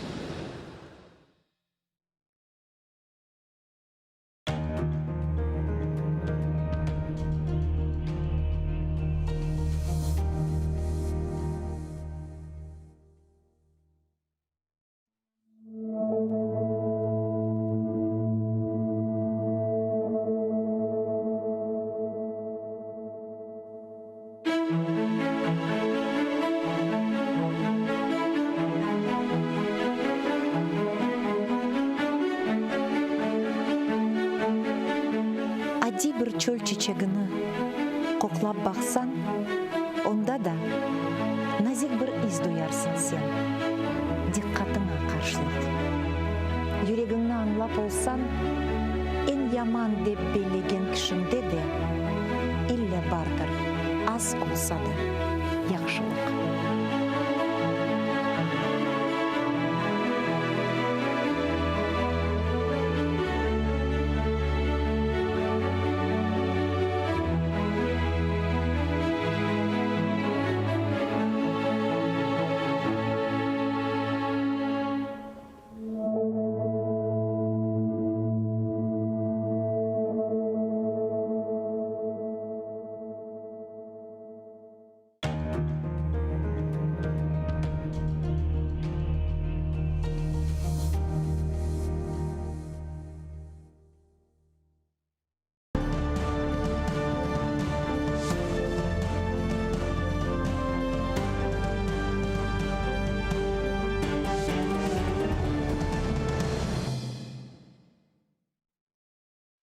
Селам алейкум, хырлы шамлар, сығылатыр телеканалының телесерджілері бүгін информацион программасына сейретесіңіз. Студияда сізлер үшін мен Гүлсум Халилова чалшам, ве бұл Хысымның невбетеке бөлігіні біз Қырымды тартылінде алып барамыз ве жғал етілген Қырымда юзберген әдеселерінің нәтижелеріні яйынларымыз девамында музыкері етмек теміз мен хатырлатам ке біз жанлы яйында чалышамыз. Экранларыңызға режиссерларымыз вақтынжы телефон номераларына тақдим етелер. О себептен біздерге бедава шекелде телефон ашмаға имканыңыз бар Viber вастасыйлы яда Skype вастасыйлы. Бұның әле бераберлікте АТР телеканалының YouTube сәйфесіне абоне олмаға ұнытмаңыз. Сіздің дестегіңіз біздер үшін үшін чоқ мұйым имкан олғанларда есе патреонымызға қошылмаға ве анда бізлеріні дестек етмеге теклif етеміз. Мен есе чоқ вақтны созмайып, небетеке хаберлерінен башламаға істередім адвокат Николай Полозовның айтқанына көре рус ишғаліні қабыл етмегенлер сырасында бұлынған Қырым татар халқына шымды махсус репрессив саясеті да шидdetlі шекілде девам етеве, хусусан бұларны ишғалжілері Қырым татарларыны өзінің ватанından мecburi şekilde көчмеге мecbur қалдырмақ үшін yapmaqtalar. Келініс Полозовның цитатасына бір dinleyik. Відбувається планове втілення в життя колоніальної політики, яку кремлівська влада свідомо і послідовно проводить протягом останніх 7 років. І в цьому рівнянні кримські татари абсолютно в нього не вписуються, оскільки це найбільш значуща соціальна група в Криму, яка не прийняла окупацію, не прийняла її наслідки. І інтеграція Криму в російську дійсність через кримських татар досить сильно гальмує. Було ухвалене рішення, якщо той рівень репресій, який на поточний момент існував, не дає необхідних результатів для російської влади, відповідно потрібно цей рівень репресій посилити і фактично створити такі нестерпні умови, при яких кримські татари будуть самодепортуватися з Криму на територію України. Бізле шымды жанлы бағда ватандашлық қорчалайжысы Лютфия ханым Зодиева бар. Келінің соны селемлайық. Лютфия ханым, мерабаны, селям алейкум. Селям алейкум, қайшамлар. Жумлемізге Лютфия ханым, яғни сізім фікіріңіз жедемі, бүгін япылған бұл шидdetlі репрессиялар далғасы, хусусан Қырым татарларына мecburi шекілде ватанını терк етмекілі япыла ишғалжілер тарафындан. Әлбетте, бұл мевзуда мен толысынен Николай Полозовнен разым, чүнки бізде айны шелерні Қырымда көреміз, ве дуямыз. Оларын en esas мақсады біздердің мұнда халқы оларақ ғайып етмек, йоқ етмек. Яда мұнда қалып яшысақ, іч бір шеге наразылығымызны көстермейік, индемейік ве бұтын япылған сиясетнен қайлы олсақ, о заман белки де олар Оле вақаларын тоқтатарлар, ама мен емин декілім, чүнки білеміз ке бірінші аннексия вақытында олар башта дин инсанлардан башладылар, сон алимлерге кечтілер, сон санатчыларға кечтілер ве яваш бұтын халқымызны 44 сенегече қадар бұ топырақлардан сүргін етмеге тырыша еділер. Мен еминім олар бұ мақсадын әлі да қалдырмадылар, ама біз башқа деверде яшаймыз. Бұл себептен әлі да çok şükür халқымыз дирене ве оле бір балабан сиясетке қаршы, девлетке қаршы сағлам аяқларында тұрмаға тырыша. Keçenlere malum olğanı ki bu Kırım'nın sözde Harbi Garnizon Mahkemesinde videokonferensiya vasıtasıyla siyasi mabüslerimizin hapiste bulunuğa bağlı şikayet hükümge bağlı şikayet davası bakılgan edi ve aynen o gün toplaşkan insanlardan 15 kişini semidişlerimizni işgalci polis xadimleri alıp kettiler ve polis bölüklerini alıp kettiler. Haber alganımızga göre onlarını 13,5 saat devamında tutkanlar andamını ne için bu kadarga çözüldü ve şimdi bu davalar boyunca hangi bir haberlerden paylaşabilirsiniz? Baxınız, men birinci fikrini ne aytmağa isteyim. Bu 7 yıl devamında pek çok mahkemeler Kırım'da geçti. 26 fevral mahkemesi, İlmi Umerov'un mahkemesi, Ahtem Çiygoz'un mahkemesi, din ballarımızın mahkemeleri, Şimdi Nariman Celal ve Aziz ve Hasan Ahtemов'un mahkemeleri. Ama bir şeye bakmazdan bu mahkemelerge yüzlerden insanlar gelirler. 7 yıl devamında bu pek balaban bir periyod gibi ve yufaçık bir halk için bu bir balaban imtihandır ve çok şükür bu imtihandan biz bugün geçemiz. Ve bu yapılgan hareketler nege yapıla? Ona bu toplangan halk ya da korksun ve bu sebepten şimdi onlar para cezalarından bizni cezalaylar чарелері olmasın, келмеге чарелері olmasın, ya da kelseler son para cezalarını bersinler. Korkmasalar onların hapishanelerge oturtacağımız ve öyle türlü vasalarını kullanıp mına bu birligimizni, muhabbetligimizni bozmağa isteyler. Ve şimdi biz bilemiz ki mına bu siz aytkan kunu 20 adamlarını olar tuttular. Olardan 7 tane mahkeme endi keçti. Olarga para cezalarını berdiler. Kimge 5.000 ruble berdiler, kimge 20.000 ruble berdiler. Kalgan insanların mahkemeleri daha bakılmadı ama men eminim anda da para cezaları olacak ve başka bir karar çıkarılmayacak. Ya Eraldam'na 13,5 saat tutkanlarının sebebi neydi? Ne için o kadar çok? Bu ayrı bir baskı metodu mu? Ya da bilmeyeyim, mahsus tuttular, yanlarına alıp gelmediler, çözdüler vaktini. Ne için böyle çok oldu? Anda her şey bir kereden, birinciden elbette öyle metodunu kullanıp bir baskı yaparlar. O birinciden. İkinciden, bütün bizim insanlarımız Kırım Tatar tiline bütün kağıtların tercüman etmeye isteyimiz deyip öyle ariza yazdılar. Mahsus bu istekleri için polisiyaga bir tercüman geldi ama o bir özü edi ve o birer bu insanlarla laf etip, tercüme etip bu sebepten bu işler pek çözüldü ve tek saat 9'lara yakın galiba onlar protokollarını yazmaya başladılar. Bu vakitgacha kadar onlar laf ettiler, onların пояснение degen kağıtlarını aldılar, öyle bir iş alıp barıldı. Ama nasıl yapılsa da elbette bu doğru değil. Çünkü bu Rusya kanunları boyunca insanlarını öyle alda tutmak en çoğu 3 saat karar var. Ondan sonra onlar mecburlar ya da başka insanların çağırmağa geliniz, yardım etiniz, bu insanlar tezce evlerge kaytsın deyip ya da bu insanların yibermege ama o kadar vakit aşsız, susuz o insanların anda tutmağa onların akılları yok. Bunun ile beraberlikle Lütfiye Hanım, bu çıkarılgan para jüremelerini halk sırasında yardım destek aktsiyası şimdi hangi bir seviyede? Endi çok insanlar hareket edeler paralarını vermege ve onlar telefon vasıtasıyla ya da içtimai bağlarda yazarlar ve sorarlar nasıl vermege mümkün ve ne vakit. Ve biz öyle kararga geldik hepimiz beraber. Şimdi inşallah apellasya bakılacak ve bu apellasyalardan son eğer bu para ştrafları aynı şekilde kalsa o zaman biz birlik her şeyden üstündür degen bir marafonunu açacağımız ve inşallah bu marafon başlanacak inşallah.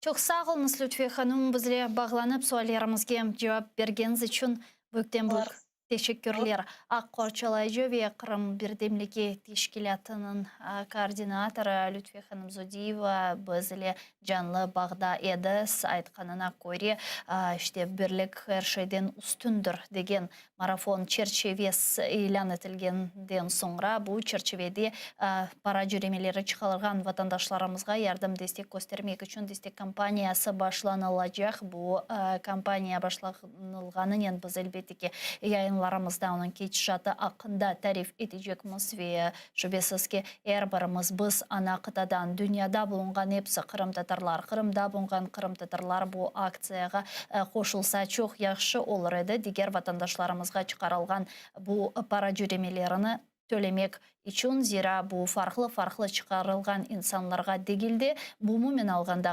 halkını korkutmak için berilgen bir cezalardır ve bu berilgen cezalar algan insanlar bu cezalarını olar şüphesiz halkının adından bu cezalarga marum kaldılar dep aytmaga mümkün. Çünkü halk adından da mahkemeli binaları o günde toplaşıp vatandaşlarımızga destek etkenler, destek eteler ve etecekler de görgenimizge göre ve bu hakikat Әйткенде bizler үшін, халық үшін, келешегimiz ve akıbetimiz için çok mühimdir. Bizler şimdi canlı bağda advokat Emil Kurbidinov var. Keliniz onu selamlayıq. Emil ağa, selam aleyküm, merhabanız.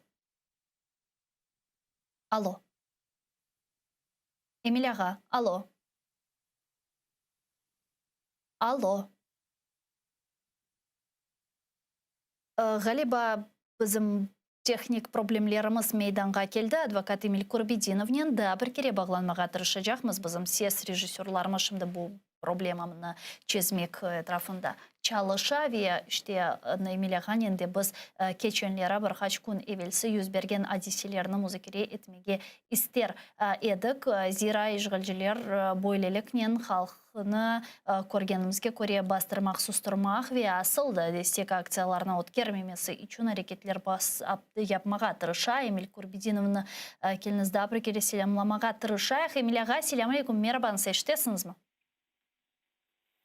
Алло. Алло. Эмил аға, selam aleyküm, eşitесіз? Алло.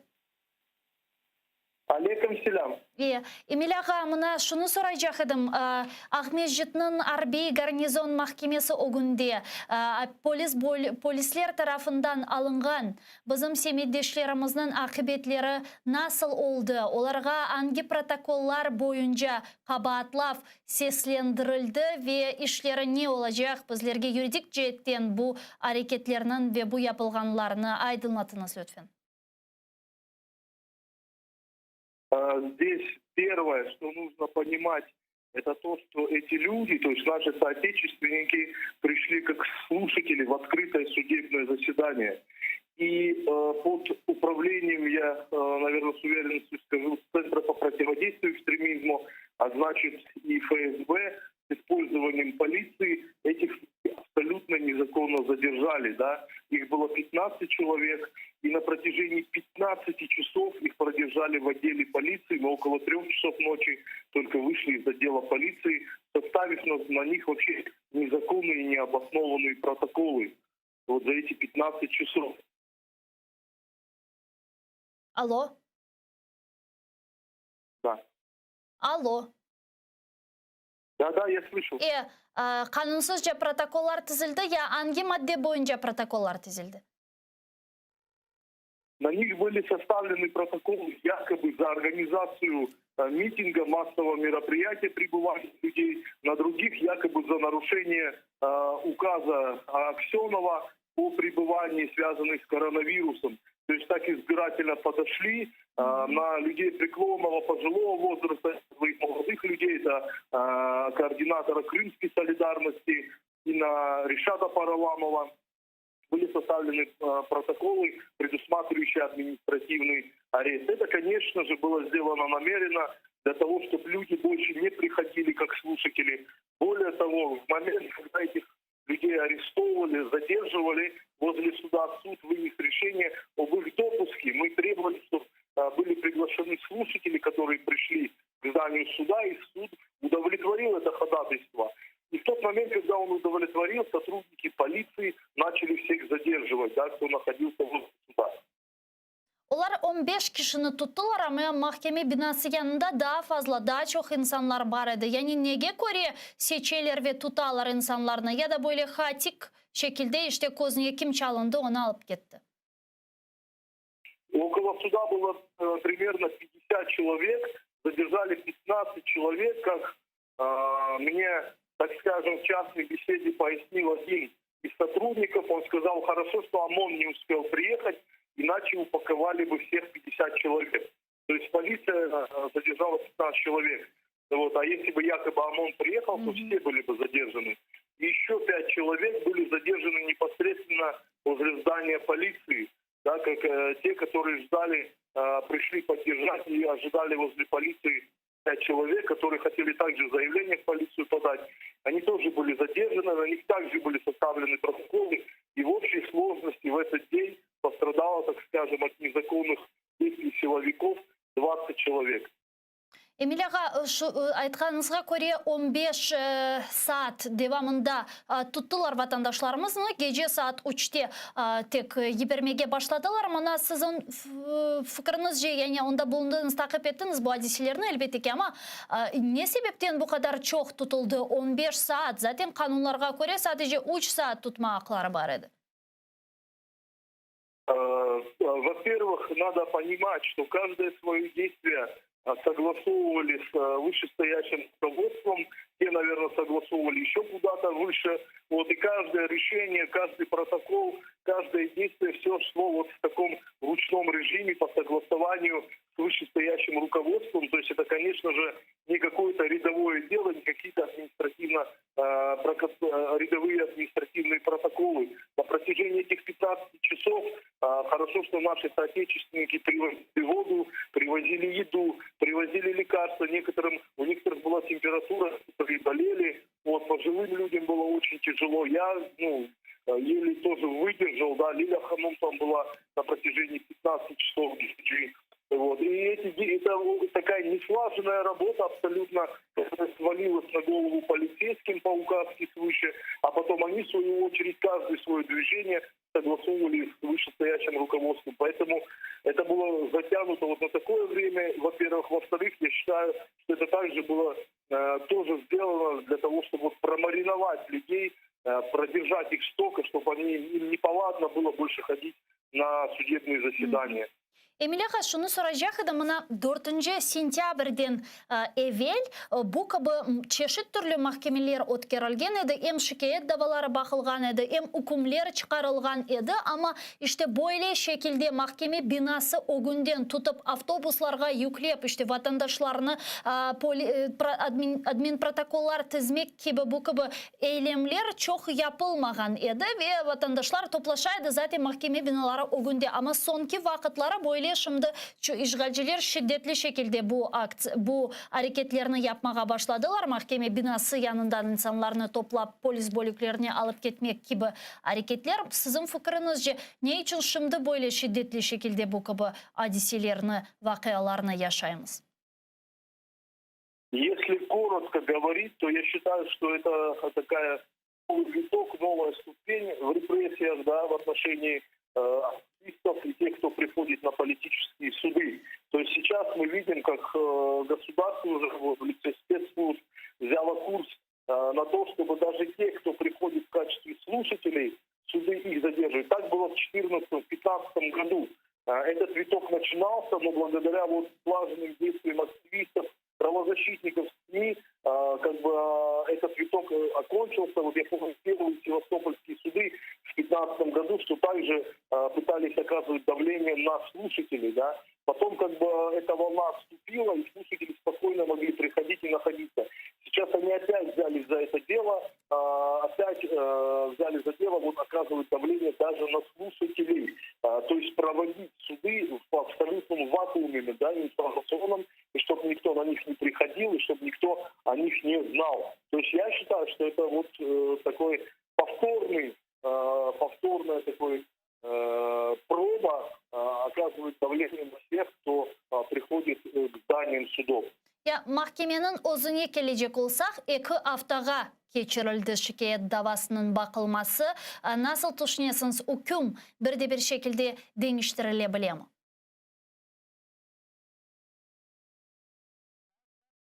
Alo. Alo, Emiliyaға işittiniz mi sualimni ya da tekrarlayayım? Да, повторите.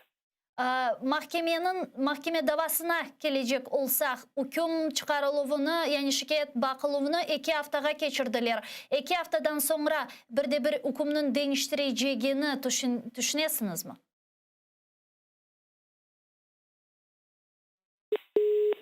Üzüldü galiba telefon vakımız. Emil Kurbedinov advokat bizle canlı bağdaydı, ama bundan evvel Edem Semidlayev'nin ve diğer advokatlarının aytkanına göre onlar mahkemeye çıkargan hükümünün bir şekilde şikayet davası neticesinde değiştirileceğine ümitlerini beslemeyler.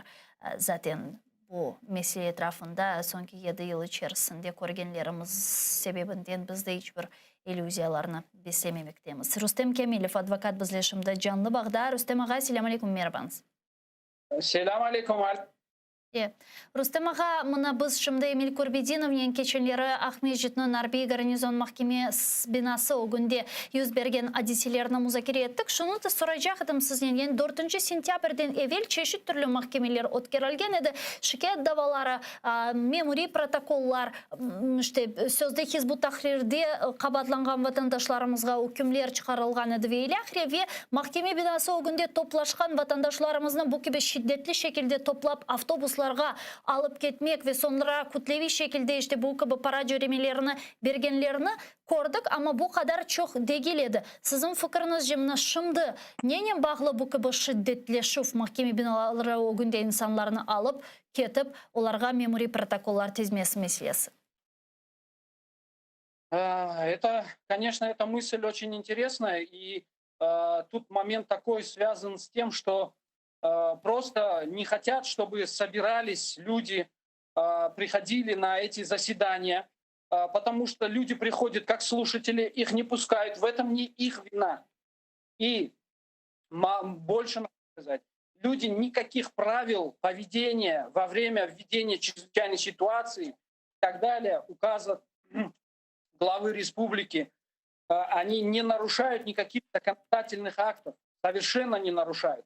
Это только мы расцениваем это именно то, что не хотят, чтобы люди собирались ни на приговоры, ни на апелляции, да и вообще ни на какие суды. То есть, чтобы это все проходило быстро, гладко, жестко, как говорится, и все. Закрыли дело, ушли. Вот. Это мы видим даже, можно аналогию проводить с нашей работой, когда следователи и полиция начинают предлагать варианты, как на базаре, да, для того, чтобы облегчить себе жизнь. Вот так скажу я. Почему? Потому что ему нужно составить протокол быстренько, ему нужно быстро провести следственные действия и так далее. Вот. Поэтому он всеми путями пытается выторговать для себя, так скажем, некую лояльность со стороны людей, которых приговаривают, на которых составляют протоколы и так далее. Поэтому это только так надо расценивать и никак по-другому. Рустем Бey, сіздің фікіріңіз жеміні 15 саат тұтмалары, садеже геже саат учте бірақмалары бұл мақсус вақытны создылар ма іште, да чоқ басқы олсын деп, яда башқа бір себеплер бар еді? Я считаю, что это было специально сделано. Это целенаправленная акция именно для подавления вот этой активности возле судов, потому что людей приходит все больше и больше. Вот. И вот они пытаются вот таким образом подавить вот это все.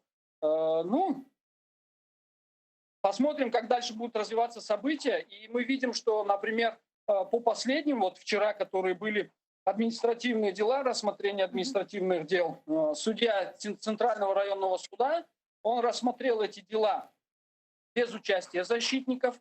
То есть он в ходатайстве о допуске защитника отказал. Вот. Поэтому здесь надо понимать, что вот это все заказной характер имеет. И то, что это тоже политически мотивированные действия. Вот. Поэтому момент, связанный со статьей даже, статья у нее санкция более жесткая. 20.2.2 это массовое нахождение, массовое мероприятие, как бы якобы неорганизованное, но в то же время имеющее единую цель. Тогда надо и на центральном рынке людей пачками загребать и привлекать по такой статье, потому что на центральном рынке, например, или на любом рынке люди тоже единой целью озадачены, приходят туда для того, чтобы купить продуктов. Вот, а здесь что? Поэтому мы эти вещи разъясняли, естественно, говорили. И сейчас будут, когда подаваться апелляционные жалобы на вчерашние, допустим, административные постановления, мы, естественно, это все укажем, покажем, расскажем суду вышестоящему. Опять, как вы правильно заметили, Гульсум Ханум, иллюзий питать, может быть, не будем, но в то же время будем это делать для того, чтобы и в дальнейшем осветить и подать в Европейский суд по правам человека и показать международному сообществу, как соблюдаются права и как используется законодательство, так скажем, когда нужно, вот так. То есть антитеррористическое используется, когда нужно. Так же самое и здесь. Указ главы республики используется для того, чтобы подавлять вот такую вот активность возле судов. Çok sağ olunuz Rüstem ağa. Bizle bağlanıp sorularımızga cevap bergeniz için Allah işlerinizde yardımcı olsun. Advokat Rüstem Kamilov bizle canlı bağdaydı. Sevgili arkadaşlar, ben ise bu programını şimdilik yekunlemek mecburiyetindeyim. Sadece 3 dakika küçük bir teneffüske geçeceğiz. Sonra ATR telekanalının yayınını Zaman informasyon programması Ukrayna dilinde devam edecek. Sonki ve en aktual haberlerini şimdi seyretiniz. Bu haberlerimiz sizlerge anlatacak. Sonra ise biz bu studiyaga qaytib yayınlarımızı devam edecekmiz. ATR ile olunuz. Görüşkence.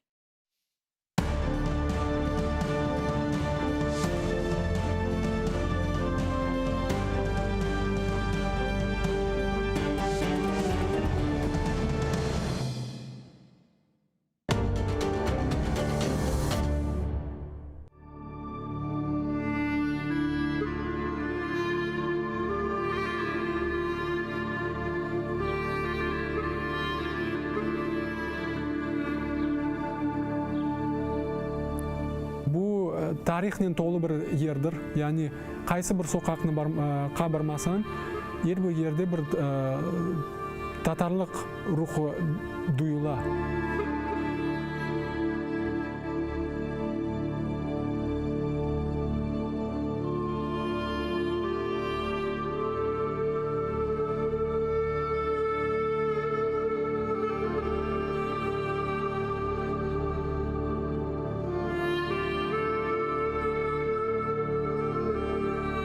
Eski keramet evçikleri, eski sokaklar, böyle başta arabaçıklar otalmagan böyle bir sokaklar, aralıklar duyula mında o vaxtları kaynaydı yaşayış.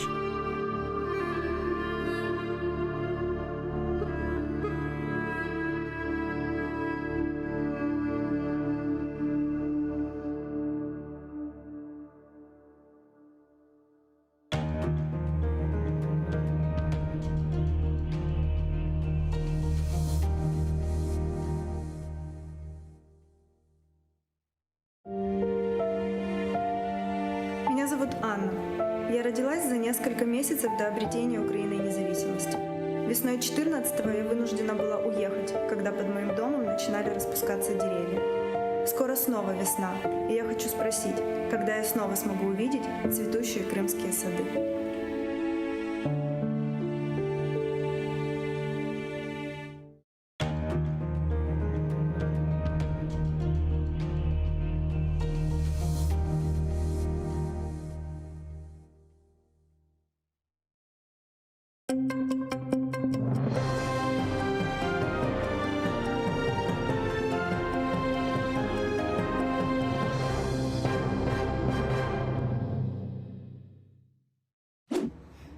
Окупанти судять кримських татар за переконання, намагаючись запрямувати ім'я народу. Про це пише перший заступник голови Меджлісу Наріман Джилял, коментуючи звинувачення в нібито диверсії на газопроводі.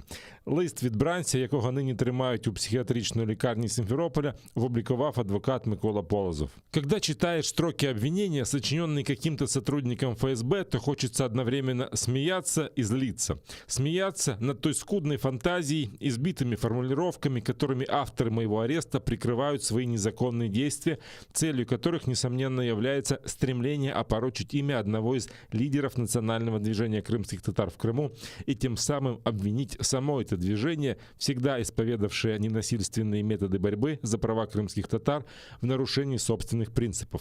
Попытаться убедить мировое сообщество, всегда поддерживающего стремление коренного народа Крыма жить мирно и развиваться на родной земле, что сотни активистов, членов органов национального самоуправления крымских татар готовы к насильственным действиям. Попытка, как по мне, заранее обреченная на провал.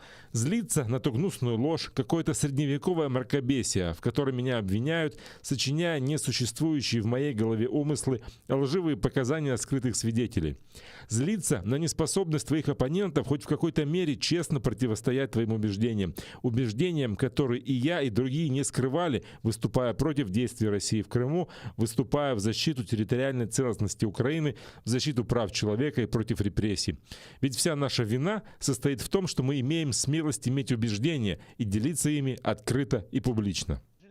Наріман Джелял не отримує звісток зовнішнього світу, а за місяць в ізоляторі втратив кілька кілограмів. Про це повідомив адвокат Микола Полозов після відвідин першого заступника голови Меджлісу психіатричній лікарні Сімферополя. Там бранець проходить стаціонарну експертизу. Після переведення Нарімана Джеляла оглянули медики, але результатів йому не повідомили. Что касается самой экспертизы, то Нариман рассказал, что за прошедшее время с ним дважды общались эксперты. Попросили рассказать о себе, о своей жизни, об отношении к уголовному делу. Сообщили, что он пробудет на экспертизе максимальный срок – 28 дней. То есть, по всей видимости, на суд по продлению меры пресечения он так и не попадет. Никаких новостей из внешнего мира он не получает. Корреспонденция в больницу не поступает в принципе. Все письма пока складируются у цензора в СИЗО. Несмотря на все эти сложности, Нариман Джелялов продолжает оставаться в хорошем расположении духа, не унывает, не опускает руки и готов бороться за свободу и справедливость. Асана Ахтемова, якого окупанти катували струмом, досі не перевели з карантину. Про це повідомила адвокат Софія Шабанова. В слідчому ізоляторі Сімферополя вона зустрілася з Азізом Ахтемовим. За словами захисниці, бранець почувається задовільно. В його камері на 6 утримують 7 в'язнів. Про свого двоюрідного брата Асана Ахтемова майже нічого не знає. Відомо лише, що його утримують у карантинній камері вже більше місяця замість зазначених 2 тижнів. Мы с Азизом предполагаем, что Асана не поднимают в обычную камеру в связи с тем, что у него еще присутствуют следы оказанных на него физических воздействий. И поэтому сотрудники СИЗО, как мы предполагаем, ждут, когда все это заживет и не останется никаких следов. Нарімана Джеляла та братів Азіза та Асана Ахтемових окупанти викрили 3 та 4 вересня. Їх безпідставно звинуватили у диверсії на газопроводі у селі Перевальне під Сімферополем. Спочатку Нарімана звинуватили у підбурюванні до диверсії, згодом звинуватили у вчиненні підриву та нібито незаконному зберіганні вибухівки. У Меджлісі цю сфабриковану справу називають помстою окупантів за саміт Кримської платформи, який відбувся у Києві 23 серпня, де серед інших брав участь і Наріман Джелял. Там впевнені, що таким чином Росія планує визнати представницький орган терористичною організацією та розпочати ще й масштабніші репресії проти кримських татар. Росія порушила міжнародне право та зневажає український суверенітет. Українська делегація закликає негайно перейти до розгляду по суті справи затриманих українських моряків. Йдеться про події 25 листопада 2018 року, коли ФСБівці захопили 24 українських моряків і військові катери «Нікополь», «Бердянськ» та буксир «Яни Капу». Представниця України Оксана Золотарьова наголосила, що Росія порушила основоположний принцип морського права, а саме імунітет військових кораблів, які гарантує Конвенція ООН. За її словами, зараз суд визначатиме юрисдикцію, а розгляд справи, по суті, займе кілька років. Ми покажемо, що те, що відбулося з нашими моряками, це не військова діяльність. Те, що вони сиділи за ґратами протягом 9 місяців, це ніяк не може вважатись військовою діяльністю. Ми покажемо, що кораблі були захоплені поза 12-мільною зоною. І ми покажемо, що Конвенція ООН з морського права розповсюджується на ці дії. Ми доведемо, що наказ Міжнародного трибуналу з морського права є обов'язковим до виконання, і Росія порушила конвенцію, не виконуючи його вчасно. Ми впевнені, що за нами правда і за нами право. Раніше слово мала російська делегація, яка заперечувала, що справу має розглядати арбітражний суд. Українська делегація назвала це спробою уникнути відповідальності, а міністр закордонних справ України Дмитро Кулеба наголосив, що суду вказали на російські маніпуляції. В понеділок російська сторона представляла свої аргументи та намагалася ввести суд і громадськість, яка стежить за процесом, в оману. Це була спроба поставити все з ніг на голову в класичному російському стилі. Проте вже вчора слово взяла українська делегація, і ми зірвали цей план Росії. Україна навела аргументи, які не дадуть Росії уникнути відповідальності. Міжнародний трибунал з морського права у травні 2019 року зобов'язав Росію негайно звільнити всіх моряків і дати їм змогу повернутися до України, а також повернути кораблі. 7 вересня між Україною та Росією відбувся обмін у форматі 35/35. Були звільнені, зокрема, 24 полонені моряки. А в листопаді того ж року в акваторії Чорного моря Росія передала Україні катери «Бердянськ», «Нікополь» та буксир «Яникапу». Окупанти застосовували артилерію в лавах українського війська без втрат. Про це повідомили у штабі Об'єднаних сил. Ворог бив з важких мінометів по оборонцях Мар'їнки та Красногорівки, а неподалік Зайцевого, Причепилівки, Новозванівки та Кримського з гранатометів різних систем, кулеметів та стрілецької зброї. Українські захисники вгамували ворожу активність вогнем у відповідь. З початку поточної доби 13 жовтня зафіксовано одне порушення режиму припинення вогню.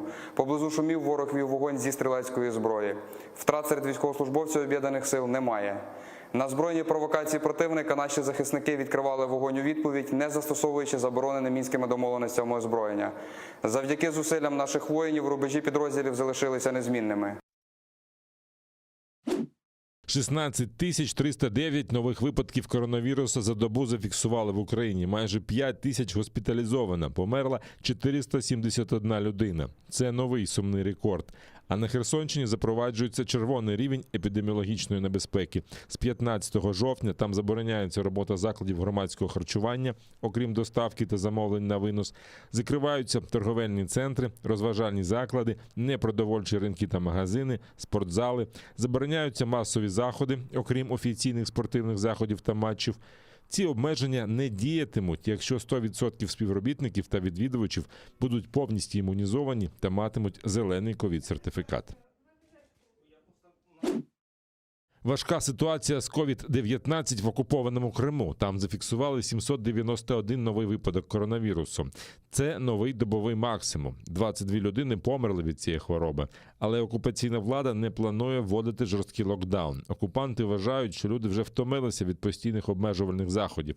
Їм пропонують дотримання масочного режиму як в транспорті, так і в місцях масового скупчення людей. На окупованому півострові зараз діють лише такі обмеження. Обов'язкова дистанційна робота працівників у віці 65 років і більше.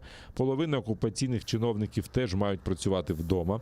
У громадському транспорті скасовано пільговий проїзд для літніх людей. Роботодавців, у яких щеплено менше 80% співробітників, зобов'язали за свій рахунок організувати тестування невакцинованих членів колективу раз на тиждень. Окупаційний глава Криму Сергій Аксьонов заявив, що прийме рішення про посилення антиковідних заходів, якщо захворюваність буде рости і надалі. Неподалік межі з окупованим Кримом перевіряли готовність протистояти диверсіям. У Генічеську тренували захист стратегічно важливих об'єктів інфраструктури та місць масового перебування людей в разі терористичної атаки. Залучені підрозділи поліції, Національної гвардії, прикордонників, СБУ та Збройних сил. Координував антитерористичний центр Служби безпеки Херсонщини. Залучили також бронетехніку та гелікоптери. Заслання на тепле Атлантичне узбережжя. Колишня окупаційна прокурорка Криму, колишня депутатка Думи Наталя Поклонська стала послом Росії в Африканській островній республіці Кабо-Верде. Указ про її призначення підписав президент Росії Володимир Путін. Сама Поклонська заявила, що 2 роки навчалася у дипломатичній академії російської МЗС. Вважає це призначення почесним, відповідальним та довгоочікуваним. Як відомо, Наталя Поклонська після окупації Криму перейшла на бік загарбника. В Україні проти неї порушена низку кримінальних справ, зокрема й за державну зраду і причетність до незаконної заборони Меджлісу. Розшукується МВС України. В Африці не сховається. Україна вже працює над затриманням Поклонської. Про це заявив речник Міністерства закордонних справ України Олег Ніколенко. Він додав, що український МЗС вже підняв перед урядом Кабо-Верде питання злочинної діяльності Поклонської. Колишня прокурор російської окупаційної адміністрації в Криму розшукується за державну зраду проти нашої держави. Вона знаходиться під санкціями України, ЄС, США, Канади та Японії. Сховатися не вийде навіть у Африці. Глобальне порушення ланцюгів постачань і зростання цін заважають світовій економіці відновитися після спаду, спричиненого пандемією. Про це повідомила головний економіст МВФ Гітта Гопінат. Глобальне відновлення триває, але воно сповільнилося через пандемію. Через дуже заразний дельта-варіант смертність від ковід у світі наближається до 5 мільйонів осіб. Ризики для здоров'я ще більші, що не дає змоги повернутися до нормального стану речей. Улітку МВФ прогнозував, що глобальне економічне зростання цього року сягне 6%. Зараз показник трохи понизили. Спалахи пандемії порушили світові ланцюги постачань і спричинили затримки та інфляцію. Загалом ризики для економіки зросли, а знайти політичні компроміси стало складніше. У порівнянні з нашим липневим прогнозом, прогноз світового зростання на цей рік було трохи знижено – до 5,9%. Для 2022-го прогноз залишився колишнім – 4,9%. Водночас, як каже Гопінат, незначні зміни у відсотках на ділі виявилися серйозною кризою для багатьох бідних стран і країн, що розвиваються. Тоді, як ми бачимо відновлення попиту, постачання повною мірою не відновилося. І це спричинило зростання інфляції. За її словами, це триватиме й наступного року. Однак зробити точніший прогноз неможливо, бо світ ще не стикався з таким процесом відновлення, де одночасно не вистачає робочої сили і спостерігається високий рівень безробіття. А ще є порти, які не встигають розвантажити контейнери. Це, на думку Гопінат, унікальна ситуація. Без грошей і роботи жителі Афганістану скаржаться на те, що з кожним днем їм все важче жити. З приходом до влади Талібану чимало компаній і виробництва закрилися, а тисячі школярок тепер замість навчання ходять на роботу. Я учениця 7-го класу в школі, але через Талібан вони не дозволяють дівчаткам відвідувати заняття після 6-го класу. Я працюю на вулиці, заробляю 60-70 центів на день. На ці гроші ми купуємо їжу, тому що мій батько безробітний. Багато афганців зараз продають все, що можна, щоб заробити хоча б на їжу. Ми живемо в злиднях. При попередніх владах у мене була робота. Я працював на фабриці, яка виробляла чисту воду і жив добре. Тепер потрібно знімати житло, але грошей немає. Вдома теж нічого немає. Я купив візок і працюю на вулиці. Мої діти продають кульки та горіхи. З виходом американського військового контингенту і приходом талібів Афганістан також позбувся допомоги міжнародних донорів. Вони забезпечували приблизно 75% державних витрат. Деякі західні країни вже розробляють план, як допомогти нужденним матеріально, оминаючи талібів. Екстрене фінансування, як передбачається, будуть розподіляти через банки безпосередньо людям, з дозволу влади, але без їх участі. Приєднуйтесь до сім'ї АТР та підпишіться на сайт нашого телеканалу. Для цього наберіть в браузері atr.ua, натисніть на кнопку «Вступити в сім'ю АТР», виберіть суму і натисніть кнопку «Підтримати АТР». Після цього заповніть дані своєї картки та електронної пошти. Оберіть регулярність платежу, погодьтеся з умовами програми та натисніть кнопку «Оплатити». Перший кримсько-татарський телеканал АТР – це максимальна та ексклюзивна інформація про Крим. Це єдиний осередок свободи слова для кримсько-татарського народу. Підписка на наш сайт – це підтримка нашої інформаційної боротьби та ваш внесок у повернення півострову додому, в Україну.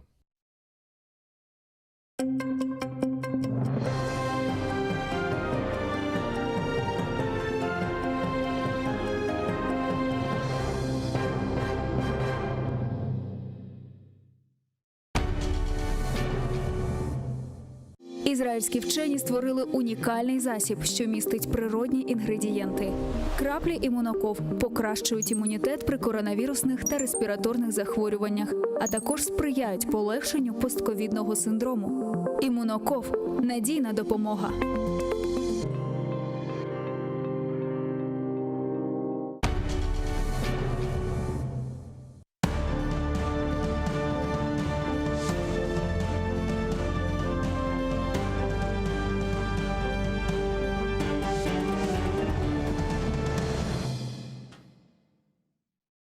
Селям алейкум, хайрлах шамлар, добрый вечер. В эфире телеканала АТР вы смотрите информационно-аналитическую программу «Бугунь». В студии для вас работаю я, Гульсум Халилова. И следующие 40 минут в этой студии с гостем мы обсудим основные новости и события сегодняшнего дня. Я напомню, что мы работаем в прямом эфире. На экраны ваших телевизоров режиссеры периодически выводят номер телефона, так что вы можете звонить к нам абсолютно бесплатно по Вайберу.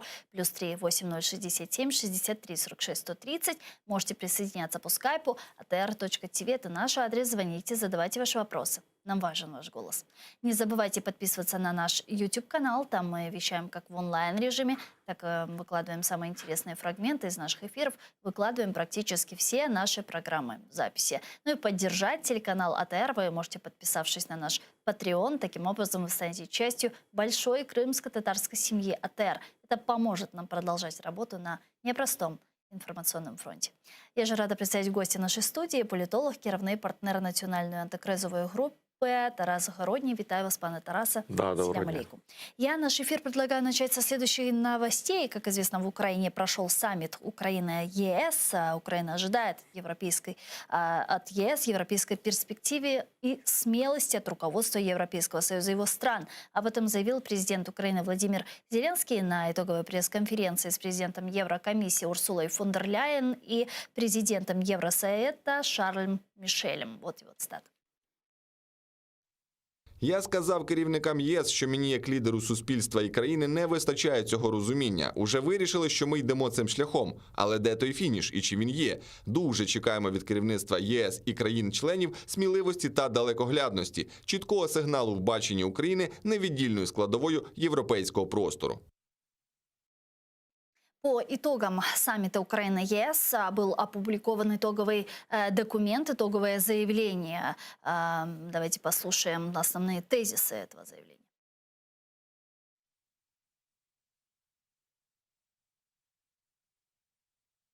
Київ і Брюссель підтверджують незмінну відданість зміцненню політичної асоціації та економічної інтеграції України з ЄС на основі угоди про асоціацію та передбаченої нею поглибленої і всеосяжної зони вільної торгівлі. ЄС визнає європейські прагнення України та вітає її європейський вибір, як це закріплено в угоді про асоціацію. Саме її ефективна імплементація має привести до подальшої поступової економічної інтеграції України до внутрішнього ринку ЄС. Брюссель відзначив значний прогрес, досягнутий Україною в процесі реформування. Київ погодився з необхідністю подальшого посилення цих зусиль. Серед реформ, на яких акцентує ЄС, історичне відкриття ринку сільськогосподарських земель в Україні, всебічне та послідовне впровадження судової реформи, що залишається життєво важливим для зміцнення стійкості України та її майбутнього успіху, відновлення кримінальної відповідальності за недостовірне декларування майна. ЄС закликає Україну до подальших зусиль задля забезпечення незалежного та ефективного функціонування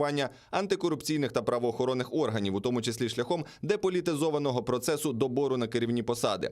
Водночас ЄС привітав зусилля України, її відданість боротьбі з впливом приватних інтересів, деолігархізація, у тому числі шляхом прийняття відповідного закону. Україна та єС рішуче засуджують очевидне порушення суверенітету та територіальної цілісності України внаслідок агресії російських збройних сил, починаючи з лютого 2014 року. ЄС не визнає та продовжуватиме засуджувати незаконну анексію Криму, посилення мілітаризації півострова, серйозне погіршення там ситуації з правами людини, а також проведення виборів до Державної думи Російської Федерації. Київ та Брюссель закликали до негайного звільнення всіх незаконно утримуваних та ув'язнених осіб на Кримському півострові та в Росії, включаючи кримсько-татарських активістів. ЄС вітає започаткування Кримської платформи, а також підтримує реалізацію положень її спільної декларації. Пане Тарасе, на ваш взгляд, саммит Украина-ЕС прошел успешно? Ну, смотрите, знаете, я, конечно, читал все эти красивые слова, все хорошо написано, знаете, как говорил великий дипломат Толеран, язык дан дипломату для того, чтобы прятать настоящие намерения. Да, все это хорошо рассказано. Так, и что вы прочитали между строк? Но я хотел бы как бы конкретики все-таки от наших уважаемых европейских партнеров. Например, первый вопрос по газу. Там, да, так вы у нас забираете транзит, там, да, что вы будете делать? Наказывать вы Российскую Федерацию сейчас будете или нет? Потому что вы обещали, например, американцам, что когда русские будут использовать газ в качестве энергетического оружия, вы будете предпринимать санкции или давить на них. Что-то я не вижу никаких санкций. Да, то есть мы видим такой, знаете, красивый междусобойчик, когда вопрос с Северным потоком, это раз, это в первую очередь бьет по нашей безопасности. Ну, да? просто непонятно, кто решает, что является политическим оружием, а что Вот нет. вы правильный вопрос задали. То есть, знаете, вот эти все красивые расплывчатые фразы, которые вот умеют красиво нам рассказывают наши уважаемые европейские партнеры, там без конкретики и без этого, по многим вопросам. Относительно зоны свободной торговли у меня тоже есть много вопросов. Да, имеют ли равноценный доступ, например, к тендерам в Европейском Союзе украинские производители, такой же доступ, как имеют европейские производители? Нет, они не имеют. Да, украинские производители не могут принимать участие, получать тендера без требования так называемой локализации производства. То есть, если, условно говоря, вы приходите в европейскую страну, вам первый вопрос: ты производство тут будешь открывать или не будешь? Если не будешь, то до свидания. То есть там это невозможно, а у нас они это нам запрещают это делать. Тут там закон про локализацию производства, например, они категорически против, потому что, как бы, я считаю, это неравноценные отношения, это не партнерские отношения. Или требования, например, снятия мораторий на экспорт леса-кругляка в Европу. То есть давайте нам сырье, ваших рабочую силу, а мы там это называем зоной свободной торговли. Это не зона свободной торговли. Это, знаете, как бы тут форма не соответствует содержанию. Да? Соответственно, ну, как бы так. Я вижу, что Украина начинает все-таки отстаивать, в первую очередь, свои национальные интересы в экономической сфере. По крайней мере, уже разговоры уже идут очень упорно. Поэтому, ну, вы приехали, поговорили. Ну, в очередной раз заявили о том, что они против репрессий на Крымском полуострове. И, знаете, риторический украинский вопрос. И что? И что? Вы арестовываете счета, там, да, вы усиливаете санкции, например, против Российской Федерации на поведение на оккупированной территории. Вы наказываете Российскую Федерацию за нарушение Женевской конвенции 1949 года, где четко написано, что такое оккупированная территория, какие принципы там есть. Запрет на призыв в армию, например, замещение населения. Там же происходит в полный рост. Там, да? То есть, и что? Вот и что? Знаете, я хотел бы увидеть уже от европейцев, особенно от европейцев, хотя я от них особо ничего не ожидаю. Думаю, что уровень проникновения российского влияния на Европейский Союз достаточно высокий. И как бы вот эти все вот разговоры, знаете, ну, саммит такой, знаете, договорились договариваться, о чем непонятно. Ну а ведь с другой стороны, когда мы ждем от наших западных партнеров каких-то более активных или даже более радикальных действий в отношении России, мы ждем какой-то конкретики относительно вступления Украины в Европейский Союз, разве мы со своей стороны не должны показывать пример и показывать свою готовность на фоне реформирования, к примеру, ряда секторов, на которых у нас прослеживается определенная стагнация? Это антикоррупционная реформа, это корпоративная реформа, судебная реформа. Смотрите. То есть от нас же тоже ждут, правильно? Давайте по активных пунктам. действий. Да, что значит нету у нас реформ антикоррупционного? Антикоррупционные структуры, созданные при поддержке, в том числе наших иностранных посольств, не работают. Но руководителя САП все еще нет. Подождите, у нас вон Сытник живет и процветает, там, да, результатов ноль. Даже по тем вопросам, которые уже были. Я бы уже вообще провел аудит того, что понаделывали, и потому что претензии к Украине в данном случае, я считаю, необоснованными. Что значит, вы контролируете, и вы создали же Высший антикоррупционный суд с международными экспертами, все же красиво. Это поступает господин Сытник, ему уже не нравится Высший антикоррупционный суд. Кто тут виноват? Вот у меня, знаете, украинцы тоже должны уметь задавать вопросы. Там, да? Или, например, по корпоративному управлению. Хорошо написано, хорошо сказано. Извините, была эта наглядова рада нефтегаза, провалено, все, что возможно. Провалена внутренняя добыча. Сейчас из-за этого у нас проблема. Если бы у нас согласно ихним планам, которые они красиво нам расписывали, знаете, 5 лет назад, у нас уже должно быть 20 Кстати, об миллиардов. этом говорит только Ветренко. Не, ну Ветренко, я говорю об этом тоже.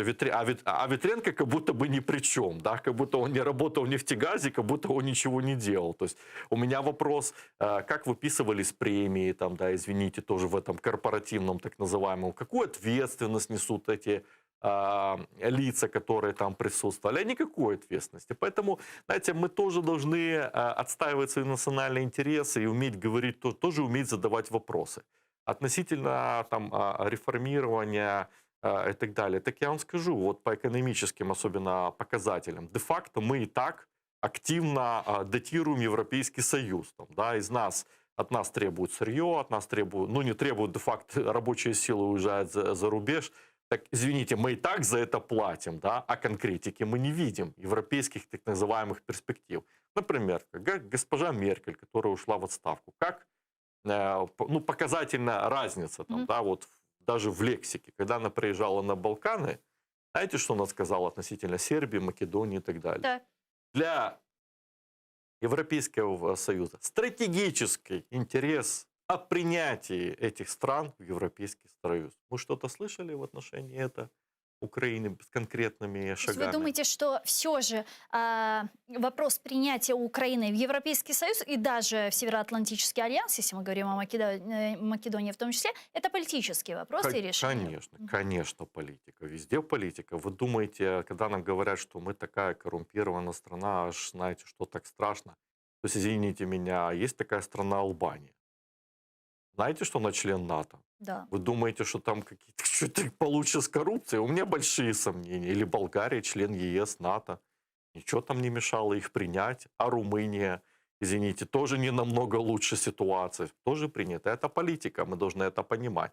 По НАТО я вообще не верю. К сожалению, пока у нас не решен вопрос с целостностью наших границ. К сожалению, говорить о вступлении в НАТО, ну, пока нет смысла. Второе.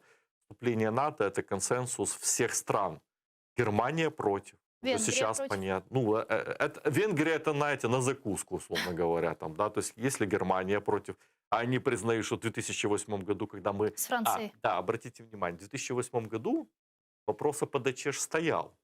Так он чуть ли был уже не решен, если бы не Германия и Франция. А в каком состоянии у нас была борьба с коррупцией на тот момент?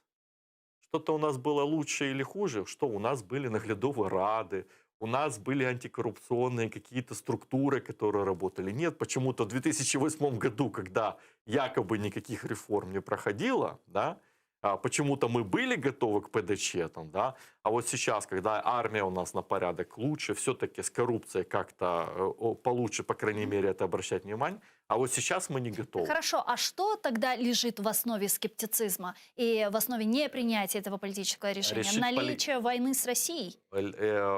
По НАТО, конечно же, это война с Российской Федерацией, когда они, ну, во-первых, нестабильность границ. То есть, когда наши западные партнеры говорят о том, что в уставе НАТО не написано, что если идет война... Так Байден об этом сказал. Не, это все красиво там, да, знаете, вот всегда в политике особенно надо смотреть не то, что говорится, а то, что делается. Там, да? То есть, если мы обратим внимание, что ни одна страна в НАТО, которая претендовала, не имела проблем с границами. Почему? Потому что, как вот выступал Болтон, бывший советник Трампа, он четко сказал, что НАТО – это структура, которая направлена на предотвращение войны, на предотвращение, а не вступление в войну. Я вам скажу на простом примере. Там, да, вот теоретически, вот завтра нас принимают в НАТО. Да, российские войска в Крыму – это уже начало войны с Россией или не начало войны с Россией? Простой вопрос. Или стрельба на Донбассе. Это то уже есть... весь блок НАТО уже из этой логики они исходят. То есть как это будет, да, допустим, если мы предположим, что Украина вступает в Североатлантический альянс, то есть они оставляют Крым и Донбасс за скобками и говорят, что мы защищаем материковую часть Украины, а вот Крым и Донбасс не входят в коллективную безопасность НАТО, или как это будет? Нет, смотрите. Ну вот какую формулу они Это вы очень правильный вопрос задаете, очень правильный вопрос. Только в одном случае, если Украина официально откажется от Крыма и от Донбасса. Это никогда не будет. Вот так вы отвечаете на вопрос. Поэтому этого никогда не будет, соответственно, вопрос будет подвешен. Почему? Знаете, пример есть одной страны, которые показывают, что почему это не происходит. Грузия. Грузия уже выполнила все критерии НАТО. Они даже референдум провели. Но там есть вопрос, как в Украине, оккупированная Абхазия и оккупированная Южная Осетия. Пане Тарасе, мы вернемся к этой беседе. Я предлагаю подключить к нашему эфиру Анатолія Романюка, професора, завідувача кафедри політології Львівського національного університету з Львіву. Він зараз з нами на прямому зв'язку. Пане Анатолію, вітаємо вас. Сілям алейкум. Добрый вечер. Да, а вот сейчас как раз обсуждаем итоги саммита Украина и ЕС. На ваш взгляд, все же какие-то конкретные месседжи, конкретные результаты по итогам этого саммита мы получили? Или мы услышали исключительно декларативные заявления, которые не несут за собой какой-либо конкретики и конкретных решений действий? Ну, на мою думку, ми маємо і одне, і друге. Тобто, по-перше, традиційно, якщо ми подивимося, це 23-й саміт, якщо ми подивимося на попередні саміти, то за результатами самітів було підведення підсумків, що саміт відбувся. Ми говорили про європейську перспективу України, вона певною мірою, певними словами була підтверджена. Цей саміт, який відбувся, він мав декілька речей, на мою думку, вже конкретних. Тобто розмова від декларації трошки просунулась вперед і значною мірою з боку України. По-перше, ми отримали відкрите небо, про яке ми говоримо вже дуже довго. Тобто фактично 14 років ми постійно чекаємо, коли це буде відкрито. Крім цього, ми отримали ряд угод, які, можливо, не є настільки проривними, але вони є важливими. Це угоди пов'язані з Євроатомом, і це угоди підключення до дослідницьких програм або розширення на Україну дослідницьких програм, і щодо креативних програм, і розмови про те, що ми чекаємо, будемо продовжувати працювати над промисловим безвізом. Тобто, на мою думку, саміт показав, що ми від загальної декларації намагаємось перейти до конкретних речей. І вони певною мірою вже є. З цієї точки зору я вважаю, що саміт був не таким, скажімо, звичайним, який ми можемо зарахувати до всіх попередніх самітів. Вместе с этим, до еще проведения саммита активно педалировался вопрос размещения на территории Украины военно-тренировочного лагеря Европейского Союза. Как вы считаете, какова вероятность того, что такая миссия на территории Украины в ближайшей перспективе появится? Ну, розумієте, і що стосується НАТО, і що стосується Європейського Союзу, Європа дуже так обережно і толерантно дивиться в сторону Росії. Тобто вони роблять свою роботу, але роблять її дуже обережно. Я думаю, що питання цих тренувальних баз, воно є на порядку денному, воно обговорюється. І я думаю, що найближчим часом до нього ще вони повернуться. Але в один кошик все разом вони не захотіли складати. Угу. Дякую вам дуже, пане Анатолію. Чох сагну, что нашли время и подключились к нам в эфир, ответив на наши вопросы. Анатолій Романюк, професор, завідувач кафедри політології Львівського національного університету з Львіву, був з нами на прямому зв'язку. Пане Тарас, а я предлагаю перейти к следующим не менее важным новостям. У президента России Владимира Путина допустили восстановление постоянных контактов с США по урегулированию ситуации на Донбассе, в частности, на уровне заместителя главы администрации президента РФ Дмитрия Козыка и заместителя госсекретаря США Виктории Нуланд. Об этом сообщил пресс-секретарь Путина Песков. Вот его цитата.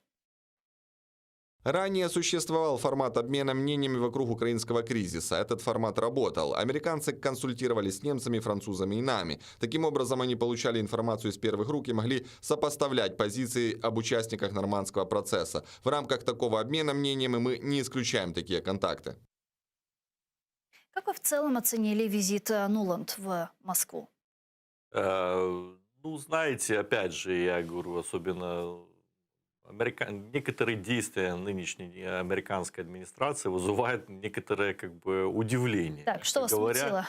Не только, ну, то, что говорится одно, делается совершенно другое. Как бы эти вопросы задаю не только я, это задаю даже в Америке. Как бы этот был вопрос задан, знаете, когда на CNN после встречи Байдена с Путиным вышла, CNN, обычно демократическая партия тяготеет аудитории, задал вопрос, получил ли все Путин от Байдена все, что хотел. То есть, как бы там мы видим такое, как бы, то есть, такие достаточно, ну, например, по Северному потоку позиции. Да. Трамп остановил уже Северный поток, остановил на 1,5 года. Да, де-факто они требовали внедрения санкций.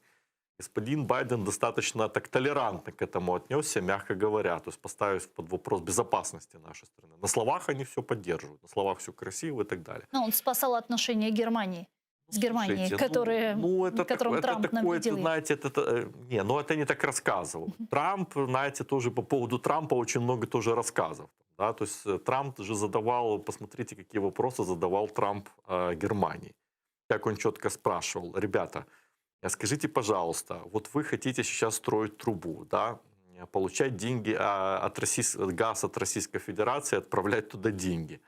А при этом вы потом приходите к нам и просите нас защитить от Российской Федерации. То есть вот как бы вот что его было требование. Там же вопрос, они же не выполняют нормативы НАТО относительно финансирования обороны. То есть американцы тянут на себе всю как бы безопасность, а при этом получается как бы, что от России якобы, а деньги при этом они туда платят достаточно большие. То есть вот какая была позиция.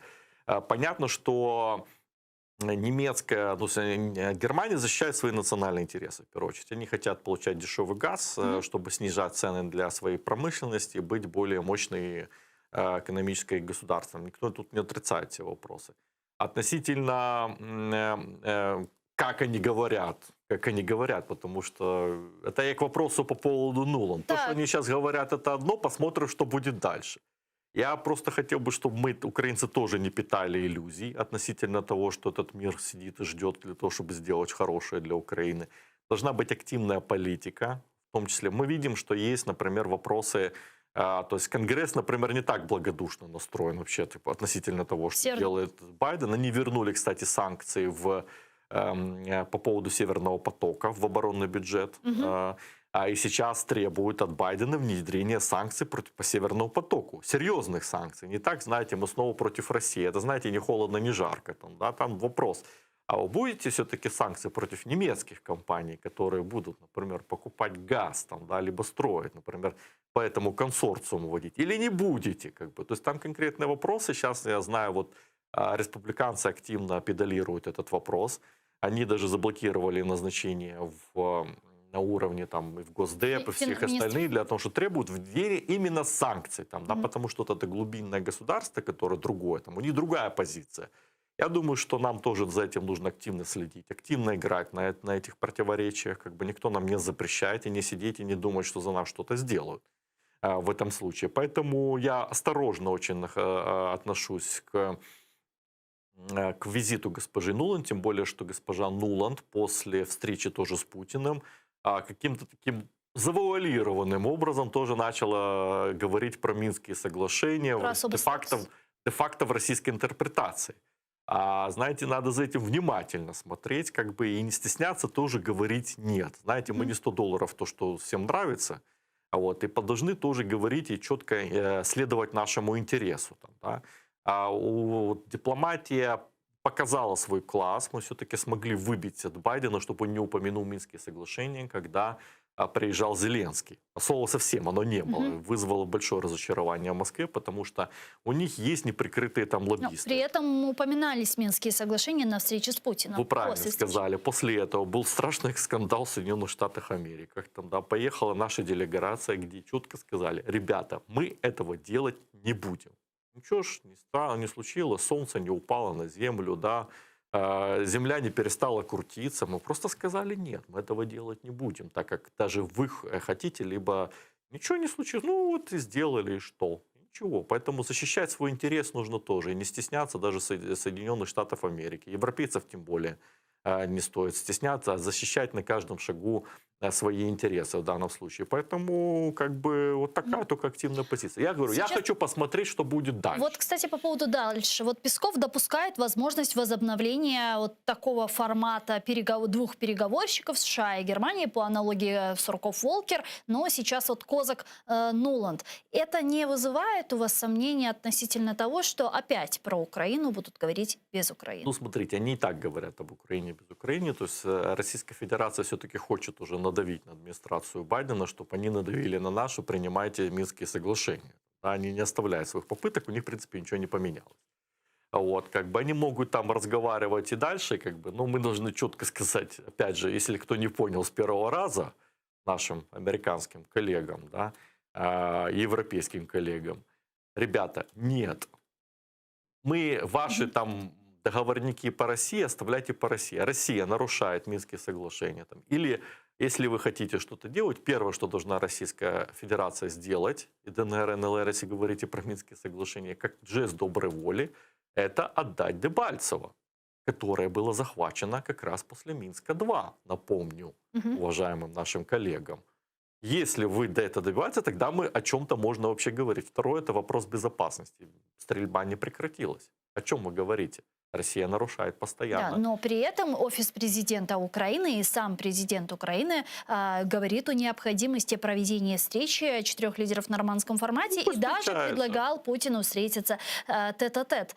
Как вы считаете, в ближайшей перспективе, учитывая нынешнюю международную конъюнктуру и не только, вообще реальна такая встреча или нет? Тут вопрос о чем, что обсуждать. О чем говорить? Да, Путин уже давно, российская администрация выдвинула кучу требований. Да. Во-первых, они не хотят обсуждать Крым.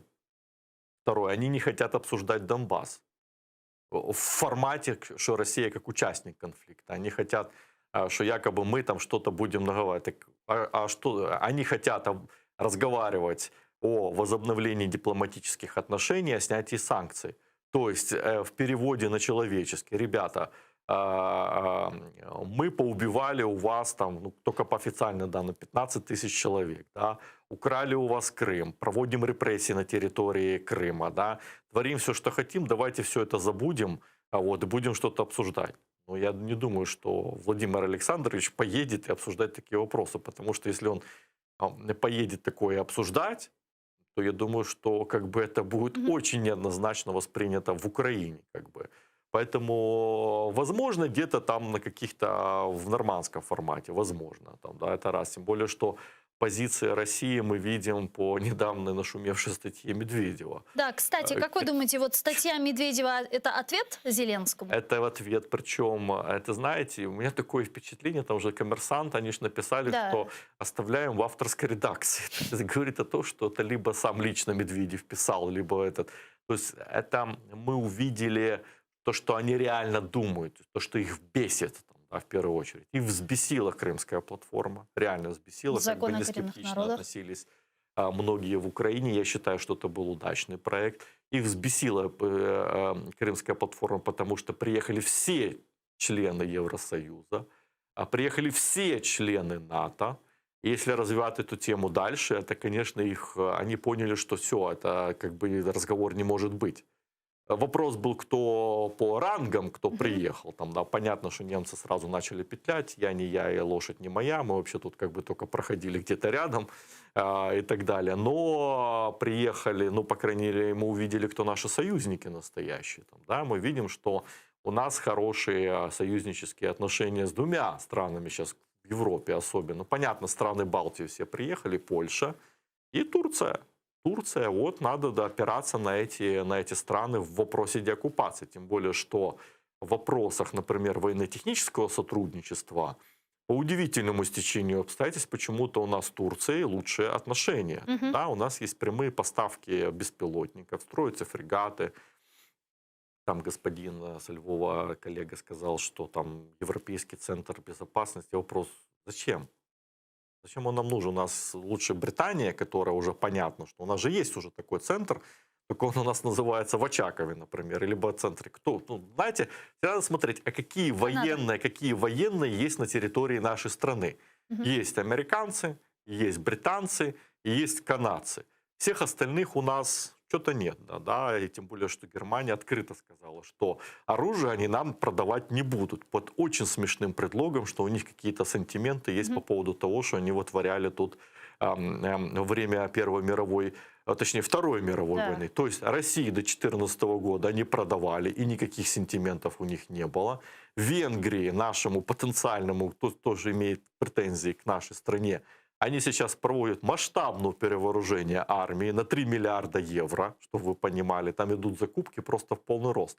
А вот в Украину, оказывается, у них какие-то сантиметры. Ну, ребята, ну это не разговор. То есть Крымская платформа очень сильно их, как господин Медведев сказал, ублюдочная крымская платформа. Их еще взбесил закон о коренных народах, когда крымские татары были признаны коренным народом Крыма. Это тоже их, он сказал, дебильный он это назвал, ну, цитирую, как бы, ну, это лексика, как бы, бывшего президента.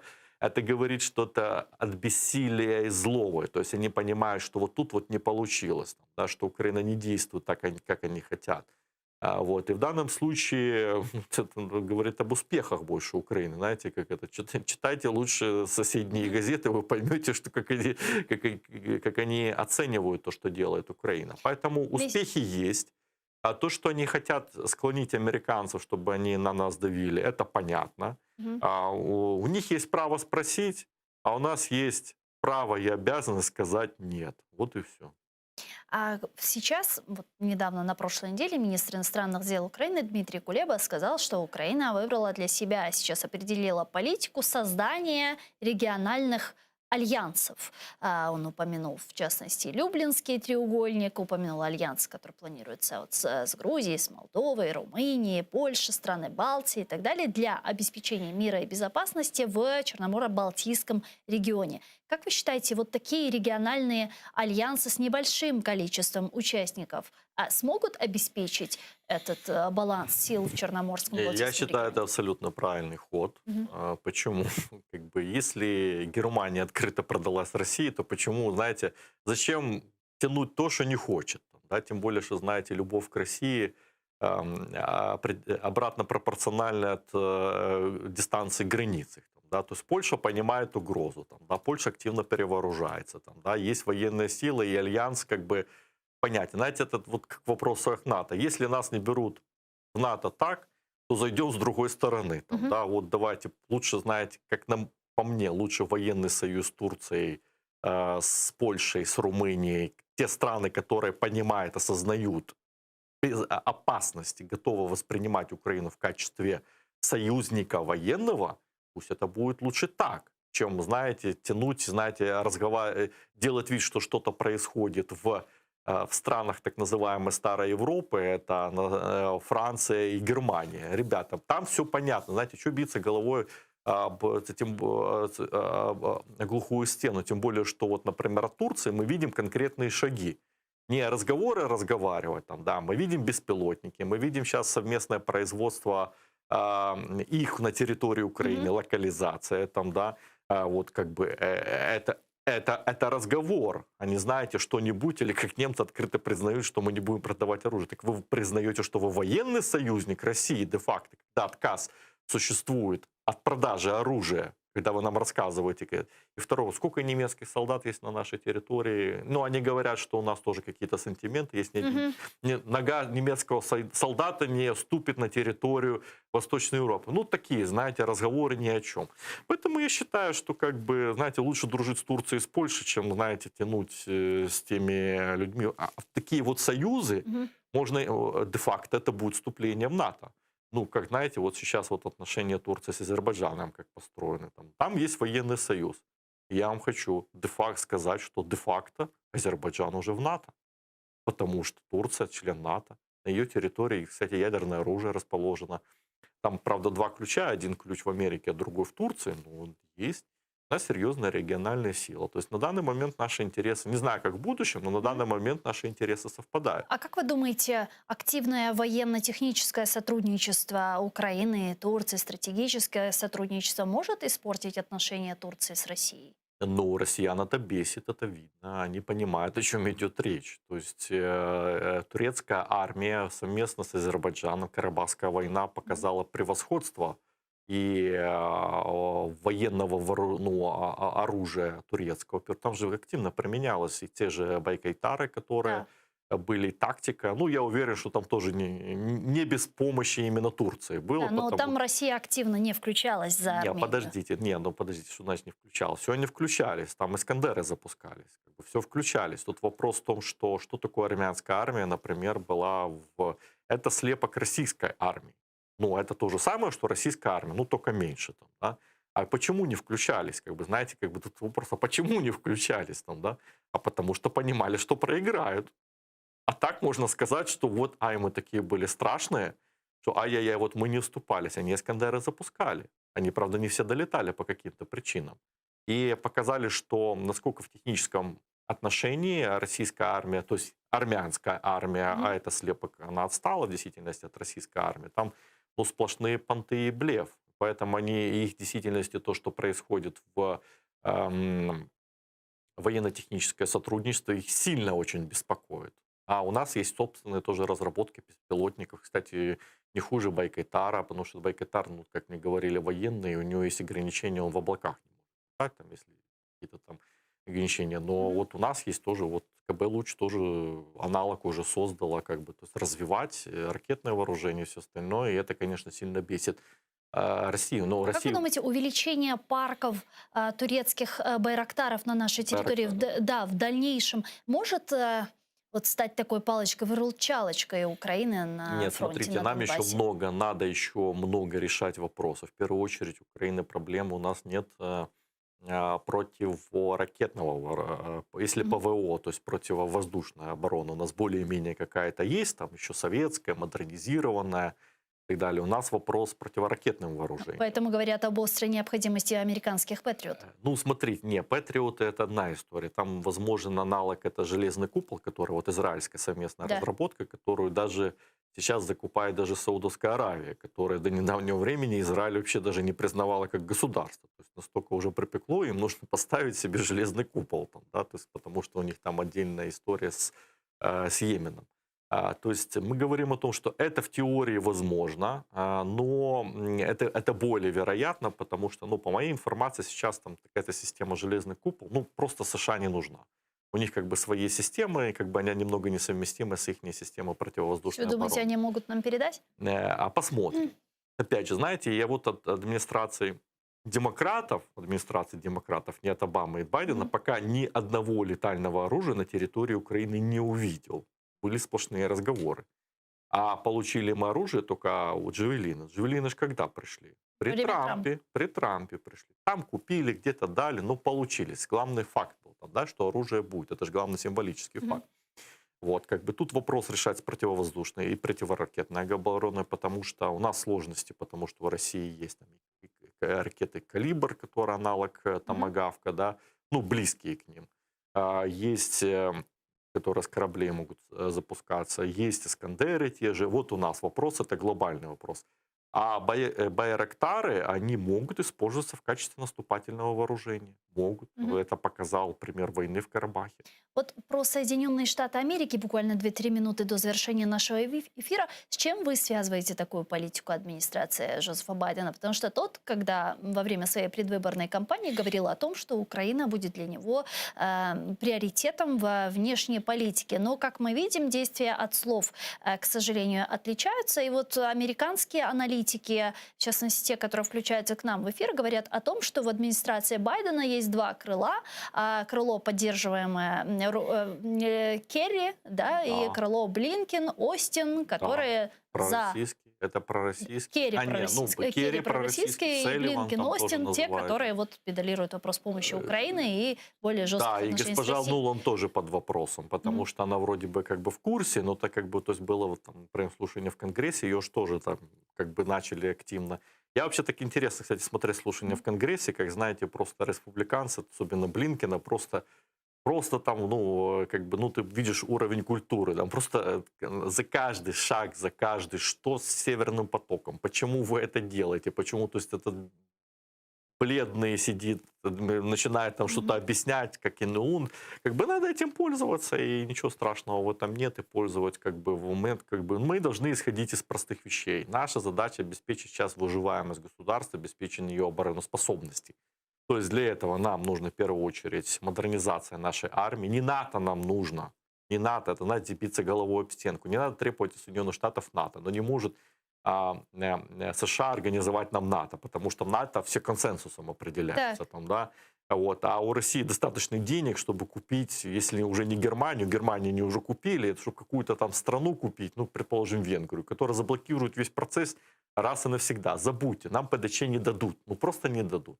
А вот оружие, модернизацию, это можно организовать. Там, да? Если не напрямую через американцев, ну давайте через Турцию зайдем. Кто вам сказал, что так невозможно сделать? Хотя у них тоже, кстати, не совсем тоже простые отношения. Там, да?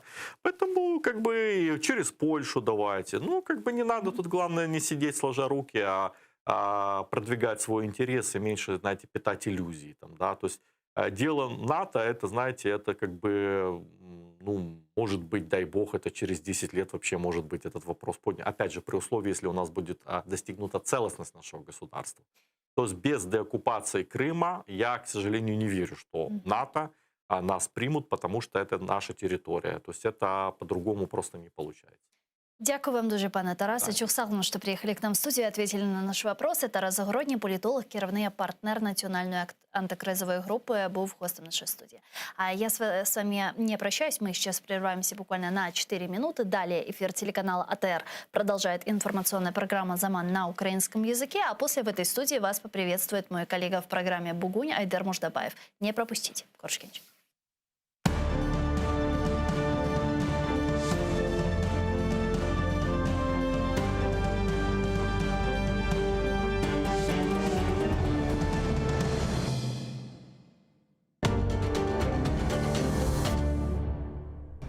Ровно 100 лет назад была образована Крымская автономная Советская Социалистическая Республика. В ней провозглашались принципы приоритетного развития национальных групп полуострова, прежде всего коренного народа Крыма – крымских татар, которые на протяжении более 3 столетий имели свою государственность в Крыму и предприняли попытку ее возродить в 1917 году. Государственность крымско-татарского народа, история и современность. Каким будет будущее Крыма? Готово ли сегодняшнее политическое руководство Украины вносить изменения в 10-й раздел Конституции Украины об образовании крымско-татарской национально-территориальной автономии? Какой она должна быть и что для этого нужно? 17 октября в 20:00 ток-шоу «Мост». Не пропустите.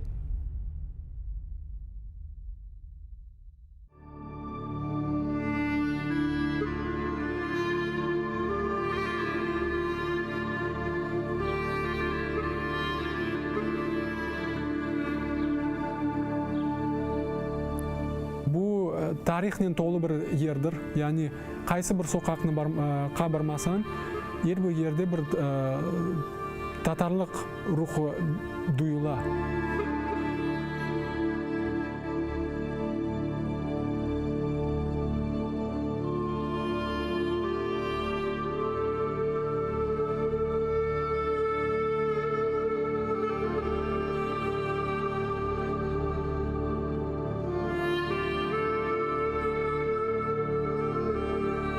Eski keramet evçikleri, eski sokaklar, böyle başta arabaçıklar otalmagan böyle bir sokaklar, aralıklar duyula mında o vakitleri kaynaydı yaşayış.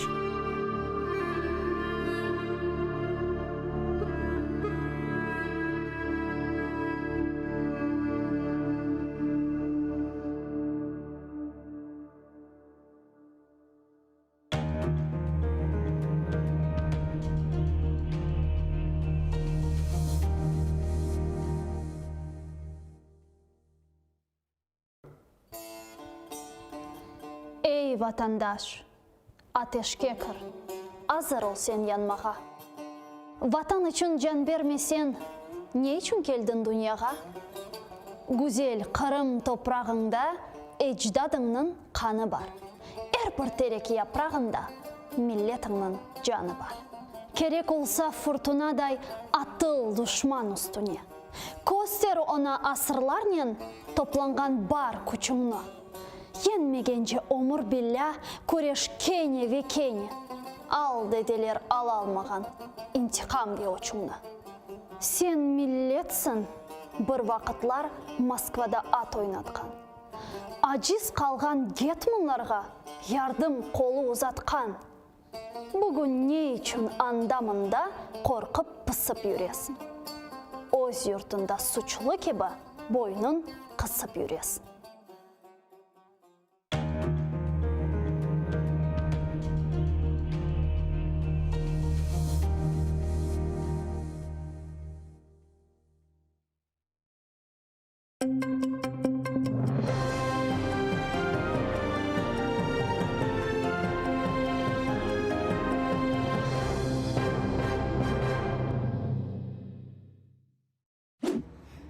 Окупанти судять кримських татар за переконання, намагаючись запрямувати ім'я народу. Про це пише перший заступник голови Меджлісу Наріман Джелял, коментуючи звинувачення в нібито диверсії на газопроводі.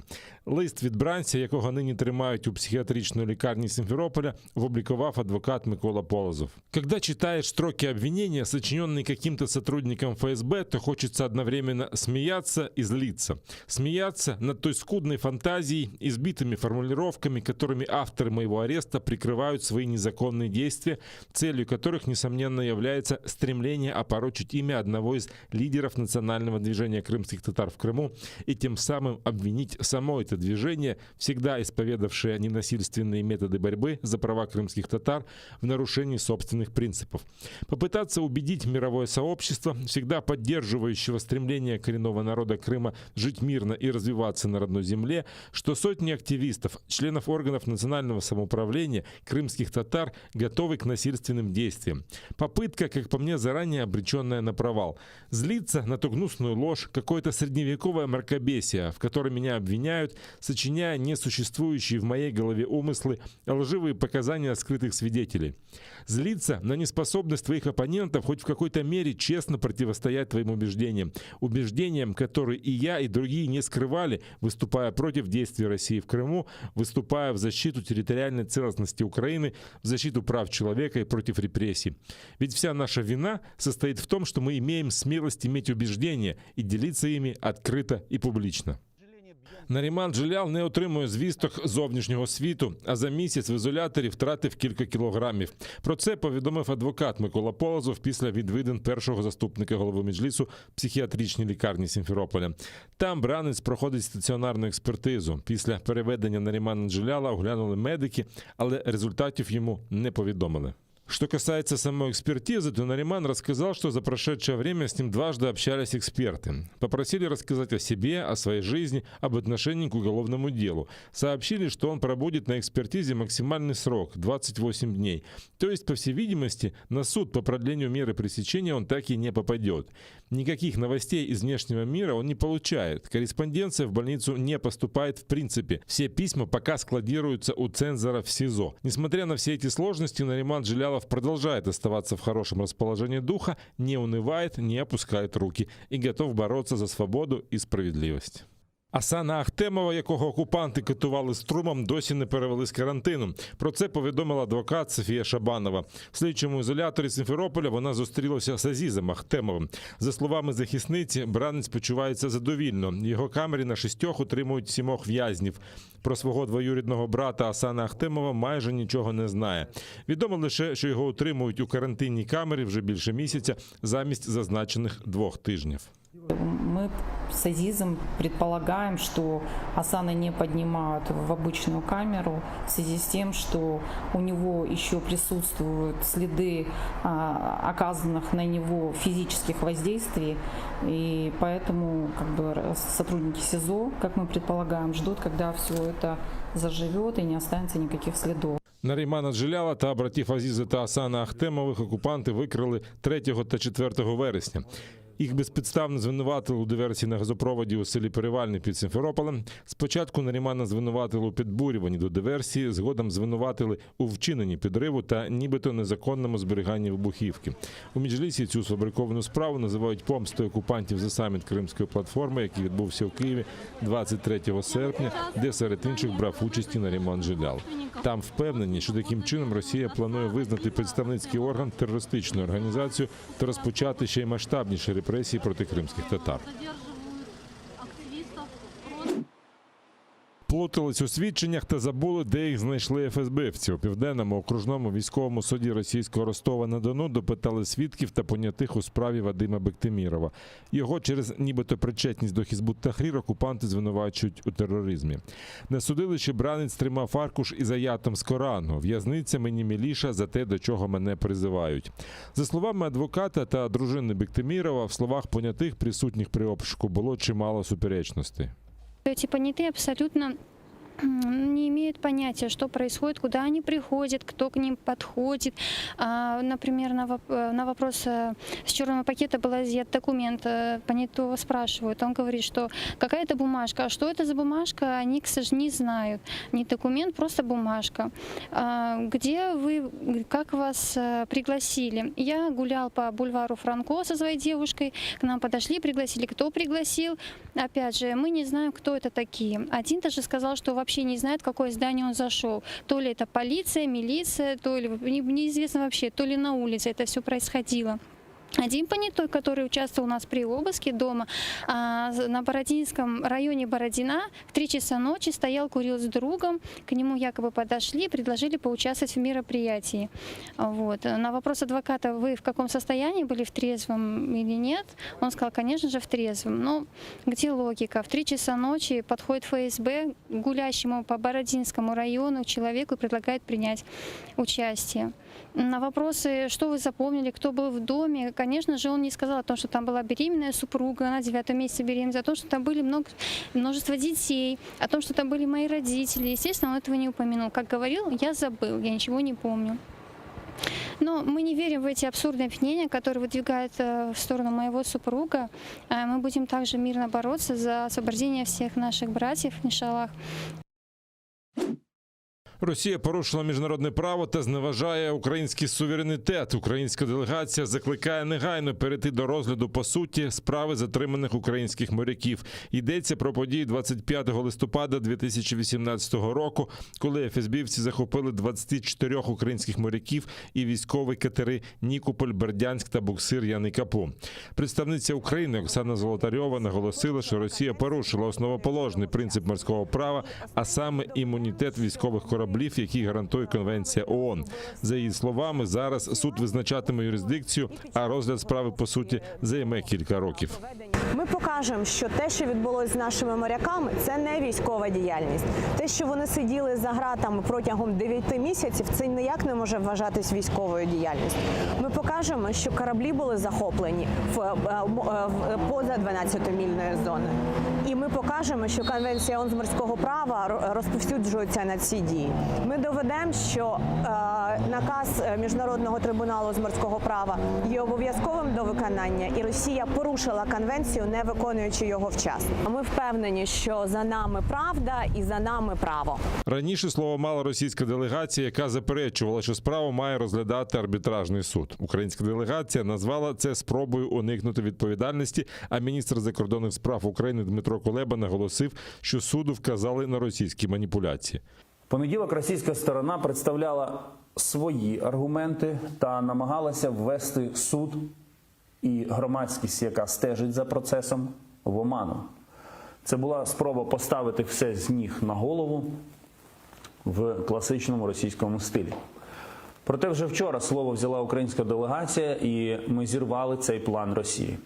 Україна навела аргументи, які не дадуть Росії уникнути відповідальності. Міжнародний трибунал з морського права у травні 2019 року зобов'язав Росію негайно звільнити всіх моряків і дати їм змогу повернутися до України, а також повернути кораблі. 7 вересня між Україною та Росією відбувся обмін у форматі 35/35. Були звільнені, зокрема, 24 полонені моряки. А в листопаді того ж року в акваторії Чорного моря Росія передала Україні катери «Бердянськ», «Нікополь» та буксир «Яни Капу». 16 309 нових випадків коронавірусу за добу зафіксували в Україні. Майже 5 тисяч госпіталізовано. Померла 471 людина. Це новий сумний рекорд. А на Херсонщині запроваджується червоний рівень епідеміологічної небезпеки. З 15 жовтня там забороняється робота закладів громадського харчування, окрім доставки та замовлень на винос. Закриваються торговельні центри, розважальні заклади, непродовольчі ринки та магазини, спортзали. Забороняються масові заходи, окрім офіційних спортивних заходів та матчів. Ці обмеження не діятимуть, якщо 100% співробітників та відвідувачів будуть повністю імунізовані та матимуть зелений ковід-сертифікат. Важка ситуація з COVID-19 в окупованому Криму. Там зафіксували 791 новий випадок коронавірусу. Це новий добовий максимум. 22 людини померли від цієї хвороби. Але окупаційна влада не планує вводити жорсткий локдаун. Окупанти вважають, що люди вже втомилися від постійних обмежувальних заходів. Їм пропонують дотримання масочного режиму як в транспорті, так і в місцях масового скупчення людей. На окупованому півострові зараз діють лише такі обмеження. Обов'язкова дистанційна робота працівників у віці 65 років і більше. Половина окупаційних чиновників теж мають працювати вдома. У громадському транспорті скасовано пільговий проїзд для літніх людей. Роботодавців, у яких щеплено менше 80% співробітників, зобов'язали за свій рахунок організувати тестування невакцинованих членів колективу раз на тиждень. Окупаційний глава Криму Сергій Аксьонов заявив, що прийме рішення про посилення антиковідних заходів, якщо захворюваність буде рости і надалі. Неподалік межі з окупованим Кримом перевіряли готовність протистояти диверсіям. В Генічеську тренували захист стратегічно важливих об'єктів інфраструктури та місць масового перебування людей в разі терористичної атаки. Залучені підрозділи поліції, Національної гвардії, прикордонників, СБУ та Збройних сил. Координував антитерористичний центр Служби безпеки Херсонщини. Залучили також бронетехніку та гелікоптери. Заслання на тепле Атлантичне узбережжя. Колишня окупаційна прокурорка Криму, колишня депутатка Думи Наталя Поклонська стала послом Росії в Африканській островній республіці Кабо-Верде. Указ про її призначення підписав президент Росії Володимир Путін. Сама Поклонська заявила, що 2 роки навчалася у дипломатичній академії російської МЗС. Вважає це призначення почесним, відповідальним та довгоочікуваним. Як відомо, Наталя Поклонська після окупації Криму перейшла на бік загарбника. В Україні проти неї порушена низку кримінальних справ, зокрема й за державну зраду і причетність до незаконної заборони Меджлісу. Розшукується МВС України. В Африці не сховається. Україна вже працює над затриманням Поклонської. Про це заявив речник Міністерства закордонних справ України Олег Ніколенко. Він додав, що український МЗС вже підняв перед урядом Кабо-Верде питання злочинної діяльності Поклонської. Колишня прокурор російської окупаційної адміністрації в Криму розшукується за державну зраду проти нашої держави. Вона знаходиться під санкціями України, ЄС, США, Канади та Японії. Сховатися не вийде навіть у Африці.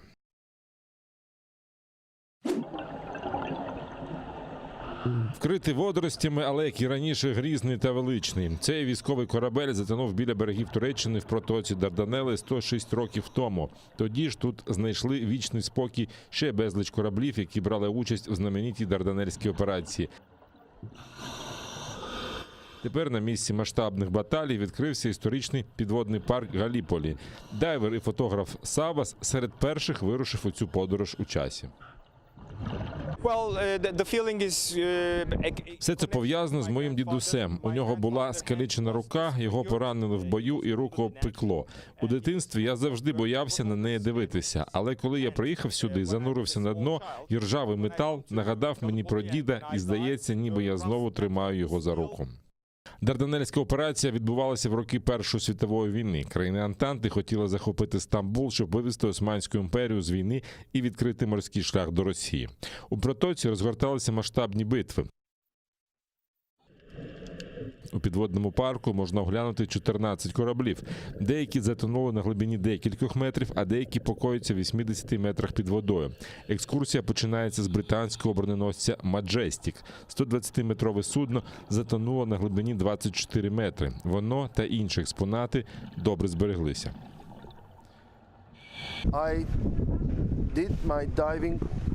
Я пірнав майже на всіх ділянках і дуже схвильований. Побачивши затонулі кораблі, я немов пережив момент їх загибелі і відчув тяготи війни.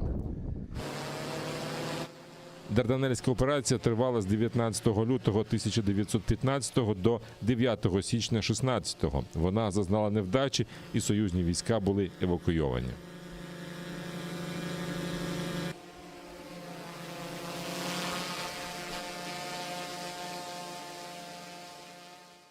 Приєднуйтесь до сім'ї АТР та підпишіться на сайт нашого телеканалу. Для цього наберіть в браузері atr.ua, натисніть на кнопку «Вступити в сім'ю АТР», виберіть суму і натисніть кнопку «Підтримати АТР». Після цього заповніть дані своєї картки та електронної пошти. Оберіть регулярність платежу, погодьтеся з умовами програми та натисніть кнопку «Оплатити». Перший кримсько-татарський телеканал АТР – це максимальна та ексклюзивна інформація про Крим. Це єдиний осередок свободи слова для кримсько-татарського народу. Підписка на наш сайт – це підтримка нашої інформаційної боротьби та ваш внесок у повернення півострову додому, в Україну.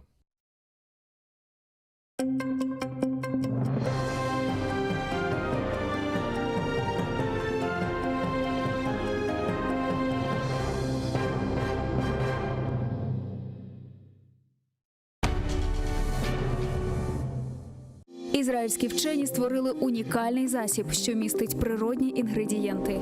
Краплі імуноков покращують імунітет при коронавірусних та респіраторних захворюваннях, а також сприяють полегшенню постковідного синдрому. Імуноков – надійна допомога.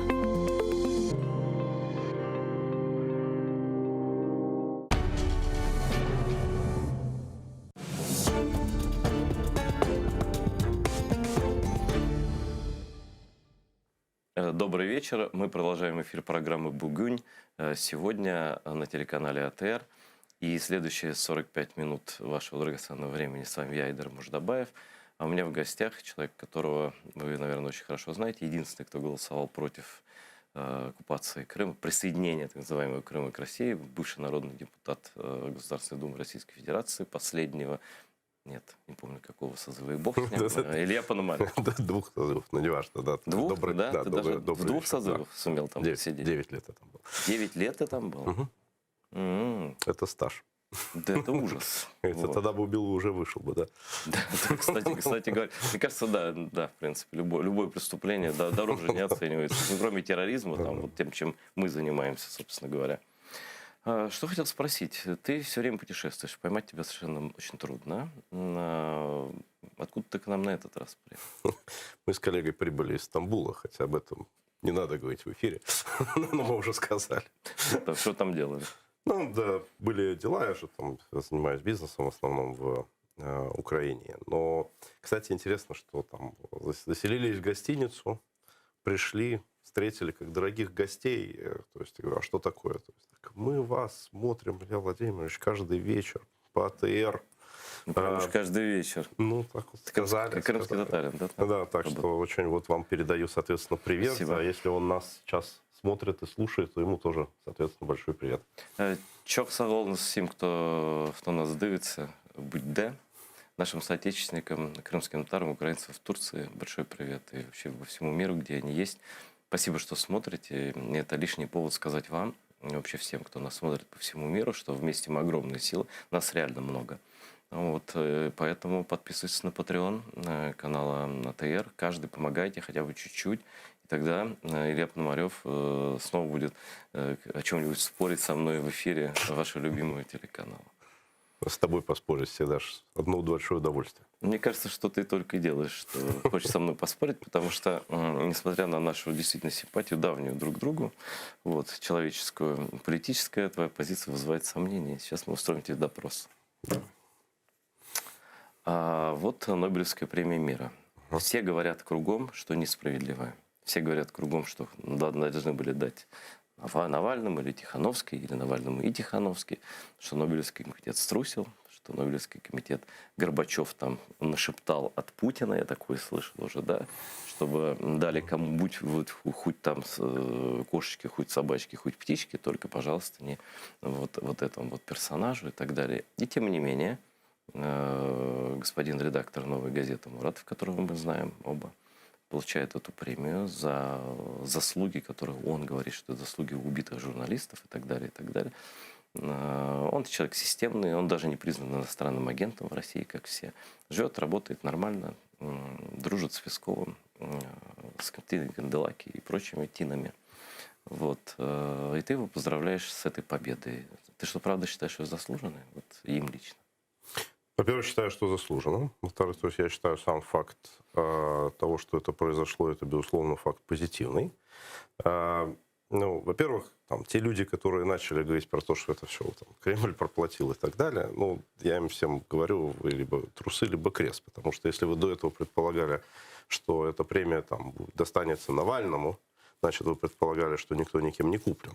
Значит, дали Муратову, значит, теперь куплен. Ну, это там, с Навальным это чисто сектантское мышление, которое свойственно там, определенным кругам на российской оппозиции. Ну, то есть мы с тобой не должны этому уподобляться. Что касается Муратова, то, ну, во-первых, сам факт того, что премию дали в Россию, является очень позитивным, потому что это приравнивает Россию к таким странам, как Мьянма, например, или ЮАР времен апартеида. То есть это четкий совершенно сигнал от этого очень уважаемого сообщества, которым является Нобелевский комитет, о том, что мы считаем, что вот здесь сейчас большая проблема. И также, как вот филиппинской журналистке Рессе это дали, она же тоже не мега-контрсистемный человек. И Нобелевский комитет никогда не играл там в какой-то большой радикализм. Они всегда давали, так скажем, общепризнанно мейнстрим оппозиционерам. Ну, как Ясир Арафат, еще пара оппозиционеров. Ну, то есть это людям мейнстримным, да, то есть которым вот сейчас мировое сообщество признает. Там, и кто же знает Дмитрия Муратова в мировом сообществе, расскажи? Ну, «Новую газету» знают все абсолютно. Его имя никто не знает. Имя Муратова не знает никто, ну, в смысле, знают профессиональные люди. «Новую газету» знают все.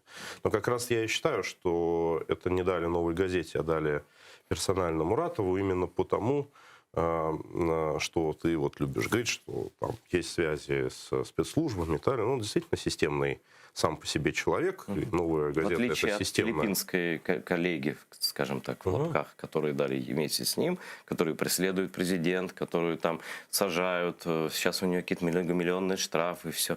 Лауреат из, как ты говоришь, такой неправильной страны России, да, который этот комитет отметил, как что там проблемы, да, лауреат живет богато, знаменито, никаких проблем не имеет, ни с чем практически, да. Что-то как-то, мне кажется, они не очень похожи. И, нет, во-первых, если ты читал там биографию Рессы, я, к сожалению, я с ней лично не знаком, но вот, то есть как раз заинтересовался, соответственно, этим прочел. Она, в общем, тоже никогда не была радикальным оппозиционером. Ее в эту сторону двигают, но двигают тоже на тему того, что там, значит, отменяют регистрации. Там же условная демократия, как там, в Филиппинах, да? Там такая гибридная демократия. Ну, там уже нечто похожее, на самом деле, на Россию. Ну, без завоеваний только, да, слава богу. Да, ну, там с другими, значит, вещами внутри страны. Поэтому это как раз они похожие фигуры в этом смысле по своему статусу внутри страны, там, с поправками. Как ты думаешь, Ресса дружит с пресс-секретарем президента Филиппин, который преследует? Понятия не имею. Я тебе отвечу, нет, конечно. Понятия не имею. Ну, а как? Вот мне кажется, это только в России современное возможно. Быть оппозиционером и собутыльником пресс-секретаря фюрера. Смотри, давай различать все-таки две вещи. Да? То есть вот как раз и Муратов там, и Венедиктов, например. И даже не скрывают своих контактов с Кремлем. Нет, ну, то есть, слушай, я, будучи оппозиционером в России, депутатом Государственной Думы, я регулярно встречался с кремлевскими чиновниками. А да? что ж ты, давай через тебя, а что ж ты там не живешь-то? Почему ж ты по Садовому кольцу не ездишь, по Бульварному не ходишь? Потому что встречаться и разговаривать, это не означает занимать ту же самую позицию. Да нет, просто ты сядешь в тюрьму. Ну, нет, просто означает, что я не занимаю ту позицию. Я делаю так, как я делаю, и, соответственно, то, что я делал так, как делаю, в какой-то момент времени привело к обострению конфликта до того статуса, что оказалось несовместимое мое пребывание внутри России. Но это же не означает, что не надо общаться. С журналистам-то точно надо общаться. Потому что понимаешь, что это общение не для интервью, что это у них личное общение, идти на Канделаки всех сдала с потрохами, что у них круг общения, вот, что это как-то слабо похоже на... Это мое мнение, я не представляю с этим соглашаться, но просто, наверное, для внешнего мира тут ты прав. Если рассматривать это как типа позитив для внешнего мира, они же не знают, кто там, что там в этой России, да? Но вот типа фронт дали газете, в которой убили как последовательно 7 человек. Вот так, наверное, это подают на Западе. Наверное. Да, примерно так, да. Вот. Но это сигнал для Запада может быть и такой. Но сигнал для россиян такой. Если принять правила игры, если не лезть на рожон, если перестать называть оккупацию Крыма оккупацией и соглашаться со всеми требованиями Роскомнадзора, то при этом ты и называешься якобы независимой журналистикой, да еще и поощрен западными демократическими институциями. Значит, так и надо жить. Зачем ты уехал, Илья Пономарев? Надо было там построиться, отстаться, договориться, может быть, что-то отдать, может быть, подчиниться, написать заявление, ну, как-то вот это, получить никнейм в КГБ там и нормально жить дальше. Айдар, я Почему думаю, ты этого что не уж сделал? кому как не тебе знать, что подавляющее большинство российских оппозиционеров, которые остались там на Западе, по разным причинам. Сделали это не потому, что они вошли в такой конфликт, который был неразрешим, а потому что так сложились обстоятельства, что это произошло. И подавляющее большинство наших людей, которые там, то есть, себя рвут рубашку на груди, какие они радикалы, на самом деле радикалами никакими не являются. Просто так сложились обстоятельства. Если бы у них была возможность, значит, как-то отманеврировать для того, чтобы остаться, то есть они бы отманеврировали и остались. Ну, а где-то у пространства возможностей. Допустим, смотри, ты бы мог тогда проголосовать, воздержаться. Уже не то. Уже более нормальная ситуация, да? Может, мог не ехать в Украину. Но если ты говоришь, ты со всеми ними был знаком, с разными людьми, мог бы договориться. Я честно думаю, что они и меня бы оставили. И даже после доклада «Путин-война», который я участвовал, потому что Кашин спокойно на Russia Today работает или где-то там, и какие-то другие авторы уже давно вписались в эту систему, да? Вот. Но почему-то я не воспользовался этим шансом. Я мог бы даже замом Муратова был. Меня приглашала Евгения Альбац, когда она просто не знала, что я уже взял билет в Украину, все никому не говорил. По понятным причинам, потому что АТР переезжал одновременно из Крыма в Киев. У меня свободный Муратов, я помогал ему спасать его журналиста Каныгина из ДНР. Вот, был там на связи всю ночь. Там, он мне страшно говорил, он бы взял меня к себе уж точно кем-нибудь, может быть, даже замом главного. Аж почему мы этого не сделали и не получили Нобелевку, а человек остался, подстроился, все и получил. Где в этом мире правда? Да, у каждого есть своя определенная... У каждого самурая свой путь? Да, у каждого самурая свой путь, у каждого своя граница компромиссов. И каждый делает то, что может на том посту, на котором он считает правильным находиться. Да, история, что называется, нас рассудит. Я считаю, что Муратов, безусловно, находится на нашей стороне баррикад. То, что, то есть, он из-за нее периодически высовывает, там, бегает, какой-то, то есть, это самое, ну, это, еще раз скажу, это его путь. Благодаря тому, что у него есть этот путь, он сохранил «Новую газету» как издание, которое благодаря этому там остается. И на данный момент все равно является самым массовым изданием такого типа. Ну, во-первых, издание финансирует олигарх, она никакой не независимая априори. Вот, во-вторых... Кто только не финансировал издание. Это, опять же, то есть, он выбирает источники финансирования как раз в зависимости от текущего ситуации. Сейчас все говорят, что его финансирует вообще Чемезов. Это ну, говорят уже какой-то Адонин, Адоньев. Ну, то есть Адоньев это и есть Чемезов. Да? В данной ситуации, да. Ну, это КГБ бывшее. Но бывшее не бывает. Да. То есть он сознательно финансирует, ну, короче. Вот. А до этого был Лебедев, который был до этого СВР. То есть, крымский латифундист. То есть, то есть он меняет источники финансирования, выживая так, как может в этой ситуации. То есть ради выживания, спасения трудового коллектива можно все абсолютно. Это не спасение трудового коллектива, да, то есть это сохранение возможности хоть что-то сказать в этой удушливой атмосфере. И Муратов, и Венедиктов решили, что это является самостоятельной ценностью. Они считают свое призвание как журналистов именно в этом. Они идут этим путем. Хоть что-то сказать. Да, я считаю, что это позиция, заслуживающая уважения. Я при этом прекрасно знаю, что ряд журналистов «Новой газеты», в том числе те, которые делают классные, интересные материалы, там, расследования и так далее в других вопросах, например, очень даже прислушиваются к мнению спецслужб. У меня есть там точные на эту тему свидетельства. Ну, но еще раз скажу, все люди лавируют так, как они могут лавировать. Находиться сейчас в принципе в России и говорить, что мы живем в сферическом вакууме, невозможно. Смотри, лавировать это все-таки вынужденная история. Это когда тебя преследуют, когда, ну, грубо говоря, что такое лавировать? У тебя летят какие-то выстрелы, ты прячешься. Там, Ну, 7 человек убили. От ударов. Да, 7 человек убили, в том-то и дело. И, но это означает, что преследуют? Это означает. Значит, вот кто-то не отлавировал. Но последнее было убийство, я не вспомню год, это, наверное, 4, нет. 13, наверное. Да? Ну, короче, с тех пор немножко воды утекло все-таки, мировой океан. И не так давно выходит, это просто пример, дело не моей фамилии, ерунда. И вот я говорю, когда тебя заставляют что-то делать, ну, например, как «Коммерсант» заставляет публиковать бредовую заметку Медведева, хамскую, которую мы сейчас будем обсуждать. Но последний вопрос, да. А есть вещи, которые идут от души, из глубины сибирских душ или руд. И вот берет журналистка, которая, не буду называть ее имя, которая работала со мной, с Аркадием Бабченко, с которой прекрасно были всегда отношения. Она берет и звонит мне и Аркадию. И, пользуясь тем, что мы лично знаем, она берет с нами какое-то интервью. А потом отдает их на анализ русским психиатрам, ну, тем же самым, видимо, которые сейчас держат Наримана Джиляла, их коллеги, которые в психушку засадили в Крыму, да, и отдает этим же людям, и они делают вывод, что я ненормальный, что Аркадий ненормальный, а она делает вывод, это, наверное, не из Кремля и продиктовали, что мы такие же, как бы, враги человечества, такие же организаторы войны, как Соловьев, Скобеев и Киселев. Является ли это правдой, является ли это заказом Кремля или позывом души? Если позыв души, то что это за позыв души? Я этого понять не могу. На самом деле, я считаю, что то, что вот было сделано в этой статье, совершенно возмутительно. С помощью даже пост написал. Я очень редко комментирую, значит, подобные материалы, да, то есть вот. Но это же не заказуха, это же не заказуха, это же крик души. Как раз вот это, на мой взгляд, сам факт этой статьи, это и является предметом рассмотрения, ну, если не психиатра, то психоаналитика. Потому что человек, который там находится и понимает, что он идет на определенные компромиссы, вот, он себя тем самым оправдывает. То есть он либо молчит, либо ищет способ публичного оправдания. Ну, что те, которые не пошли на эти компромиссы, вот это ненормально. Да, то есть, вот нормально, значит, вот так, как, соответственно, она всю редакцию свою оправдывала этой статьей. Ряд коллеги утверждали. То есть была такая статья самооправдания. Конечно, статью же пропустили. Ну, это, конечно, от редактора.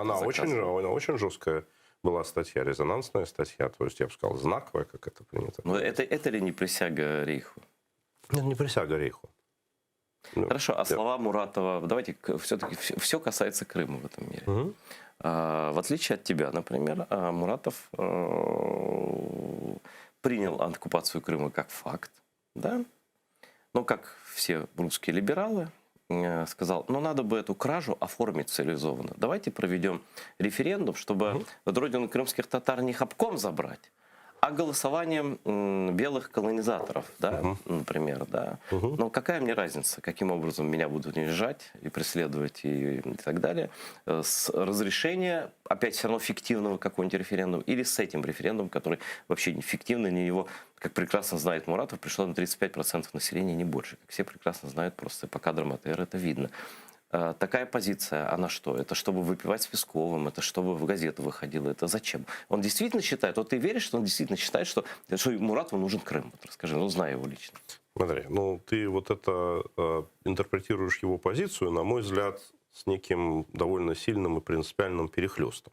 Потому что позиция Муратова, которую он говорил сам публично, и он член партии «Яблоко», там видно, и у партии «Яблоко» ровно та же самая позиция, да, что это незаконная аннексия, захват, оккупация, и мы ее не признаем. И партия «Яблоко», даже если ты обратил внимание вот на этих вот выборах, уж вроде тоже очень системная партия, да, то есть там и Явлинский тоже с Путиным имеет прекрасные отношения, и встречается, и разговаривает там, значит, и так далее. Но, тем не менее, то есть партия «Яблоко» не выдвигала кандидатов по Крыму, не вела агитации по Крыму и так далее, в отличие, скажем, от Навального, который выдвигал, агитировал, умное голосование там работало и так далее. Ну, например. И Муратов стоит именно на этой позиции. То, что он говорит про референдум, ну так извини, пожалуйста, твой покорный слуга говорил всегда и говорит ровно то же самое. Я считаю, что у каждой нации, народа, территории есть право на самоопределение. То есть, подожди, ты гражданин Украины. Да. Ты призываешь к нарушению закона Украины, который не дает права региональных референдумов. Не существует в законе Конституции Украины. Смотри, мне честно скажу, вот любые ограничения любых национальных государств, какой бы это ни было, то есть была Украина, Соединенные Штаты, Российская Федерация, то есть любая страна. То есть я как человек левый, я этого не признаю. Я считаю, что у любого народа есть право себя реализовать таким образом, которым он считает необходимым. Вопросов нет, но смотри. Значит, сейчас, да, я просто, чтобы это, да, то есть договорил. И поэтому, когда мы говорили о том, что весь этот захват, аннексия, оккупация являются незаконными, мы как раз говорили о том, что был сделан фейковый референдум, то есть была имитация волеизъявление, что этот референдум был проведен в ситуации уже состоявшегося фактически военной оккупации, да. то есть со всеми этими вежливыми человечками там, и так далее, поэтому он никаким образом признаваться не может. Соответственно, то, что говорит Муратов, он говорит совершенно простую вещь, что если бы возникла та ситуация, когда бы в Крыму действительно бы на самом деле большинство бы населения хотело бы там отделиться, сделать отдельную страну, то есть пойти еще каким-то другим путем. Ну, то всегда должно быть право это Судетская сделать. область, Но только этого Судетская область, большинство населения немцы, территория Чехии. Референдум, чем закончил, знаем. Значит, сегодня в Берлине живут достаточно русских, в Эстонии 30%. В Латвии под 40, может быть, больше. Да. По этой логике Россия может заселить своим населением любую территорию, взять Латгалию, там 3 или 4 района, я не помню, Восточной Латвии, и отделить их от страны членов Евросоюза и НАТО. Ну, логика такая. Нет, логика, она абсолютно такая. И, ну, ты же там про Латгалию. Русские создают большинство, там они проводят референдум, тогда войн никаких не надо. Вот Финляндия, вот сейчас читаю новости, вот Финляндию. 2 олигарха купили 2 острова там. Сейчас они привезут туда свою прислугу, наймут местных еще. Ну, фильм «Оккупованный» ты смотрел норвежский, да?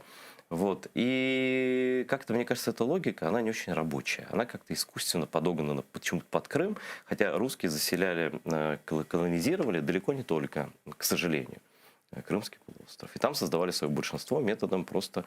Ты же левый человек, нельзя же местное население уничтожать. Ну, все же живые люди. То есть мы же исходишь из того, что как будто там были какие-то роботы, да, то есть вот, кто вам сказали, вот туда идите, там, значит, там ФАС и все прочее.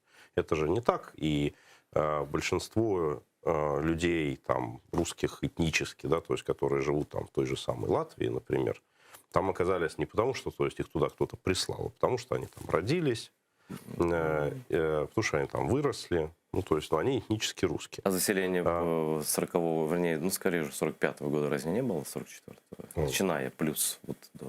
Там был момент, когда происходила индустриализация, то есть, и когда там строились новые объекты, вместе с ними приезжали люди. Это все было, естественно, я не спорю с тобой.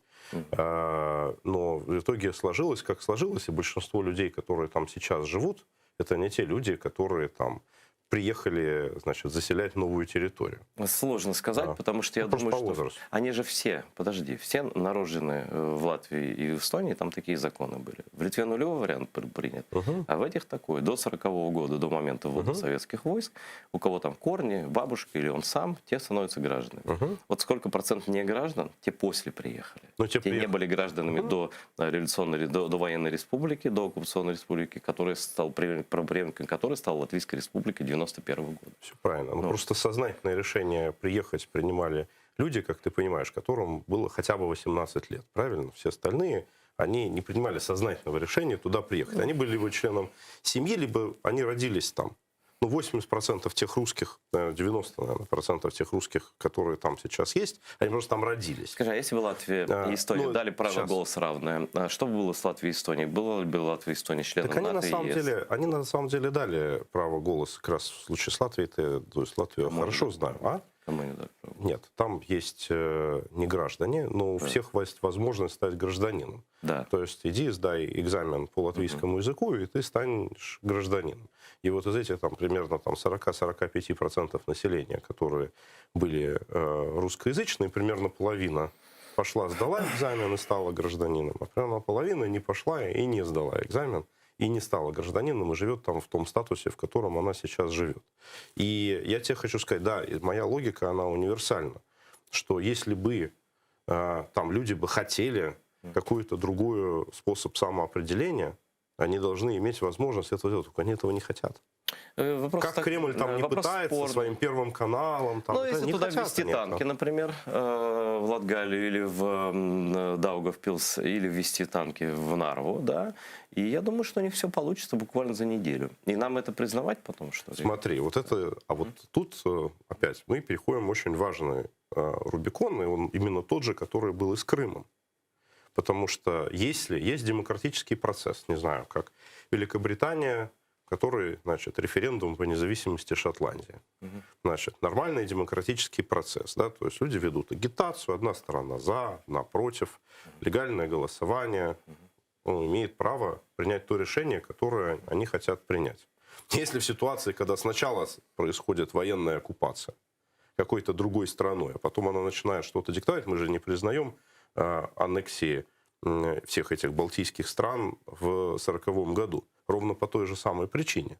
Потому что то есть, сначала состоялось... А потом они нагнули местные парламенты, и были референдумы, и решения парламентов, и так далее. И то же самое в случае с судетами, про которые ты говоришь. Да? Вот была бы ситуация, что не было бы рейха, который бы этот референдум бы провоцировал, присылал бы туда своих людей, деньги, там, пропаганду, то есть, как это говорит сейчас, гибридной агрессией, значит, проводил этот референдум. Состоялся бы ли этот референдум? Не было бы рейха, и проблем бы не было, ни того, ни этого. Я про это говорю, поэтому я говорю, что если мы ситуацию рассматриваем отдельности от присутствия третьих стран, которые раскачивают ситуацию, и военным или гибридным способом занимаются отъемом этой территории в свою пользу, а если мы говорим, что это есть отдельная страна, в которой происходит какой-то внутриполитический процесс, он полностью имеет право происходить. Совершенно разные ситуации в двух странах. В Британии, о которой ты говорил, это Соединенное Королевство. Правда? Где у Шотландии есть свой парламент и свои права. Давно-давно. Есть Каталония, где русские тоже помогали гибридно, и где просто тупо все сели в тюрьму, потому что нельзя. Потому что Испания – это не Соединенное Королевство. Да? А Крым – это часть единого украинского государства, которое не является федерацией. Да? Но сели там в тюрьму не из-за того, что то есть, Каталония – это что Испания – это не федерация. Бог с ними, пусть они садятся куда угодно, я не про это, я просто тебе говорю пример. В Англии действительно по закону, потому что это Соединенное Королевство. Если бы Украина была Соединенным Королевством, окей. Но Украина не Соединенное Королевство. И в украинских законах нет понятия региональных референдумов. Почему Дмитрий Муратов, гражданин другой страны, на основании чего этничного права большинства россиян в Крыму он это говорит, почему он не комментирует, не предлагает референдум провести в Конго или, например, в Южноафриканской республике, или, например, в Федеративной республике Бразилии, где это, наверное, проще по закону. Почему Украина-то?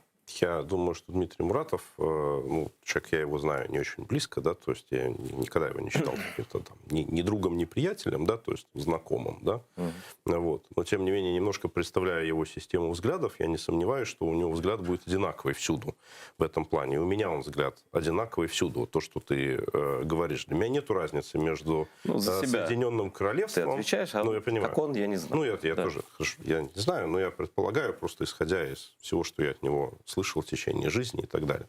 Есть там Соединенное Королевство или Испания, или любая Зимбабве, да, то есть не играет, вот для меня фактор там, является ли это федеративной или конфедеративной страной до того. Для вас левых это не является. Не играет роли вообще никакой. Для меня является ролью то, что если свободный, самостоятельный выбор какого-то народа, который живет в этой стране. А что, скажи мне, это народ, когда с 1944 года меняют население зеркально, и даже не просто зеркально, а в 10 раз меняют, в 8 раз население, а потом голосуют это зеркально, у тебя же есть имущество, я могу прийти к тебе в дом, заселиться и проголосовать за выселение? Это один из важнейших факторов. Я считаю, что то, что произошло в 1944 году, это преступление. То нельзя же делать геноцид базисом для дальнейших демократических решений. Я согласен. Так о каком референдуме идет речь? Если это результат геноцида нынешний этносостав Крыма. Ты после этого что говоришь? О том, что мы вообще на этой территории не имеем возможности никого ни о чем спросить? Кроме коренных народов нет, конечно. А как? А как ты будешь спрашивать у оккупанта? Но это же право вора. Тогда человек отбирает что-то и говорит, а я проголосовал за то, что этот компьютер мой. Окей, забирай.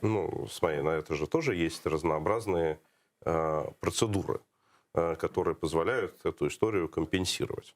Вот Украина, в частности, да, я считаю, это один из важнейших факторов, почему Украина потеряла Крым, ну, помимо там трусости и предательства непосредственно в 2014 году руководство, да, то есть которое не Потерял, не совсем так. Не путайте потерю с грабежом, с разводным нападением. Это как говорит девушка, женщина с сумкой, ее ударили по голове, отобрали сумку, она же ее не потеряла. Это филология, ты же знаешь, как я вкладываю. Но преступление другое, это было преступление, не потеря. Утратила, да, то есть утратила, да, то есть эту самую территорию. Один из важнейших факторов, что не было национальной автономии. Я считаю, что это является большим вкладом, да, в то, чтобы в итоге, то есть все-таки нет произошло. арифметического большинства, которое может решать судьбу меньшинства произвольно. Да, любое мнение меньшинства должно быть учитано и уважаемо, так же, как мнение большинства. И так же, как, не знаю, в компании есть блокирующий пакет. То есть все-таки коренной народ может иметь какой-то голос на своей земле? Не просто может, я как раз про это говорю, что он должен. Я говорю о том, что если бы Крым имел бы соответствующий статус и была бы национальная автономия, и в этой национальной автономии у коренного народа были бы какие-то особые права, то, наверное, бы и при любых подобных там волеизъявлениях, плебисцитах и так далее, эти права бы позвучали бы совершенно по-другому. Более того, я могу сказать, опять, чисто исходя из психологии, значит, конкретных, значит, кремлевских ухарей во главе с господином Путиным. Сейчас вернемся к ним. Вот, они к вот этим всем национальным вещам относятся очень и очень серьезно. Вот, болезненно. И что из статьи Медведева абсолютно ясно. Да? Вот. Все-таки я хотел добиться этого более ясного для меня ответа. То есть все-таки судьбу Израиля не могут решать арабы все-таки, да, голосованием на любом референдуме. И судьбу Израиля, я считаю, должны решать и арабы, и евреи. Нет, не окрестные люди, цель которых является уничтожение Израиля. Скажем так, неправильно я сказал. То есть судьбу Израиля не могут решать люди, цель которых уничтожить Израиль, правда? В такой форме, конечно, нет. Ну, да. Теперь к нашим баранам возвращаемся, к нашим бывшим баранам. Вот. Но бараны те же. Значит, что такое статья Медведева в «Коммерсанте», которую цитировали и комментировали? Все начинают подалека. Это офис президента Украины, заканчивая всеми таксистами киевскими. Извините, что вы можете сказать по поводу статьи Медведева? Дать 5 минут, я высажу на Троещине людей и смогу вам дать интервью.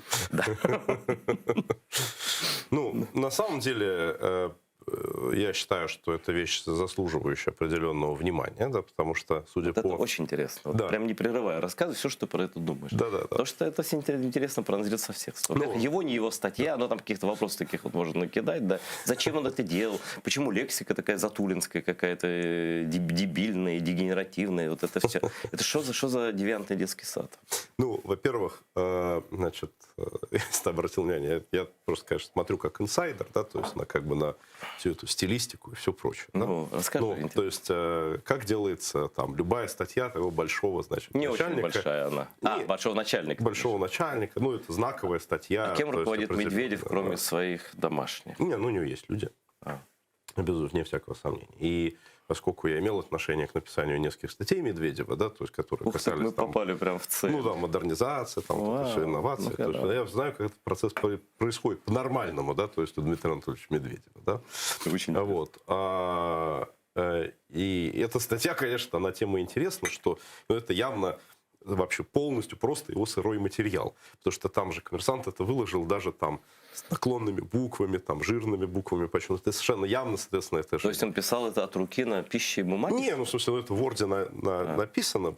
Оно же там еще заглавлено были тезисы к статье, да, то есть вот, значит, чувак на самом деле написал там тезисы, которые он хотел, чтобы там кто-то... А ему сказали, ну давай сюда, хватит дописывать, потом будешь. Просто в том виде, в котором это написано, спешили, на самом деле... Это тоже интересно. Почему спешили? Не, я думаю, что это внутренняя история аппарата Медведева, да, то есть потому что у него совсем никого не осталось, все разрушено там и все прочее, но этим оно интересно, да, то есть что то, что там написано, это совершенно точно его личные мысли. Вот, со всем этим сумбуром, значит, и всем прочим. То есть писал он? Думаю, что, да. А стилистика, ругани, унижение, вот это тоже его? Да, ну, значит, у Медведева всегда был этот комплекс Наполеончика. Вот, там, человека маленького роста, да, то есть которому очень хотелось там как-то мускулами играть. Синдром Моськи какой-то, да? Ну, это, наверное, не точно. Ну, вот, то есть вот мускулами поиграть, там, значит, оружием побряться, да, это, ну, мы помним, что там долго на эту тему спорили и с ныне сидящим в Грузии Саакашвили я на эту тему спорил, кто отдавал приказ, кто принимал реальное решение о грузинской войне. Я уверен, что это делал Медведев. Вот. Именно это был шанс его стать Наполеоном в своих глазах. Он как раз хотел, чтобы это был не Путин, а он лично. То есть вот. Я уверен абсолютно, что это было решение Медведева, но... Но окончательно все равно было Путина, конечно, он же кивнул на это. Он не мог возразить. Он не хотел, наверное, может быть, он и кивнул, то есть, но тем не менее, решение как решение, я думаю, что оно было медведевским. Неважно. Вот эта статья, он все время хочет быть там даже радикальнее своего босса, да, в этом плане. То есть он, с одной, он все время мечется между двумя позициями. Он хочет быть там камильфо на Западе, он реально это всегда хотел, да, то есть вот, с другой стороны... Свобода хотел... лучше, чем не свобода. Да, свобода лучше, чем свобода, то есть и так далее. Да? С другой стороны, он всегда там для дорогих россиян хотел, я тоже тут лидер, да, то есть я тоже тут могу. И вот этот народ из грунта, как это по-русски сказать? Глубинный народ из грунта. Вот, и, значит, с другой стороны, западные элиты, ну, довольно тяжело лавировать. Тяжело, это абсолютная шизофрения, то есть, которая приводит там, к безудержному пьянству, да, то есть, вот, но она у него, значит, соответственно, есть. Сейчас он находится в силовой среде, собственно, то есть он уж попал в этот Совет Безопасности, куда его засадил Путин. Думаю, что мы все равно недооцениваем в этом смысле Медведева. Я думаю, что Путин его вполне сознательно высадил именно в эту среду, чтобы именно эти качества у Медведева, значит, там Но он остается его другом подразумевались. Одним из ближайших. Я не думаю, что слово «друг» здесь применимо. То есть он остается одним из ближайших людей. Прошу прощения, да, очень доверенным. Ближайшим доверенным человеком. Ближайшим доверенным человеком остается вне всякого сомнения. Я вряд ли думаю, что здесь слово «друг» правильно. Хорошо, но это его мысли, совпадающие с мыслями Путина. Просто в форме, которую, как ты предполагаешь, избрал Медведев. Форму. Да. Но суть это Путин. Ну, это в любом случае это мысли вот путинского вот этого силового окружения. Но главная мысль — говорить с вами не о чем. Да. Говорить мы будем с сюзереном. То есть они обнулили Зеленского, сказали: все, да, Бандера, уходи. Все. Тем более они назвали его фактически с намеком, что он еврей, но стал бандеровцем. Это вообще мерзительно все выглядело, по-тошному так, да. Ну окей, у них там свои понятия о морали и запахах, да. Но главная мысль, что разговаривать будем с сюзереном, и прилетает Нуланд тут же. Нет, и в 0:03 ночи это выкладывают на сайте «Коммерсанта», хотя вполне могли дождаться до утра. Да-да-да. Значит, я думаю, что именно с визитом Нуланд это связано. Значит, визит Нуланд планировался, как мы понимаем, до того, как вышла эта статья. Поэтому я думаю, что это был один из факторов, почему эта статья появилась. Приезд Нуланд на самом деле вот совсем недавно был в Штатах, то есть он не связан с никакими политическими вещами, он связан с вещами административными. Нуланд вообще сейчас... Функционирование посольства, я прочитал. Да, точно? Ты думаешь, что так и есть? Да? То есть это не поручение Байдена, какие-то вопросы обсуждать большие? Нуланд сейчас всячески старается дистанцироваться от политических вопросов, заниматься Китаем. Это я просто могу сказать, вот она вот всячески отпихивает эту украино-российскую тему, значит, от себя, хотя это, по идее, ее непосредственная обязанность на этой должности. Но последние там пару-тройку месяцев, наверное, после вот этого саммита с Байденом, с Путиным в Женеве, вот с этого момента просто... Ну, Босния, она функция в любом случае. Да. И это главное, что обсуждается, от чего был этот самый визит. Но, по-видимому, Москва хочет, Кремль хочет в этот визит впихнуть еще и другую повестку дня, и, соответственно, вот эта статья, она именно про это, о том, что, то есть, идите сюда, значит, бандерлоги, да, то есть... Ну, то есть мы вам тут говорим, мы с Украиной больше не общаемся, мы с ней не разговариваем, а вот с вами можем. Это же, понимаешь, это же все время игра там злого, доброго полицейского, да, то есть сейчас вот Дмитрий Анатольевич Медведев решил кукарекнуть и стать на какое-то время злым полицейским. Ну, то есть он в Совете Безопасности. Вот, чтобы там Путин тем самым становился добрым полицейским. Ну да, Путин это не говорит. Да, Путин же этого не делал. То есть Путин как раз на основе этого может, ну, хорошо, это вот видите есть вот у меня тут, там есть мнение, что не надо говорить, значит, с Зеленским, а я вот демократ, да, то есть вот. Это как с газом недавно. Зачем же так цену подняли, да? Да, зачем же так цену подняли? Это же неправильно. Неправильно, да. То есть надо же.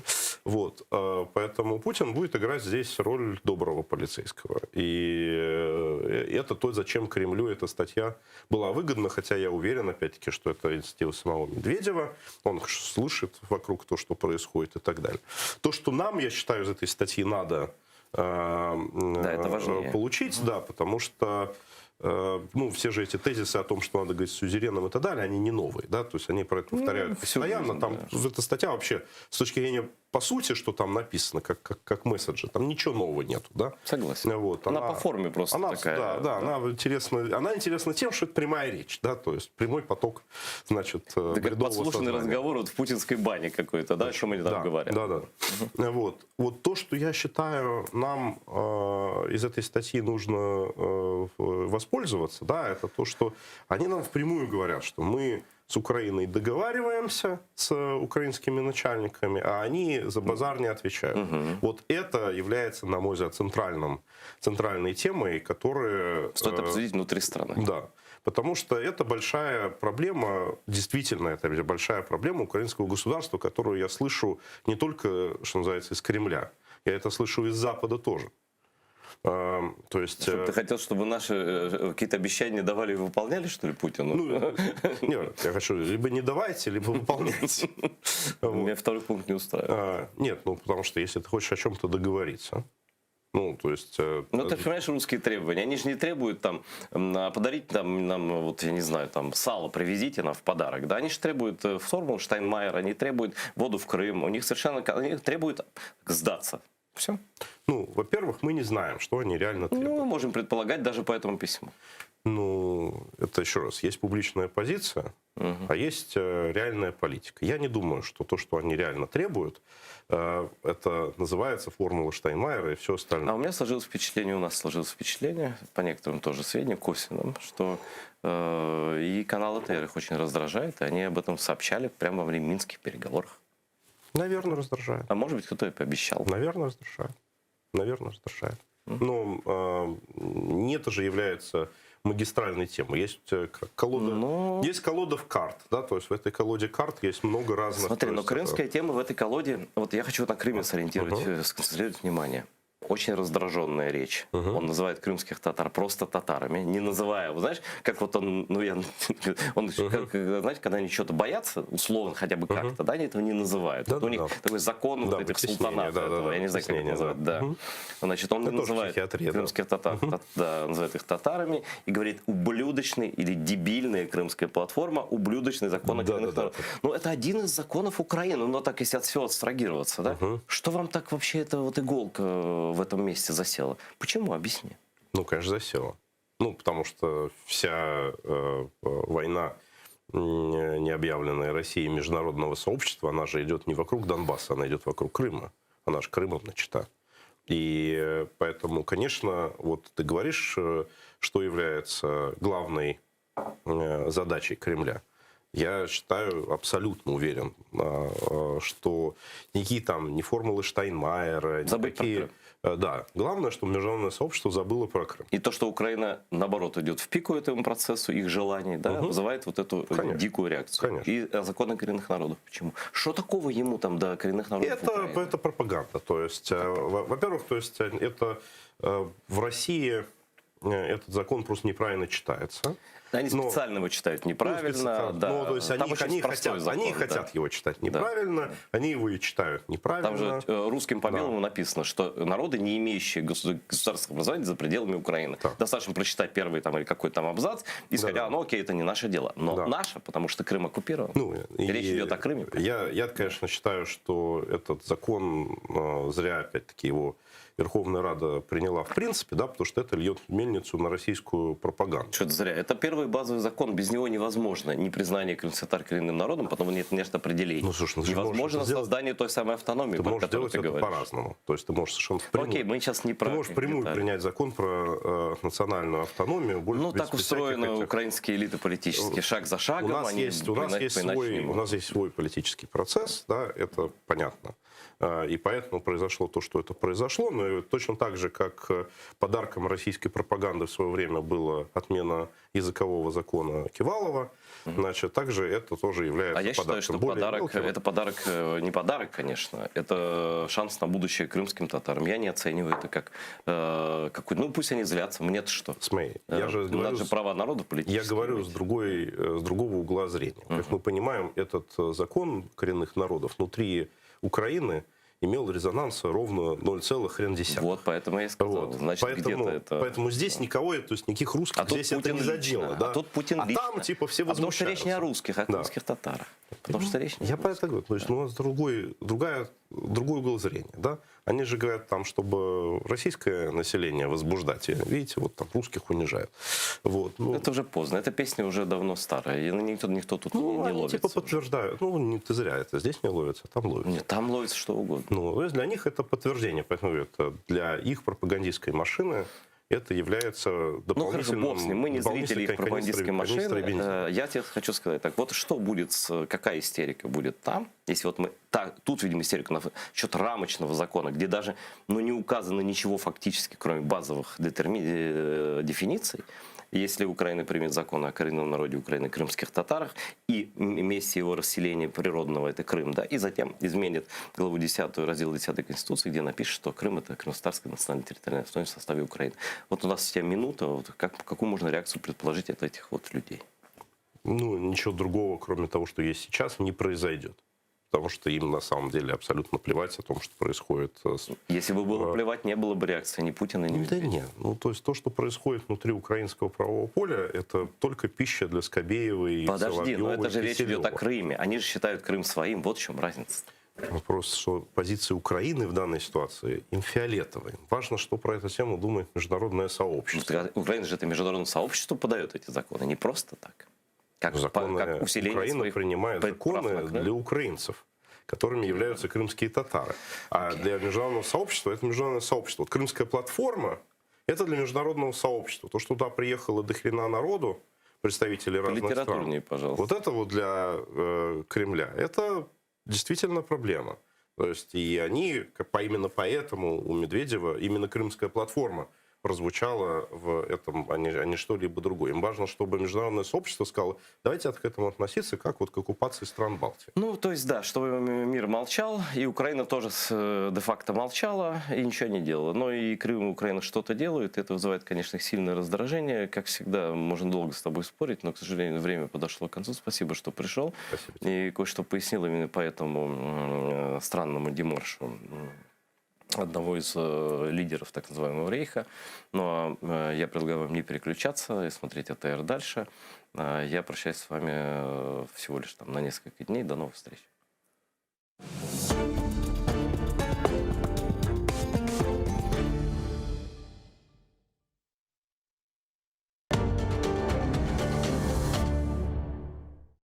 Ровно 100 лет назад была образована Крымская автономная Советская Социалистическая Республика. В ней провозглашались принципы приоритетного развития национальных групп полуострова, прежде всего коренного народа Крыма – крымских татар, которые на протяжении более 3 столетий имели свою государственность в Крыму и предприняли попытку ее возродить в 1917 году. Государственность крымско-татарского народа, история и современность. Каким будет будущее Крыма?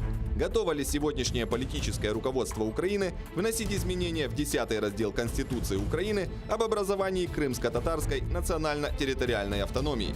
Какой она должна быть и что для этого нужно? 17 октября в 20:00 ток-шоу «Мост». Не пропустите.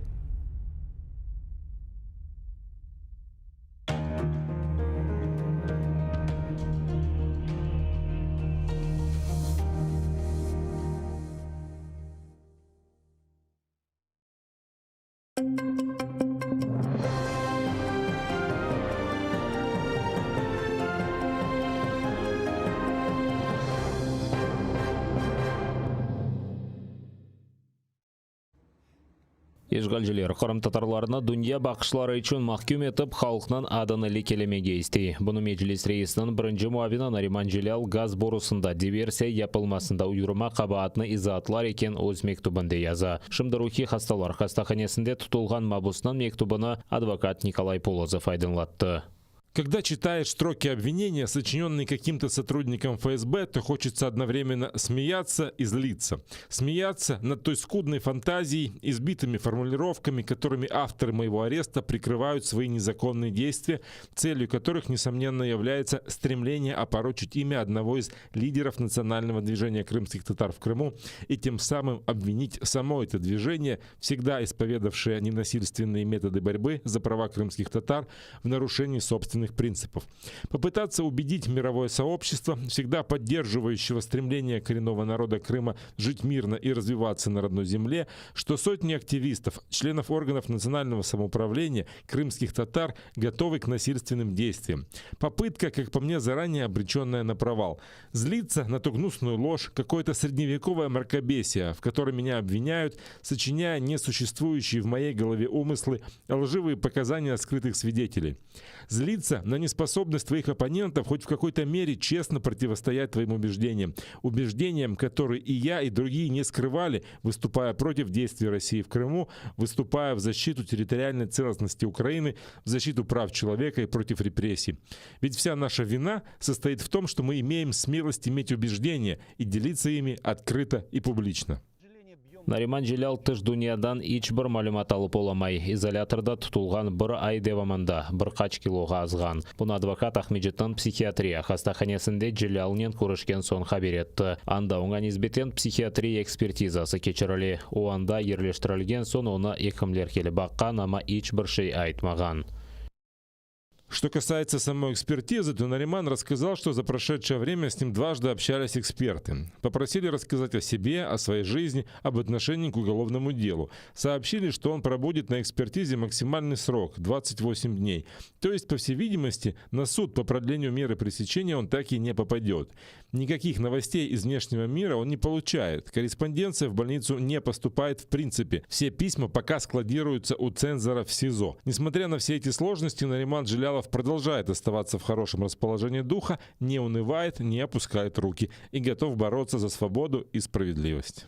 Ишгалжилер электрик ақымнен қинаған Асан Ахтемов аляда карантин камерадан умуми камераға кечірілмеген. Бұны адвокат София Шабанова қайдетті. Оттаққат комитетінде Азиз Ахтемовнен көруші болған. Адвокат дейке мабусозны яқшы дуя, о тұтылған камерады 7 инсан үшін 6 ятақ ері бар екен. Онен берабер тұтылған 2 доғмыш ағасы Асан Ахтемов аққанда аман-аман бір шей білмей. Оны карантин камерада 2 авто еріне 1 айдан зияде тұта екенлері. Мы с Азизом предполагаем, что Асана не поднимают в обычную камеру в связи с тем, что у него еще присутствуют следы оказанных на него физических воздействий, и поэтому сотрудники СИЗО, как мы предполагаем, ждут, когда все это заживет и не останется никаких следов.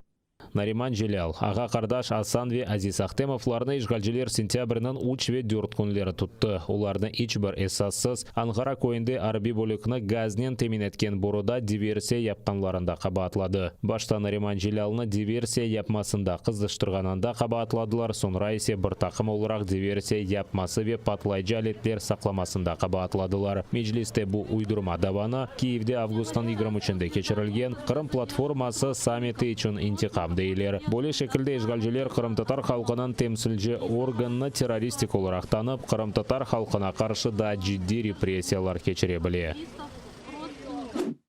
Русия халқара құқыны бозып, Украина бүтінлігіне эмиет бермей. Украина векіллері Гаагадaki махкемені тұлған Украин деңізжілері давасынан бақылмасына дерал кечмеге чағыра. Сөз 2018 сенесін ябірінің 25-інде ФСБ қадемлері тарафындан тұтылған 24 Украин деңізжісі ве запт етілген Никополь Бердянск адлы арби катерлер ве яңа қапу буксер аққында юрсетіле. Украина темсілжісі Оксана Золотарева Русия деңіз құқығының esas принципі, яғни Бірлескен Милләтлер конвенциясына кефалет еткен арби гемілерінің тиелмемезлігіні бозғанны қайдетті. Оның сөздеріне көре, шымды махкеме юрисдикцияны белгілейджек, даванан бақылмасы есе бір қач ел девам етежектір.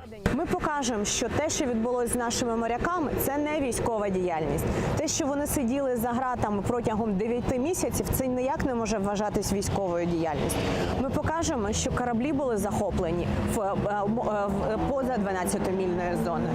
І ми покажемо, що Конвенція ООН з морського права розповсюджується на ці дії. Ми доведемо, що наказ Міжнародного трибуналу з морського права є обов'язковим до виконання, і Росія порушила конвенцію, не виконуючи його вчасно. Ми впевнені, що за нами правда і за нами право. Эвелса Кемлик Махкемесі будаваны бақмақ керек болғанын рет еткен Русия темсілжісі чықышта болынды. Украина векіллері более білдірме Русияның месулетліктен қачылмаға интылуы деп айты. Украина тышышлері Назира Дмитро Кулеба Махкемеде Русияның айын ойынлары аққында қайдетті. В понеділок російська сторона представляла свої аргументи та намагалася ввести суд і громадськість, яка стежить за процесом, в оману. Це була спроба поставити все з ніг на голову в класичному російському стилі. Проте вже вчора слово взяла українська делегація, і ми зірвали цей план Росії. Україна навела аргументи, які не дадуть Росії уникнути відповідальності. Деңіз құқығы бойынша халықара трибунал 2019 сенесі майыс айында Русияны тұтылған Украин деңізшілері ве гемілеріні дерал азат етіп Украинаға қайтармаға мejbur етті. Сентябрьнің 7-сінде Украина ве Русия арасында 35-ке 35 форматы бойынша деңіштіров кечірілді. Деңіштірілгенлер арасында 24 СР деңізжіде бар еді. Ноябрь айында есе Русия қара деңізде Украинаға Бердянск, Никополь катерлеріні ве яңы қапы буксеріні қайтарды. Шатлық еткенде сачмаладылар ве ФСБ хадимлері оларны қайда тапқанны ұныттылар. Ростов-на-Дону шеріндегі махкемеде Вадим Бектемиров давасы бойынша шатлар соруға чекілді. Ишгалчилер Бектемировнан Хизбут Тахрирге алақасы бар деп оны терроризмде қабатлай. Махкеме отырышында Мабус Құрандан, зиндан менім үшін мені чағырғанларындан да яқшыдыр аятны кәғытқа язып көстерді. Адвокат ве Бектемировнан апай айтқанына көре, тінту фактында Мабуснан евінде бұлынған шатларынан сөзлерінде чоқызы диет бар. Эти понятые абсолютно не имеют понятия, что происходит, куда они приходят, кто к ним подходит.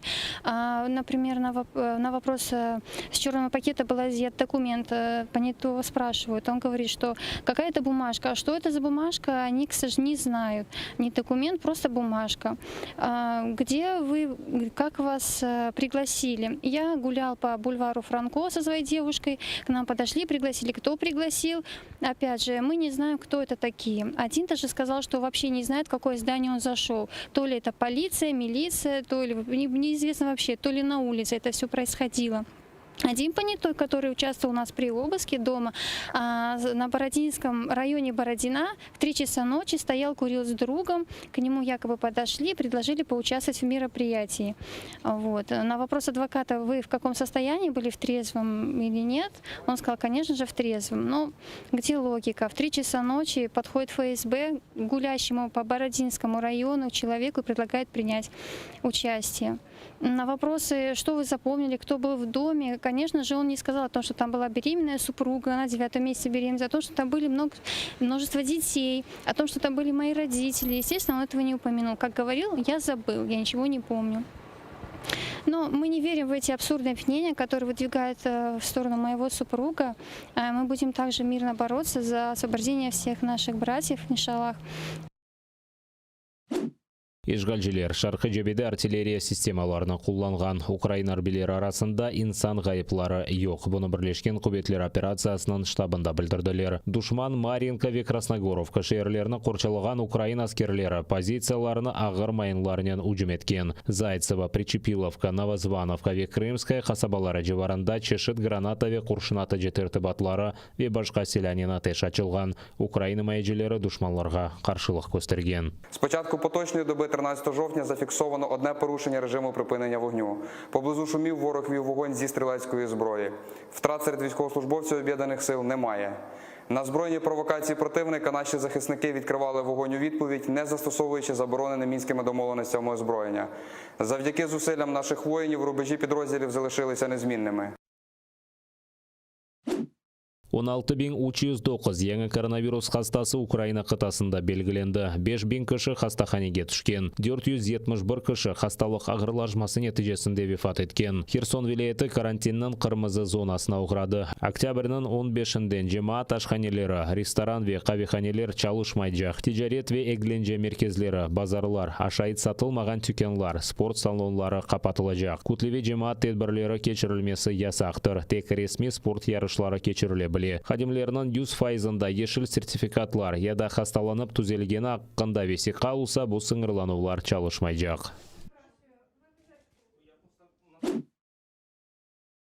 Kunden Qrimda da koronavirusdan bağlı vaziyet beterleşmekte. Keçken kun davomida 791 insonda COVID-19 hastalığı belgilengen. 22 kishi hastalık ağırlaşması neticesinde vefat etken. Buna bakmadan işgalciler hakimiyeti sert karantin sınırlanuvlarını kırsetmege aşıqmay. İnsanlar sınırlanuvlardan boldurdu deyler. Onun için cemaat toplaşkan yerlerde ve cemaat nakliyatında maska takmağa tavsiye etiler. 65 yaşından büyük olgan işçiler distansiyon şekilde çalışmalı. İşgalci memurlarının yarısı da evden çalışacak. Cemaat nakliyatında ise kartlarga imtiyazlı yürüyüş lagı etilgen. İşhanelerde xodimlerinin %80'i aşılanmagan olsa işhane yol başçılığı her hafta xodimlerge test yaptırmalı. İşgalciler yol başçısı Sergey Aksyonov hastalarının sayısı daha artsa ciddi sınırlanıv kırsetmege işandırdı.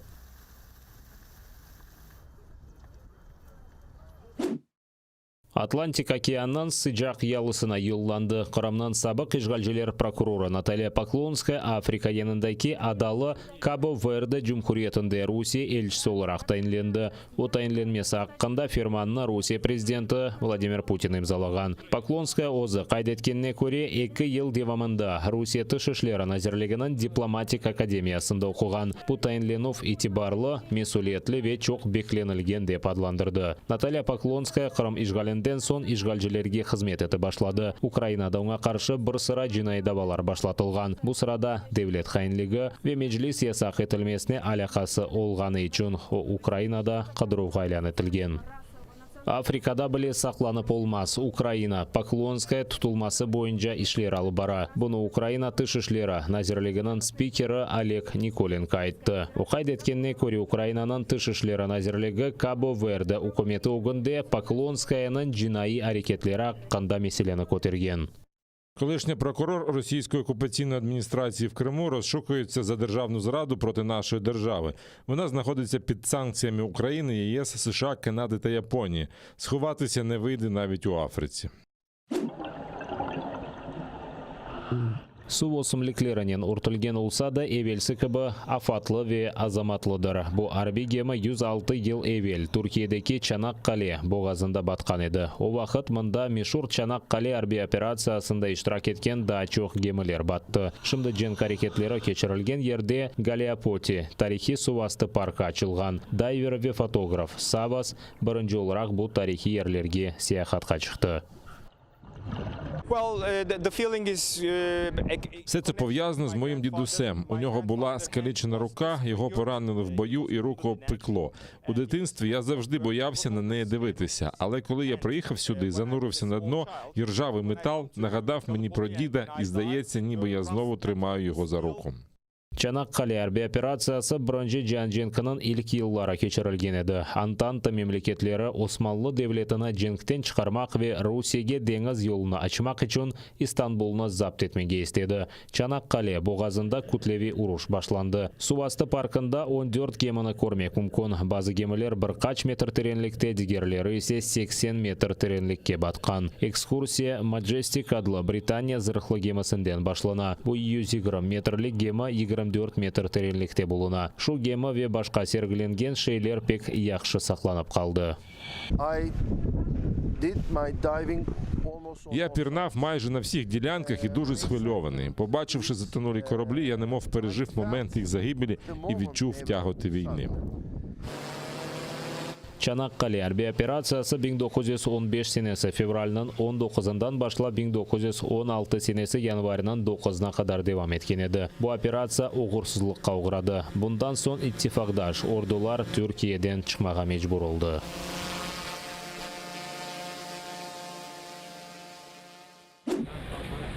парасыз ве ишсіз. Афганистан сакинлері күн-күнден оларының яшайшайып қиынлашқанына шикает еті. Талибан анда акимиетні елге кечірген сон бір чоқ шіркет ве ишханелер қапалды. Бинглер же қыз талебелер мектепке бармақ еріне ішке кете. Я учениця 7 класу в школі, але через Талібан вони не дозволяють дівчаткам відвідувати заняття після 6 класу. Я працюю на вулиці, заробляю 60-70 центів на день. На ці гроші ми купуємо їжу, тому що мій батько безробітний. Бір чоқ афган ич олмағанда аш суға пара қазанмақ үшін мүмкін олған шейлерні сата. Ми живемо в злиднях. При попередніх владах у мене була робота. Я працював на фабриці, яка виробляла чисту воду і жив добре. Тепер потрібно знімати житло, але грошей немає, вдома теж нічого немає. Я купив візок і працюю на вулиці. Мої діти продають кульки та горіхи. Америка арбелерінен чықарылмасы ве талеплерінен акимиетке келмесінден сон Афганистан халқара пара ярдымындан марум олды. Шу пара девлет масрафларынан %75-ні қаршылайды. Базы ғарби девлетлер ярдымға мұқтач афғанларға насыл ярдым ете білежек планны азырла башлады. Ажиле пара берілмесі акимиет рухсетінен доғрудан доғру инсанларға берілежек.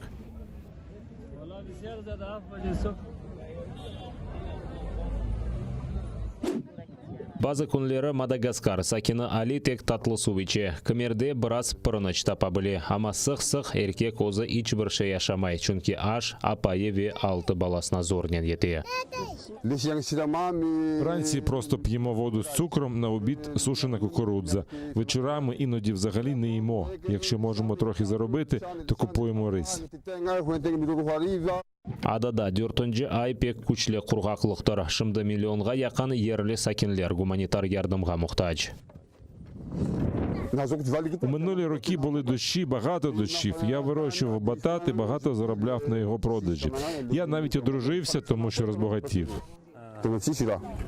Ачлыққа адада яшыған иәлінен ярысы оғрай біле.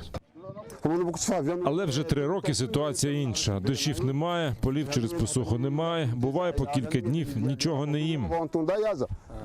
Экологлар дүнияның башқа ерлеріне көре Жөнебе Африкада арарет 2 кере тез көтерілген айта. Бұны чон Мадагаскарда циклонлар пек сық юз бере. Алимлер иклим деңішкен сайын циклонларының күчарта жақ. У нас також все частіше відбуваються піщані бурі, і вони все більш руйнівні. Я особисто їздив на поля, які зазвичай зелені, але зараз покриті піском. Це новий феномен, який став помітніше в минулому році. Якын вақытта Жөнебе Мадагаскарда яшаған 1,5 миллион бала ашқа тоймай жақ. 110 000 бала есе ачлық чекежегі бекленілі. Бұл есе бала инкишафына явашлаттырып, хасталықлар ве өлімлерінің себебі ола біле. Телеканалымыздың сайтында абоне олып АТР қорантасына қошылыңыз. Бұның үшін браузерде atr.ua адресіне yazып сайтқа кіре білесіңіз. Анда есе АТР қорантасына қошылмақ үшін АТРге қол тұтмақ догмені баса білесіңіз. Бұндан соң өз банк картаңыз ве электрон адрес аққанда мәліматыны толдырыңыз. Төлевлер насыл мұнтазам тарзда олажағыны қайдеті программаның шартларына қабыл етіп төлемек догмесіні басыңыз. Бұрынже ве екене Қырым Татар телеканалы бұл Қырымда олған Керчекні көстерген телеканалдар. Қырым Татар халқы үшін есе екене сербестлік мейданы. АТР сайтына абоне олып информацион көреште бізге ярдым етіп, ярмада ишгалжелерден азат етілмесі үшін өз иссеңізні қоша білесіңіз.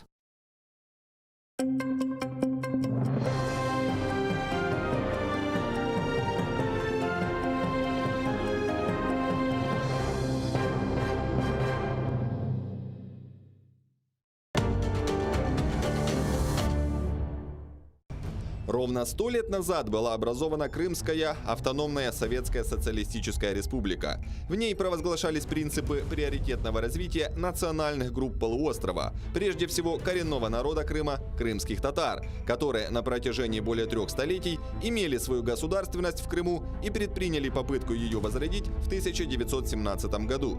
Государственность крымско-татарского народа, история и современность. Каким будет будущее Крыма? Готово ли сегодняшнее политическое руководство Украины вносить изменения в 10-й раздел Конституции Украины об образовании крымско-татарской национально-территориальной автономии? Какой она должна быть и что для этого нужно? 17 октября в 20:00 ток-шоу «Мост». Не пропустите.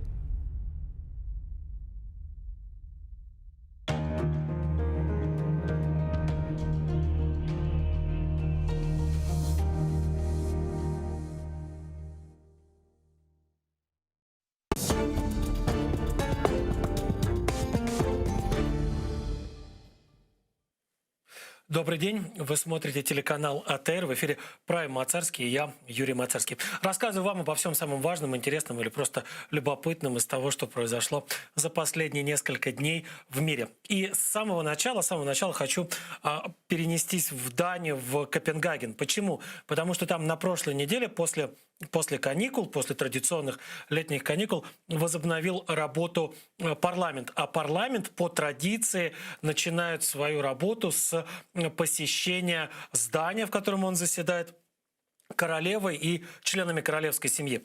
По традиции все это начинается в первый вторник октября. Вот в первый вторник октября королева Дании, которую зовут Маргрете II, вместе со своим семейством, вместе с наследным принцем и его семьей приехала в парламент для того, чтобы открыть его новый сезон его работы. Посмотрите, как королева приезжает. Это вот ее семейство, это наследные принцы и их члены их семей приехали, отправлять депутатов в новый сезон их работы. В обязательном порядке королеву встречают женщины книксонами, такими реверансами. Обязательно встречают ее вот таким вот всеобщим вставанием. Она, кстати, я замечу, очень демократичная женщина. Она даже когда вступала на престол в 1972 году, отказалась от всего этого безумного нагромождения титулов, которыми обычно именуют себя монархи, и стала просто, у нее очень короткий титул, «Милостью Божьей королева Дании». Вот так вот себя Маргрета II именует. Значит, почему на нее стоит обратить особое внимание и, в принципе, чем интересен датская королевская семья, датский королевский двор? А они интересны тем, что это самая старая правящая династия в Европе. Вот эта самая династия, к которой относится и Маргрета II, она называется династия Глюксбургов. Она правит Данией аж с X века. И за это время, конечно, много всего в датской истории происходило. Ну вот, например, за это время в состав королевства датского попало еще попал большущий кусок суши, который называется остров Гренландия. Остров Гренландия формально продолжает оставаться частью королевства Дании.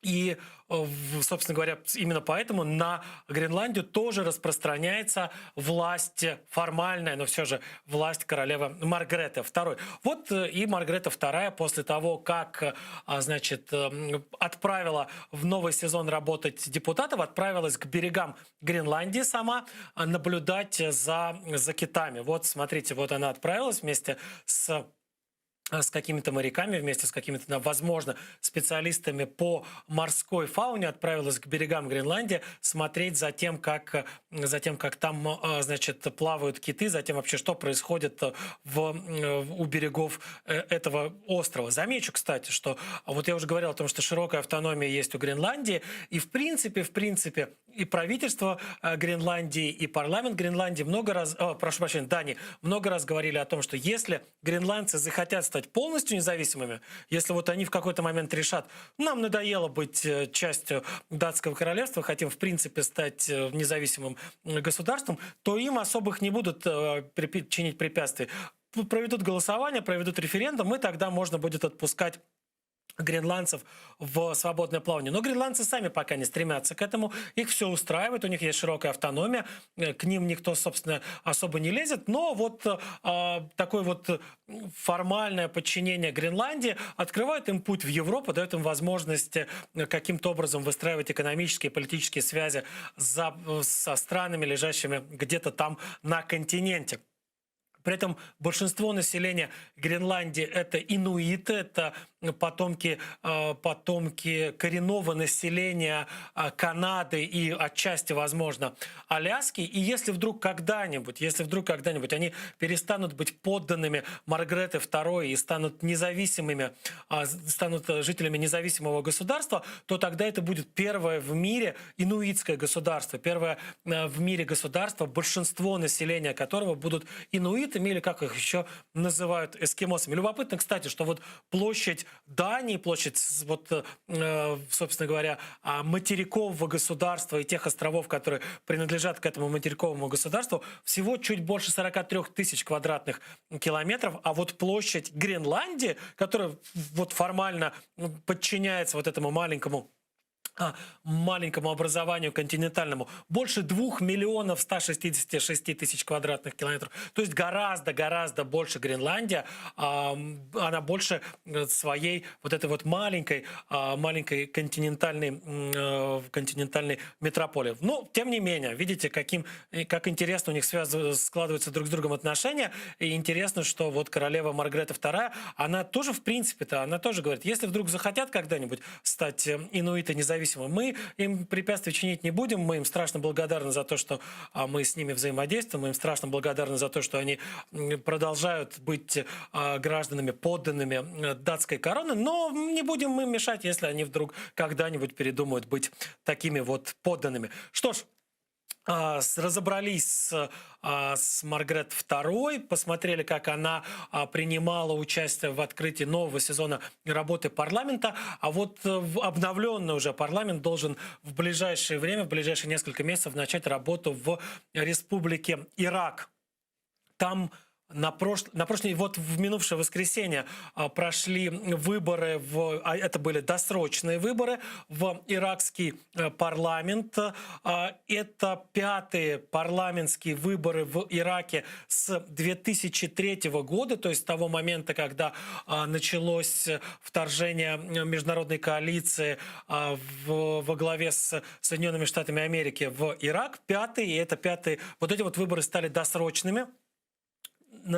Они, в принципе, должны были пройти в 2022 году, но вот начиная с 2019 и в прошлом, 2020 году, Ирак сотрясали массовые протесты. Они в основном были в столичном Багдаде, но не только в столичном Багдаде, просто в столичном Багдаде эти протесты, вот вы видите их сейчас на видео, были самыми масштабными, самыми кровавыми.